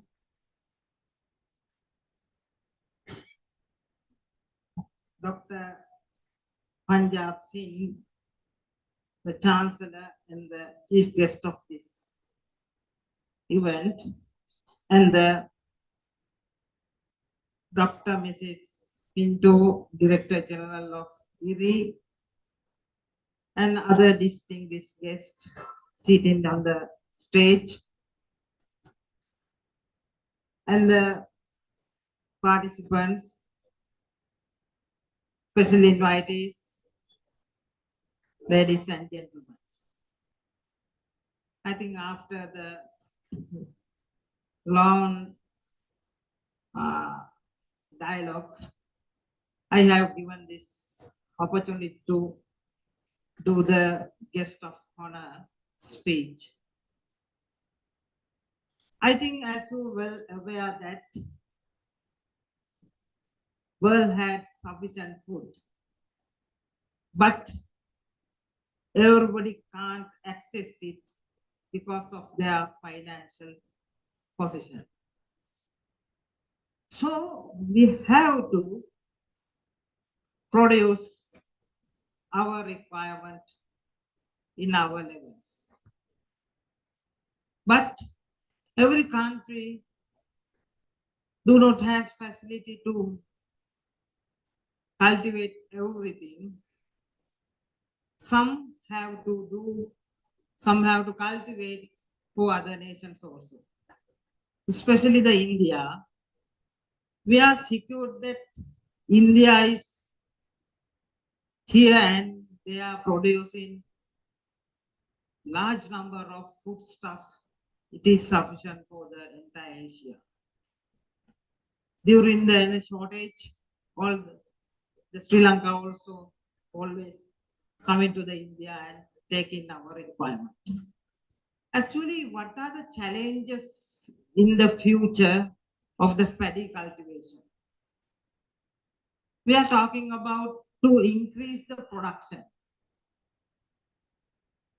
but we can't allocate additional land for this because of all the lands has occupied for another sectors, not only the agriculture, industries and other things.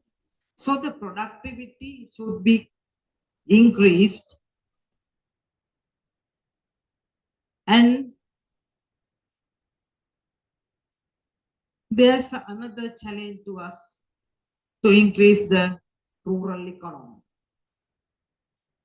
I think you know that our paddy farmers, they are in the same state to improve the very little during last 2-3 decades. They are always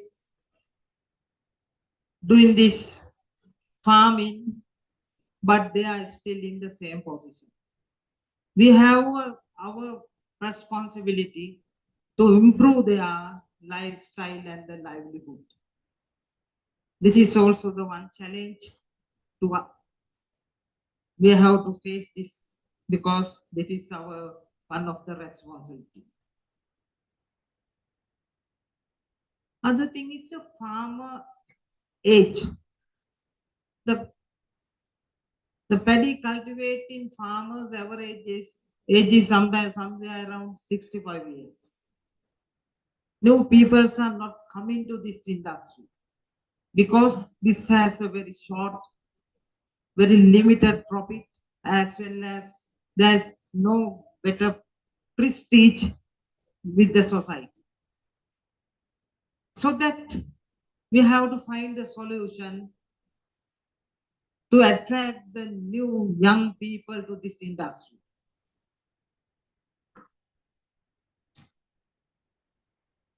Other thing is the land size. Because of the generation to generation, the land size is lower. That land size is not sufficient to leave a farmer family. We have to take some policy decisions to make some arrangements to allocate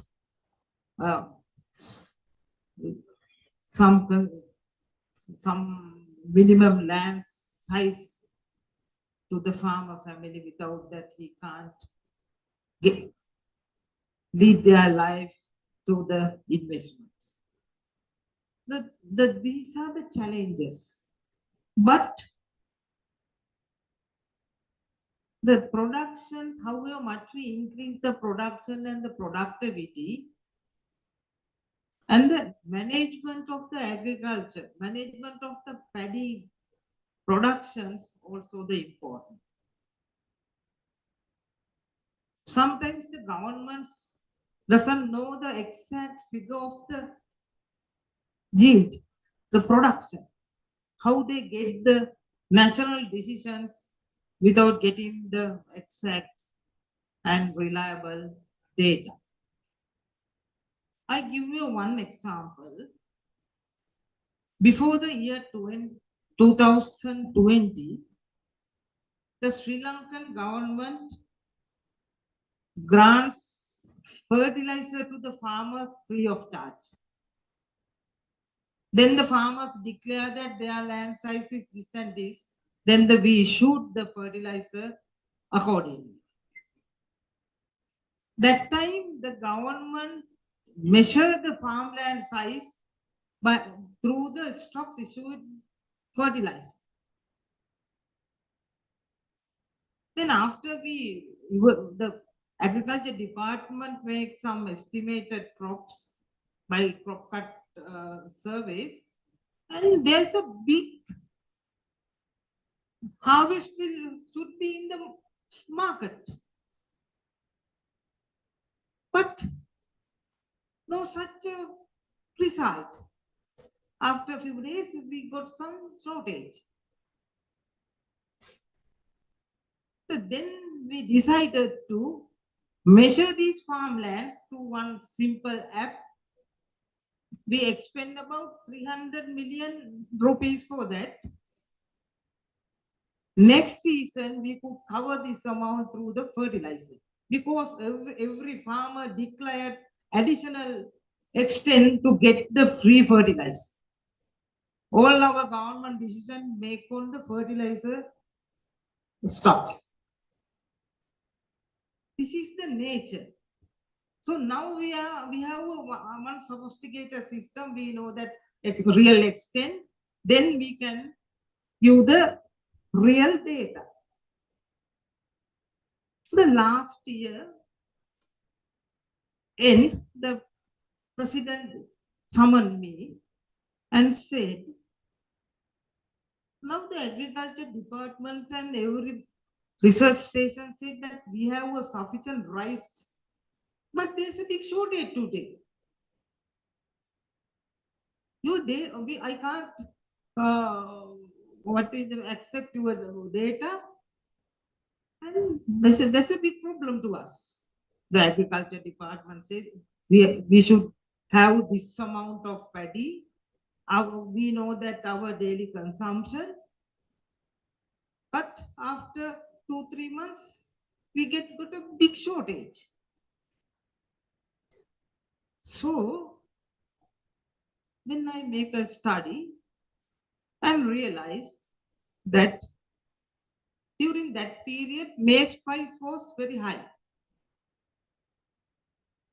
All the poultry farmers used rice for their poultry industry.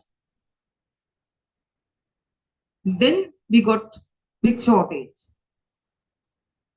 Now, this year, we introduced two things. One thing, we measure the crop, not only the agriculture ministry's estimates. We use my earlier computerized system and we got the results from field to field. I send the officers, there's a rural officer. Then we realized that the agriculture department said that 2.4 million metric tons. My results also the similar to that amount. Then I declared that agriculture department's measurements are correct, because I have to prove that through another way.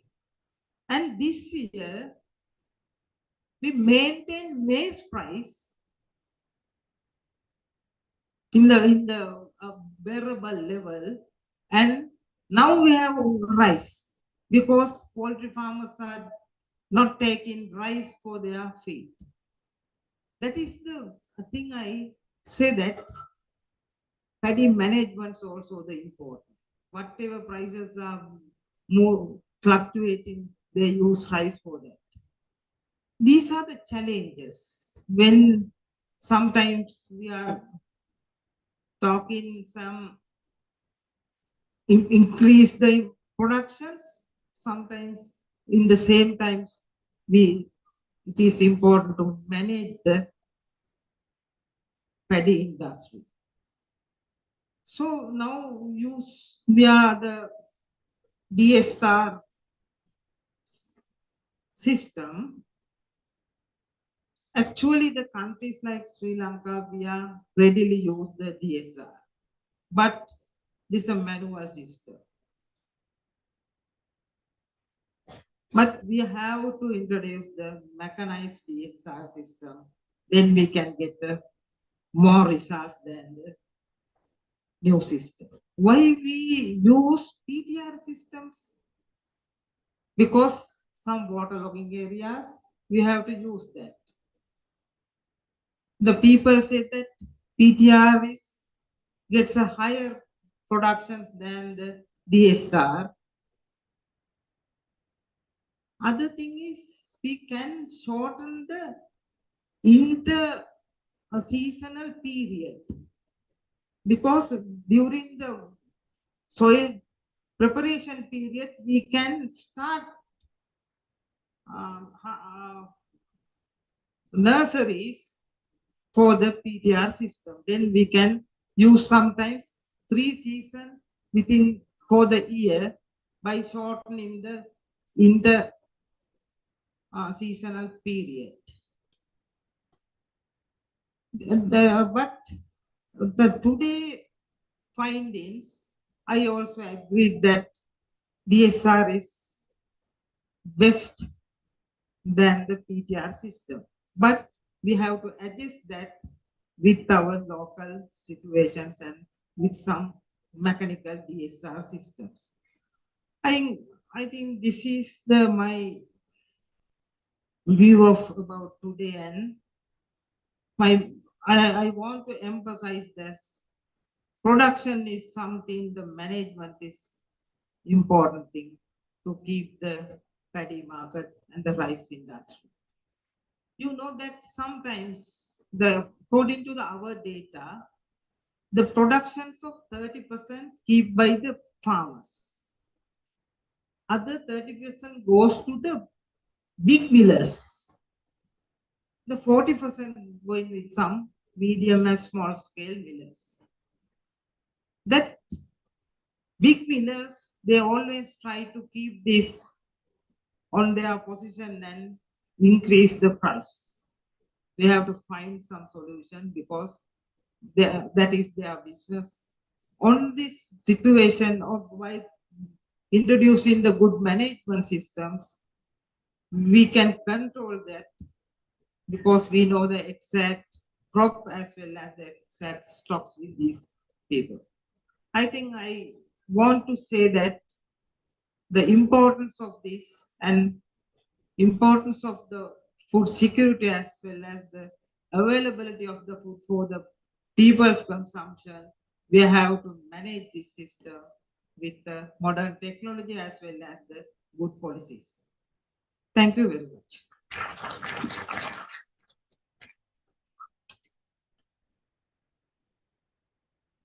Thank you so much, sir, for your kind and encouraging address. Your words inspire us to carry forward today's vision with renewed commitment, ensuring that rice farmers and stakeholders in South Asia and beyond can thrive in a more sustainable and resilient future. Ladies and gentlemen, we are deeply honored to have with us our chief guest, Professor Punjab Singh sir, Honorable Chancellor Rani Lakshmi Bai Central Agriculture University, Jhansi, Uttar Pradesh. Let me have the privilege to introduce sir.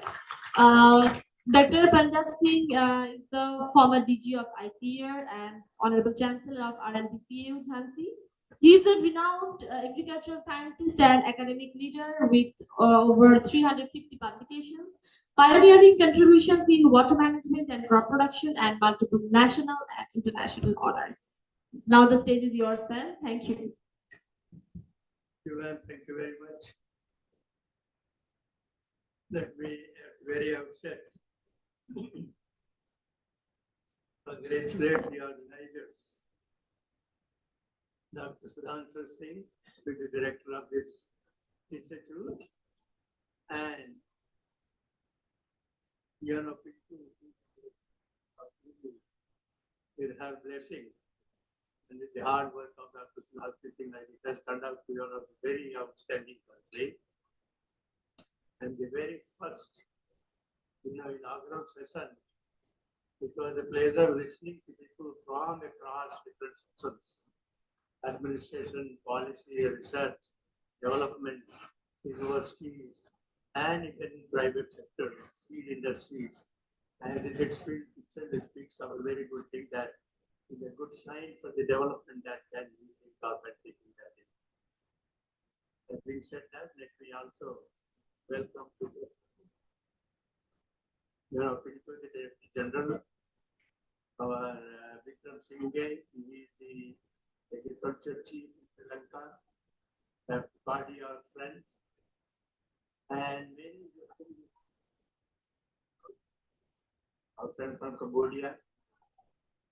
And in the audience, we see a good deal of gathering comprising people from different sectors. Kisan Bhaiyo ko bhi leke.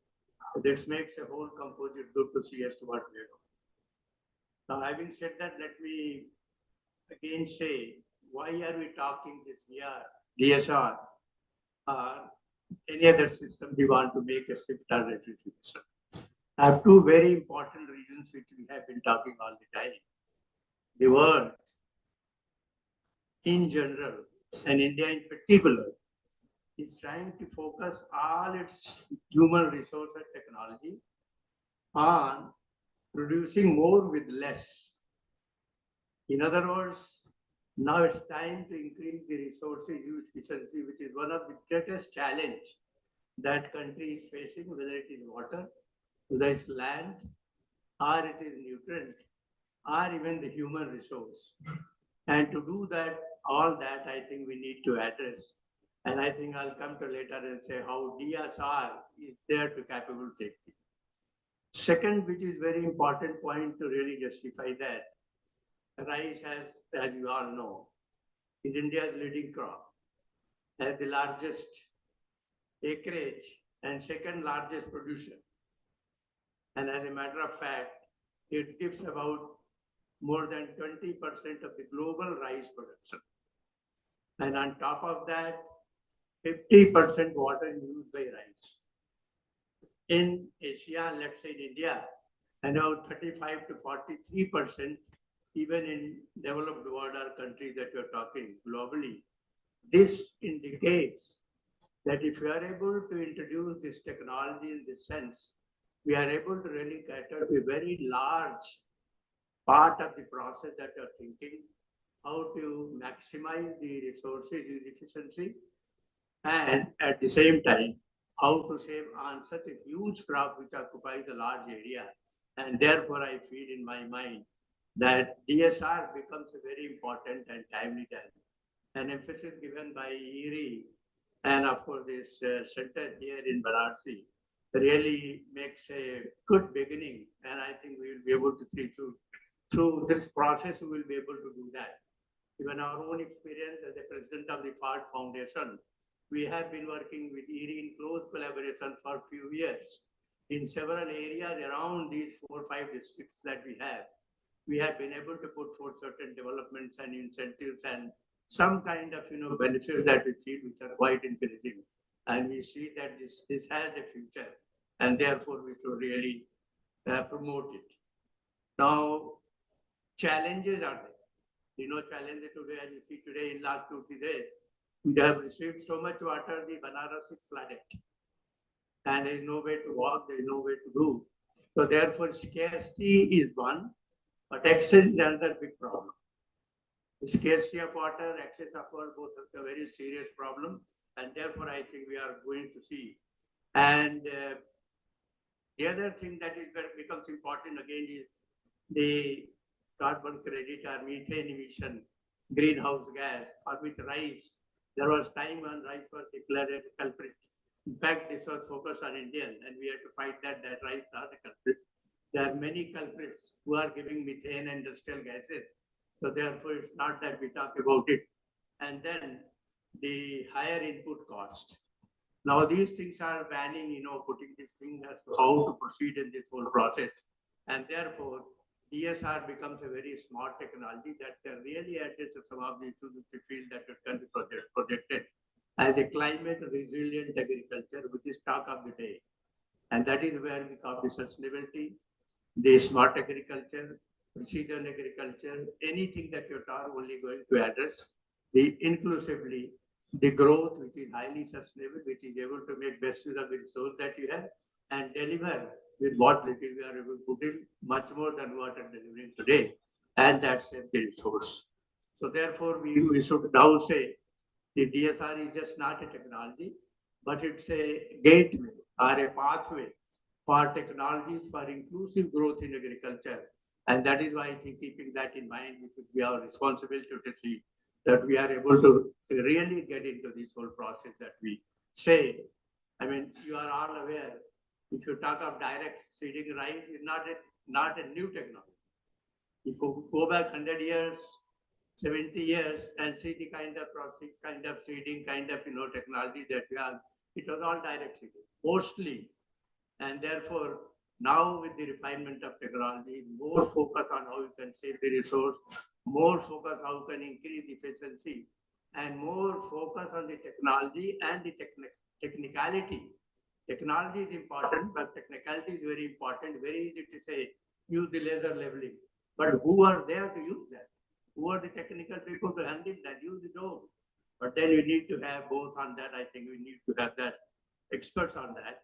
And results are very conclusively set that you can enhance, water efficiency by 30–40%, even your labor efficiency by 50%, and time efficiency, and all kind of things. A lot of data we have presented earlier also. And I'm very sure in the first session that you had in the morning, all these things you have got sufficiently proves that from the environmental point of view, from improved soil health management, from productivity point of view, and even from increasing the water efficiency, nutrient efficiency, and land efficiency, DSR has a promise. And therefore, I think this country should definitely, it's not that we are going to something this is important, but we are going to further cement that technology has a very high future for crops like rice particularly, which is one of the major crop occupying a lot of area. And on top of that, include using half of the water that agriculture is using today. And therefore, this becomes important. Now, there are barriers in taking the technology. A lot of things have been done. Dr. Padi said, Dr. Kamboj said that there are so many things which have, when you talk the mechanization, with a ledger or even seed drill, this becomes, but talking to a farmer, 80–85% of farmers who are small and, small and marginal farmers, keep that in focus and then see the technology. There are good farmers who don't mind, purchasing leveler or even seed drill or whatever you have. The large number of farmers for whom we are focusing and addressing. And mind you, underlining that unless they are addressed, I don't think any technology is going to make any headway or any technology is going to make any impact in the whole process that we are talking today. So they should be our target, our design, our technology, our measurement should be focused on the resource, those farmers who contribute to more than 80% of our population farming community. If all this technology that they said, and that will actually say and prove the success of technology, and impact will be very fast. And that is why we are saying that we should get over all these things. Now, there are issues which are important, but many things have come. We have talked about weedicide resistant varieties have come, are coming at least. You can see that is being bred in Dr. Kamboj said, even IRI. We have seen those plots. I mean, the whole thing is this process of development, but technology, yes, there is need to go for further research and technicality, as I said, the use of technology, use of development, use of whatever we have to promote on a larger scale for those who can really use. If it reaches to them, वो किसान जो इसको afford कर सकते हैं, जो इसको ले सकते हैं उनके resources के हिसाब से अगर हम कर दें, I am sure this technology is going to make a very good throw. So the other important thing which is awareness of the technology. See, we have gone through, we have had the conferences, we have been able to promote, as I said. But even today, when you go into them, we have to still explain about the technology details as to how to show. I mean, just saying that you just go for dry seeding is not enough. To do that dry seeding, you have a lot of other prerequisites. What are those? I think that needs to be explained, and therefore farmers. I'm again referring those farmers I said just now. Not the one who can come to a capture everything and know what is being done, and they can demonstrate what you are doing. For those farmers, we have to really make that awareness. And that is why I think you have very largely set the PPP model, where you are involving industries, you are involving, policymakers, involving researchers, institutions, and then pitching into a lot of government programs which are ongoing today can only make it a success. And I think this is the reason that how you see now, when you said that ERIs supported and, participated many programs in different states, is making a headway to people to convince them the technology has a merit and I should go in that. And that is why, especially the farmers that we are taking. So I am sure that this conclave is going to address many of these issues that we have. Technicality, yes, but then you take the, as I was said, you can always list. Even if I have to speak on this subject for 10 minutes, I can speak, but I know you all know it. But now the point is, how can you really screen those things and bring down to a point where the farmer whom we say that they constitute more than 80% of our population, can they really use that? And they not, how you are going to tailor that? How you are going to tailor that, modify that, refine that, so that it becomes a technology, and then, in fact, then only we call it a technology. If only 1% of the people are, I don't say it's a technology, but may not bring the impact we're looking for. And that is why one of the biggest challenges to train people, skill development in that area, and make aware and a greater awareness about the process, that what it brings and what it can do. And for that, I think there is need for technology support. You can't say that we have everything, but we are sure that we have made a very, very significant headway in many areas which it seems that they are supportive technologies for DSR. And whether it's a seed, whether it's water use, or whether it's a biodiversity, or if it is even diversification, I think those things are there to address these issues. But more importantly, that we have to address and see that we can really make a difference in the process that we're talking. Now, when we say, and today, as we say, I think as I was told, we have more than 500-600 people gathered here from across the sector, from more than 15 countries. So that is why I said in the beginning, it's a challenging task, a good conclave, collecting people from different parts of the world, and particularly those who mean in DSR are here. And if you are able to really pin down certain things that this is what is needed for the farmer we are addressing, and that will be a major breakthrough for us, for the governments, and even for ED to take it forward to say that let us address those issues so that whatever we are able to put forth as a technology makes a headway rather than just becoming a jacketed technology in some corner of the field or some corner of the village or district. I think that should be our first priority. And that is why I said we have collection of people who matter every sector. And if they are convinced, I think nothing will stop it checking. Government has already promoted several programs, and many of those really very well fit into what we are talking. And that is why if you are able to really fit into those programs, I think that will make a big headway rather than making a different approach and wait for the time to come. So I think with these words, I think I'll say that not much talk about the technology, but there are major, I will say there is a greater future for the technology that what we have seen by ourselves. Even the university where I am chancellor in Lachibai Central, they have collaborative program with ERI, and here right in several districts, Banaras, we have our own foundation and operating this program. I think we are now quite convinced that technology has a future, there is a headway. There are shortcomings, there are barriers, there are constants, technological, administrative, policy, marketing.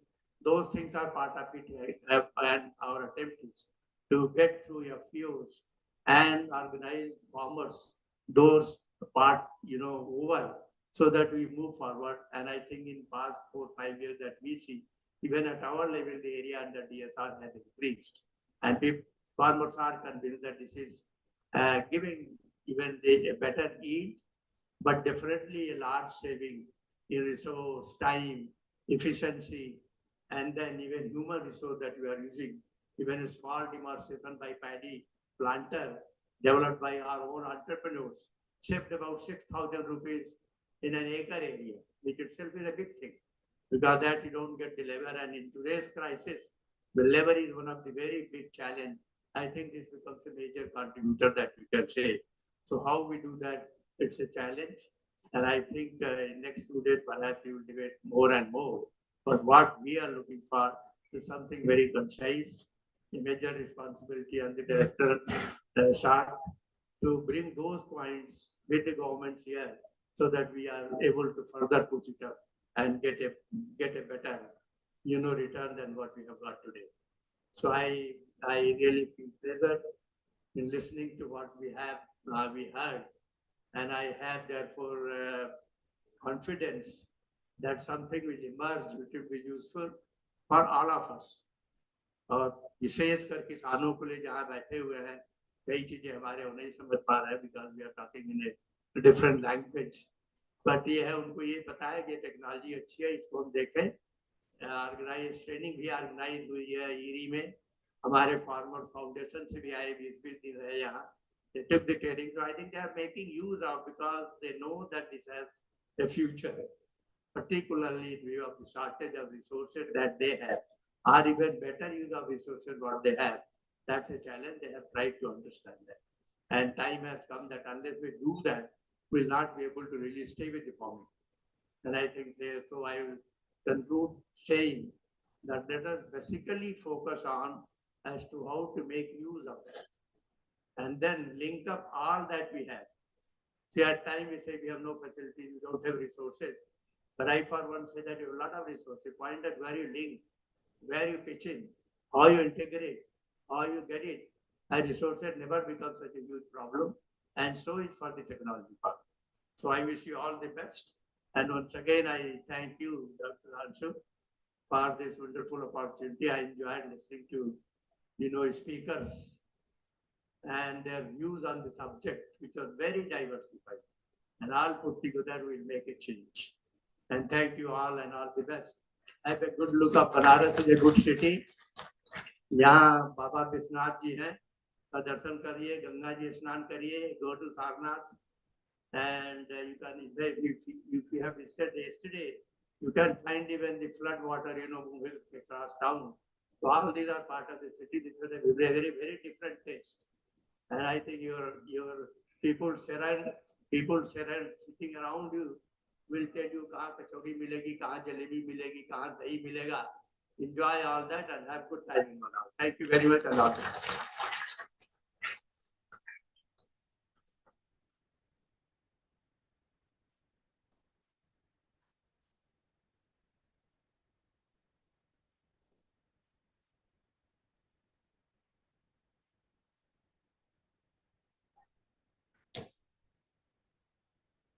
Hello. Thank you so much, sir, for your inspiring address and the words of guidance. So may I request all of our participants and attendees for a big round of applause for all of our esteemed speakers on the dais, as we come to the close of this inaugural ceremony. And now this is my privilege to invite Dr. Sudhanshu Singh, Honorable Director of ICER, to kindly deliver the vote of thanks. Thank you, sir. Thank you, and people and in front of me. I really feel deeply honored and highly privileged to extend my vote of thanks on behalf of IRI at the inaugural session of Global DSR Conclave. And then my job is very easy, the vote of thanks. So before I start one by one, probably I would take an opportunity. I will be greedy on speak a few aspects.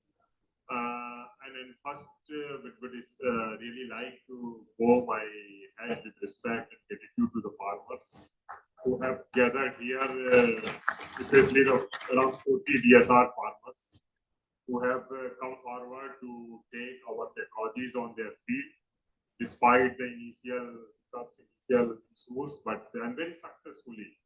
And the crops are now almost mature.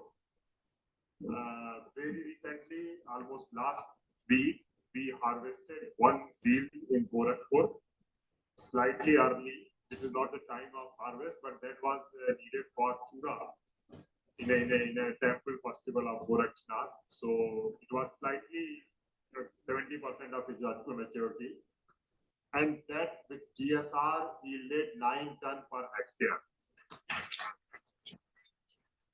And that was fortunately the field of UP Chief Minister Yogi Adityanath, and crop cutting was done by KVKs.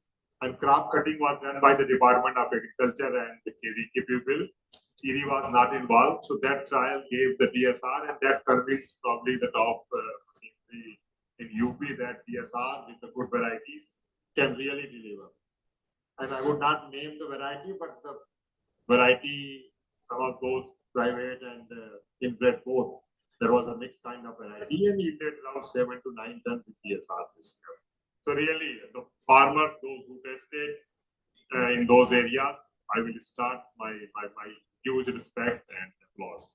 So किसान भाइयों, मैं really आपको धन्यवाद करना चाहूँगा अपने heart से ये आपके एफर्ट्स ही है जो हमको इस बात के लिए प्रेरित कर रहे हैं कि ये पूरी दुनिया के 15 देशों से 400 से ज्यादा वैज्ञानिक और अधिकारीगण यहाँ इकट्ठा हुए हैं और जो आने वाले 5-6 साल में डीएसआर में क्या होना चाहिए, चाहे वो विज्ञान हो डीएसआर का, चाहे वो डीएसआर के लिए प्रयास हो जो कि प्राइवेट संस्थाओं को, जो कि सरकारों को मिलकर करना चाहिए, उस पर न ही केवल विचार विमर्श करेंगे परंतु उसको धरातल पर लाने के लिए क्या कदम उठाने चाहिए उसकी रूपरेखा तय करके और उसको इस बात के को इंश्योर भी करेंगे कि वो चीजें धरातल पर। So at the outset, I would express my sincere gratitude to the Honorable Chancellor of Rani University, Punjab Singh Sir, for his very insightful remark on this, not only the strengthening the DSR system, but the entire agriculture. And personally, as well as the Institute of VED, is very lucky that we continuously get his blessings, his support, and very strong support past number of years after the establishment of ISAR. He really made our task very easy when we wanted to approach the government using this. And I'm really always just a call away from us. So one, he would give a real, very correct advices on the science. And whenever he would speak science first and then advices second. So that's a bit learning. So definitely for me as a mentor, as well as for all those young scientists who are here in Varanasi, he has been a source of inspiration for us. So sir, we are really relying on your support. Me, my DG is here, she also keeps very encouraging on those. So thank you very much. Thank you for that. And this is my first interaction with Dr. T.P. Vikram Singh, Secretary of Ministry of Agriculture, Livestock and Irrigation, Sri Lanka. In the morning also, the remarks he made of the first session, you have seen right now. If nobody would introduce him as a bureaucrat, number of you might have understood being a scientist. So very precise and very clear remarks on what should be the way forward. And I'm really privileged to tell you, number of you might not be knowing, we consider there were some issues in Sri Lanka. The yield levels were down after last 2 years, last 2 seasons with these parts in Sri Lanka. Again, the granaries of Sri Lanka is full up with rice. So a big clap to him for this. This arrival here for a day. Today and then the next 2 days has provided ISAR special opportunity as well as ERI to strengthen our relation. We were there in Sri Lanka working in number of projects. Unfortunately, past few years we have a little bit down.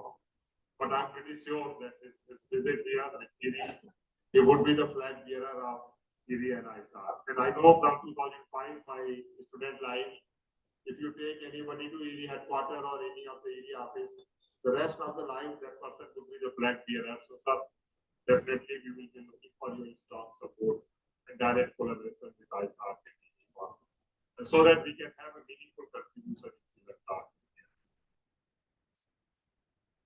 My deepest appreciation to my DZ, Ivan Pinto, DZ of ERI, one, definitely for allowing us, as well as for giving her full support. This is not very well planned, like 6 months or a year before. Virendra told me just 1.5 years, half month before that, Sudhanshu, we need to organize our SAR. And that really, I was a bit worried when he told me. And he keep giving me such tasks the last 10 years, so I'm a bit used up there. But our DZ readily agreed to that. She had a travel plan, attending meetings in Bangkok from 6, but anyhow, we convinced her to be here. All night, last 2 days, she's traveling. Originally, plan was that she would be here for 1 hour and then she would go back to the hotel. But you must have seen the full day she was here with the full of energy.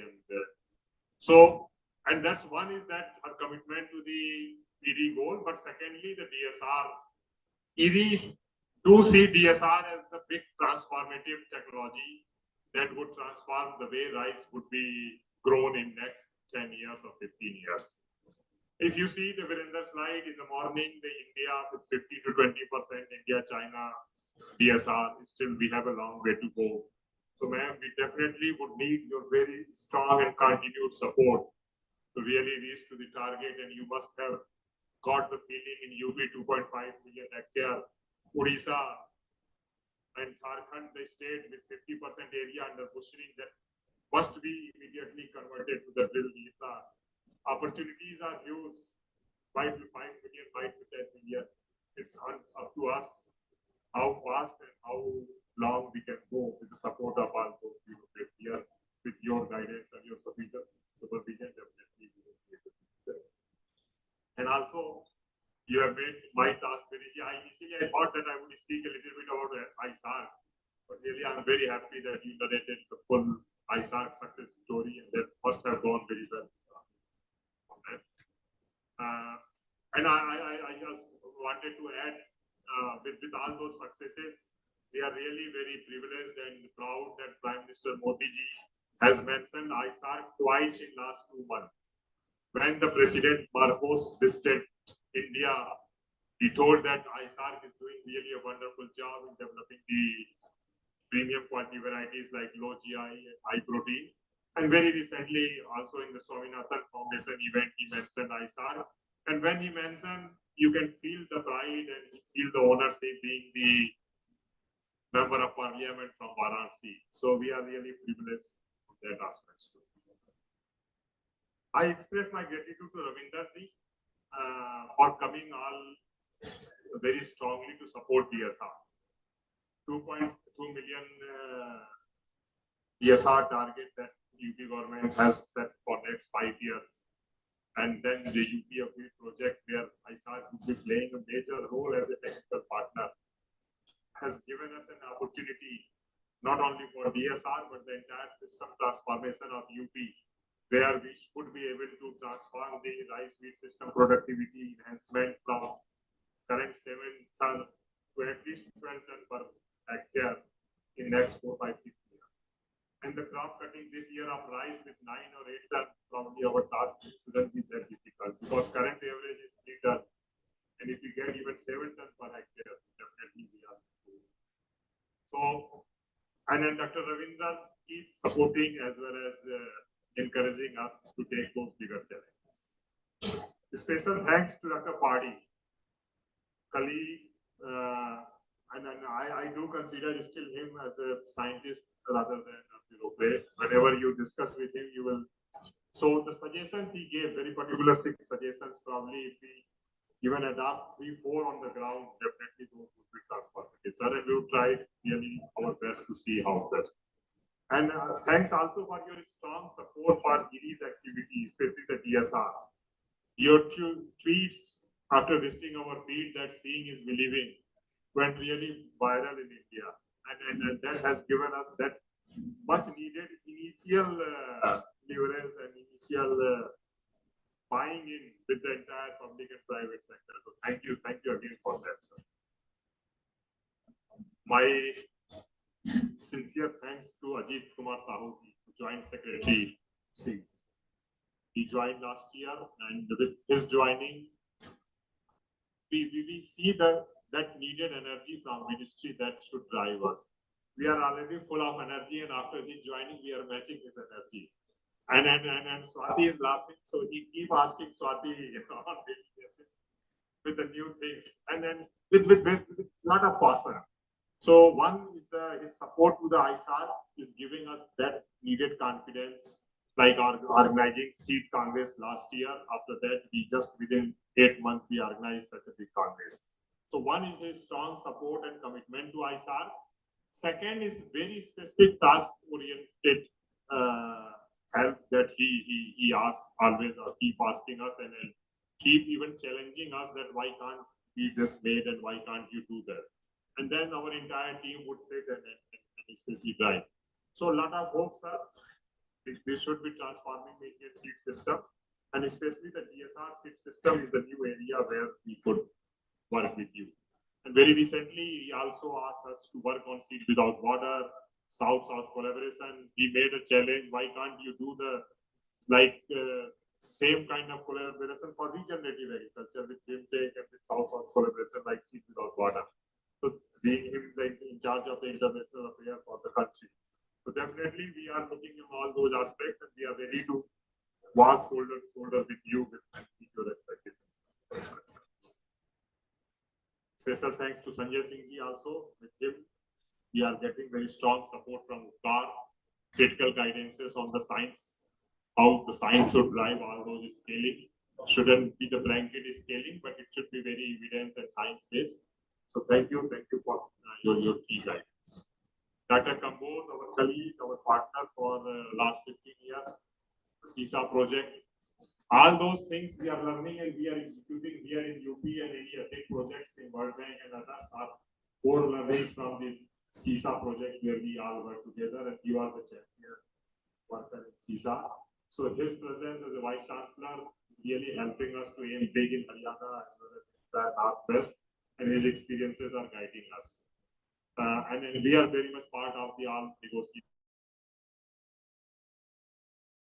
in Haryana with World Bank and others to help them on one DSR, carbon and others, as well as on scaling aspects. My friend Sangeeta ji and Ajay Rana ji from private sector, your support coming from there, as well as your seed industry support and your own company, Savannah. We are using both the seed of. So let me also make a strong statement that we are not only for trade or what varieties cereals. We are really for the farmers. What should benefit farmers? We should be going with that. So some of those varieties are really doing very good, especially in DSR condition. Virender has made that slide. I was also discussing my DG and I found that hybrids are, because of inherent natural advantage of quick growth and others are doing good. So definitely we should be working very closely with you and your support for all those would be needed. And Bilkhalji, who stole the show in the morning also with all those data presentations, also brings that very specific, much needed inputs as an economist to drive all those scaling things. M&D and these parts, and that's of key interest for you are Pitto, our DG also with strong monitoring and others. So sir, we shall be one needing your guidance as well as we shall be coming back to you on those aspects. We also establish a strong M&D team here where all those insights will be very helpful.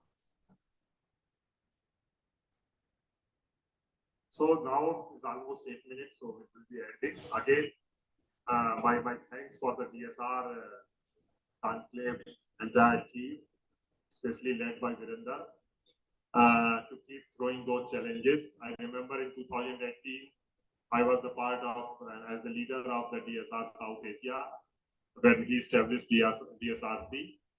The seed was sown and within 5-6 years, it has become a big tree. So 2025 DSR Conclave, Virender, we organize and I'm setting a challenge for you for next year. Should be, and we will be the part, entire this team should be there and we should really aim big at all those things. My own team, the ISARC team, every time I would be throwing those challenges, they would come back to me, sir, this is not possible in 1 month, how would do? I would push back to them and they would do it in the best possible manner. So definitely the entire team, especially the agronomy, the PMU team, the team that work with CSM, everyone has worked day and night, almost 20 hours from last 1 month. So strong support, only because of your strong support, this would have been possible. One of my boy has given me and requested me to name at least a few. I would not be naming him, but Deo and Sunil are the two who really work very, very strong. So a big support to both of you, especially on technical and others. Finally, I would really thank all those scientists who made the special contribution of making the posters, presenting their scientific evidences for the benefit of the broader group. And those posters are really very insightful. So a lot of thanks to you all. With this, as we conclude this inaugural session, the real work will begin. We will really try our best to capture all those ideas and lessons and come with the strong recommendations that will be shared with you all. So big thanks to again to our team. So again, on behalf of IRI, I thank you all, the dignitaries, scientists, farmers, partners, organizers, and for your projects. And then may this conclave be remembered as a decisive step towards strengthening the DSR system and making those transformative changes all those policymakers are visualizing possible. Thank you. Thank you so much, sir, for your warm words of gratitude. So, ladies and gentlemen, the inaugural session now concludes, and we invite you all to kindly join us for the poster exhibition at the end of this main stage. And also, there is an announcement for the respected presenters. I would like to request you to have your respective places for the poster, because all our delegates and the invitees will visit now your poster exhibition area. Thank you. A good evening to everyone.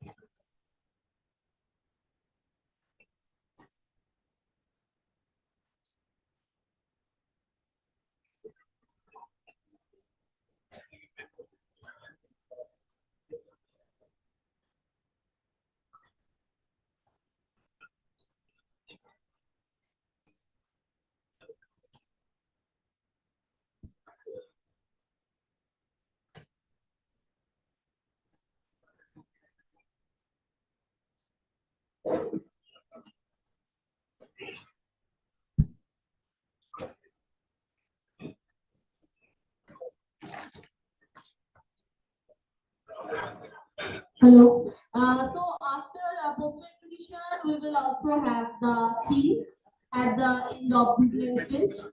So thank you. Please have your tea after you see the poster exhibition.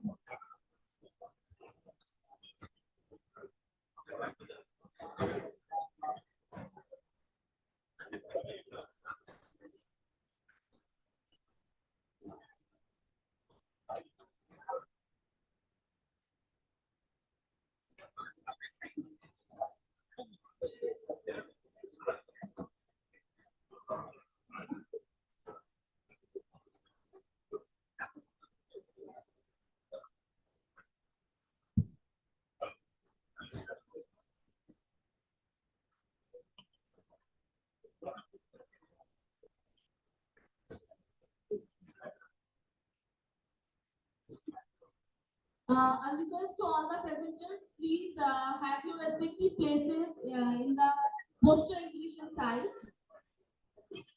A kind request to all the poster presenters to have your respective places at the poster exhibition site, as all our participants and the delegates are visiting the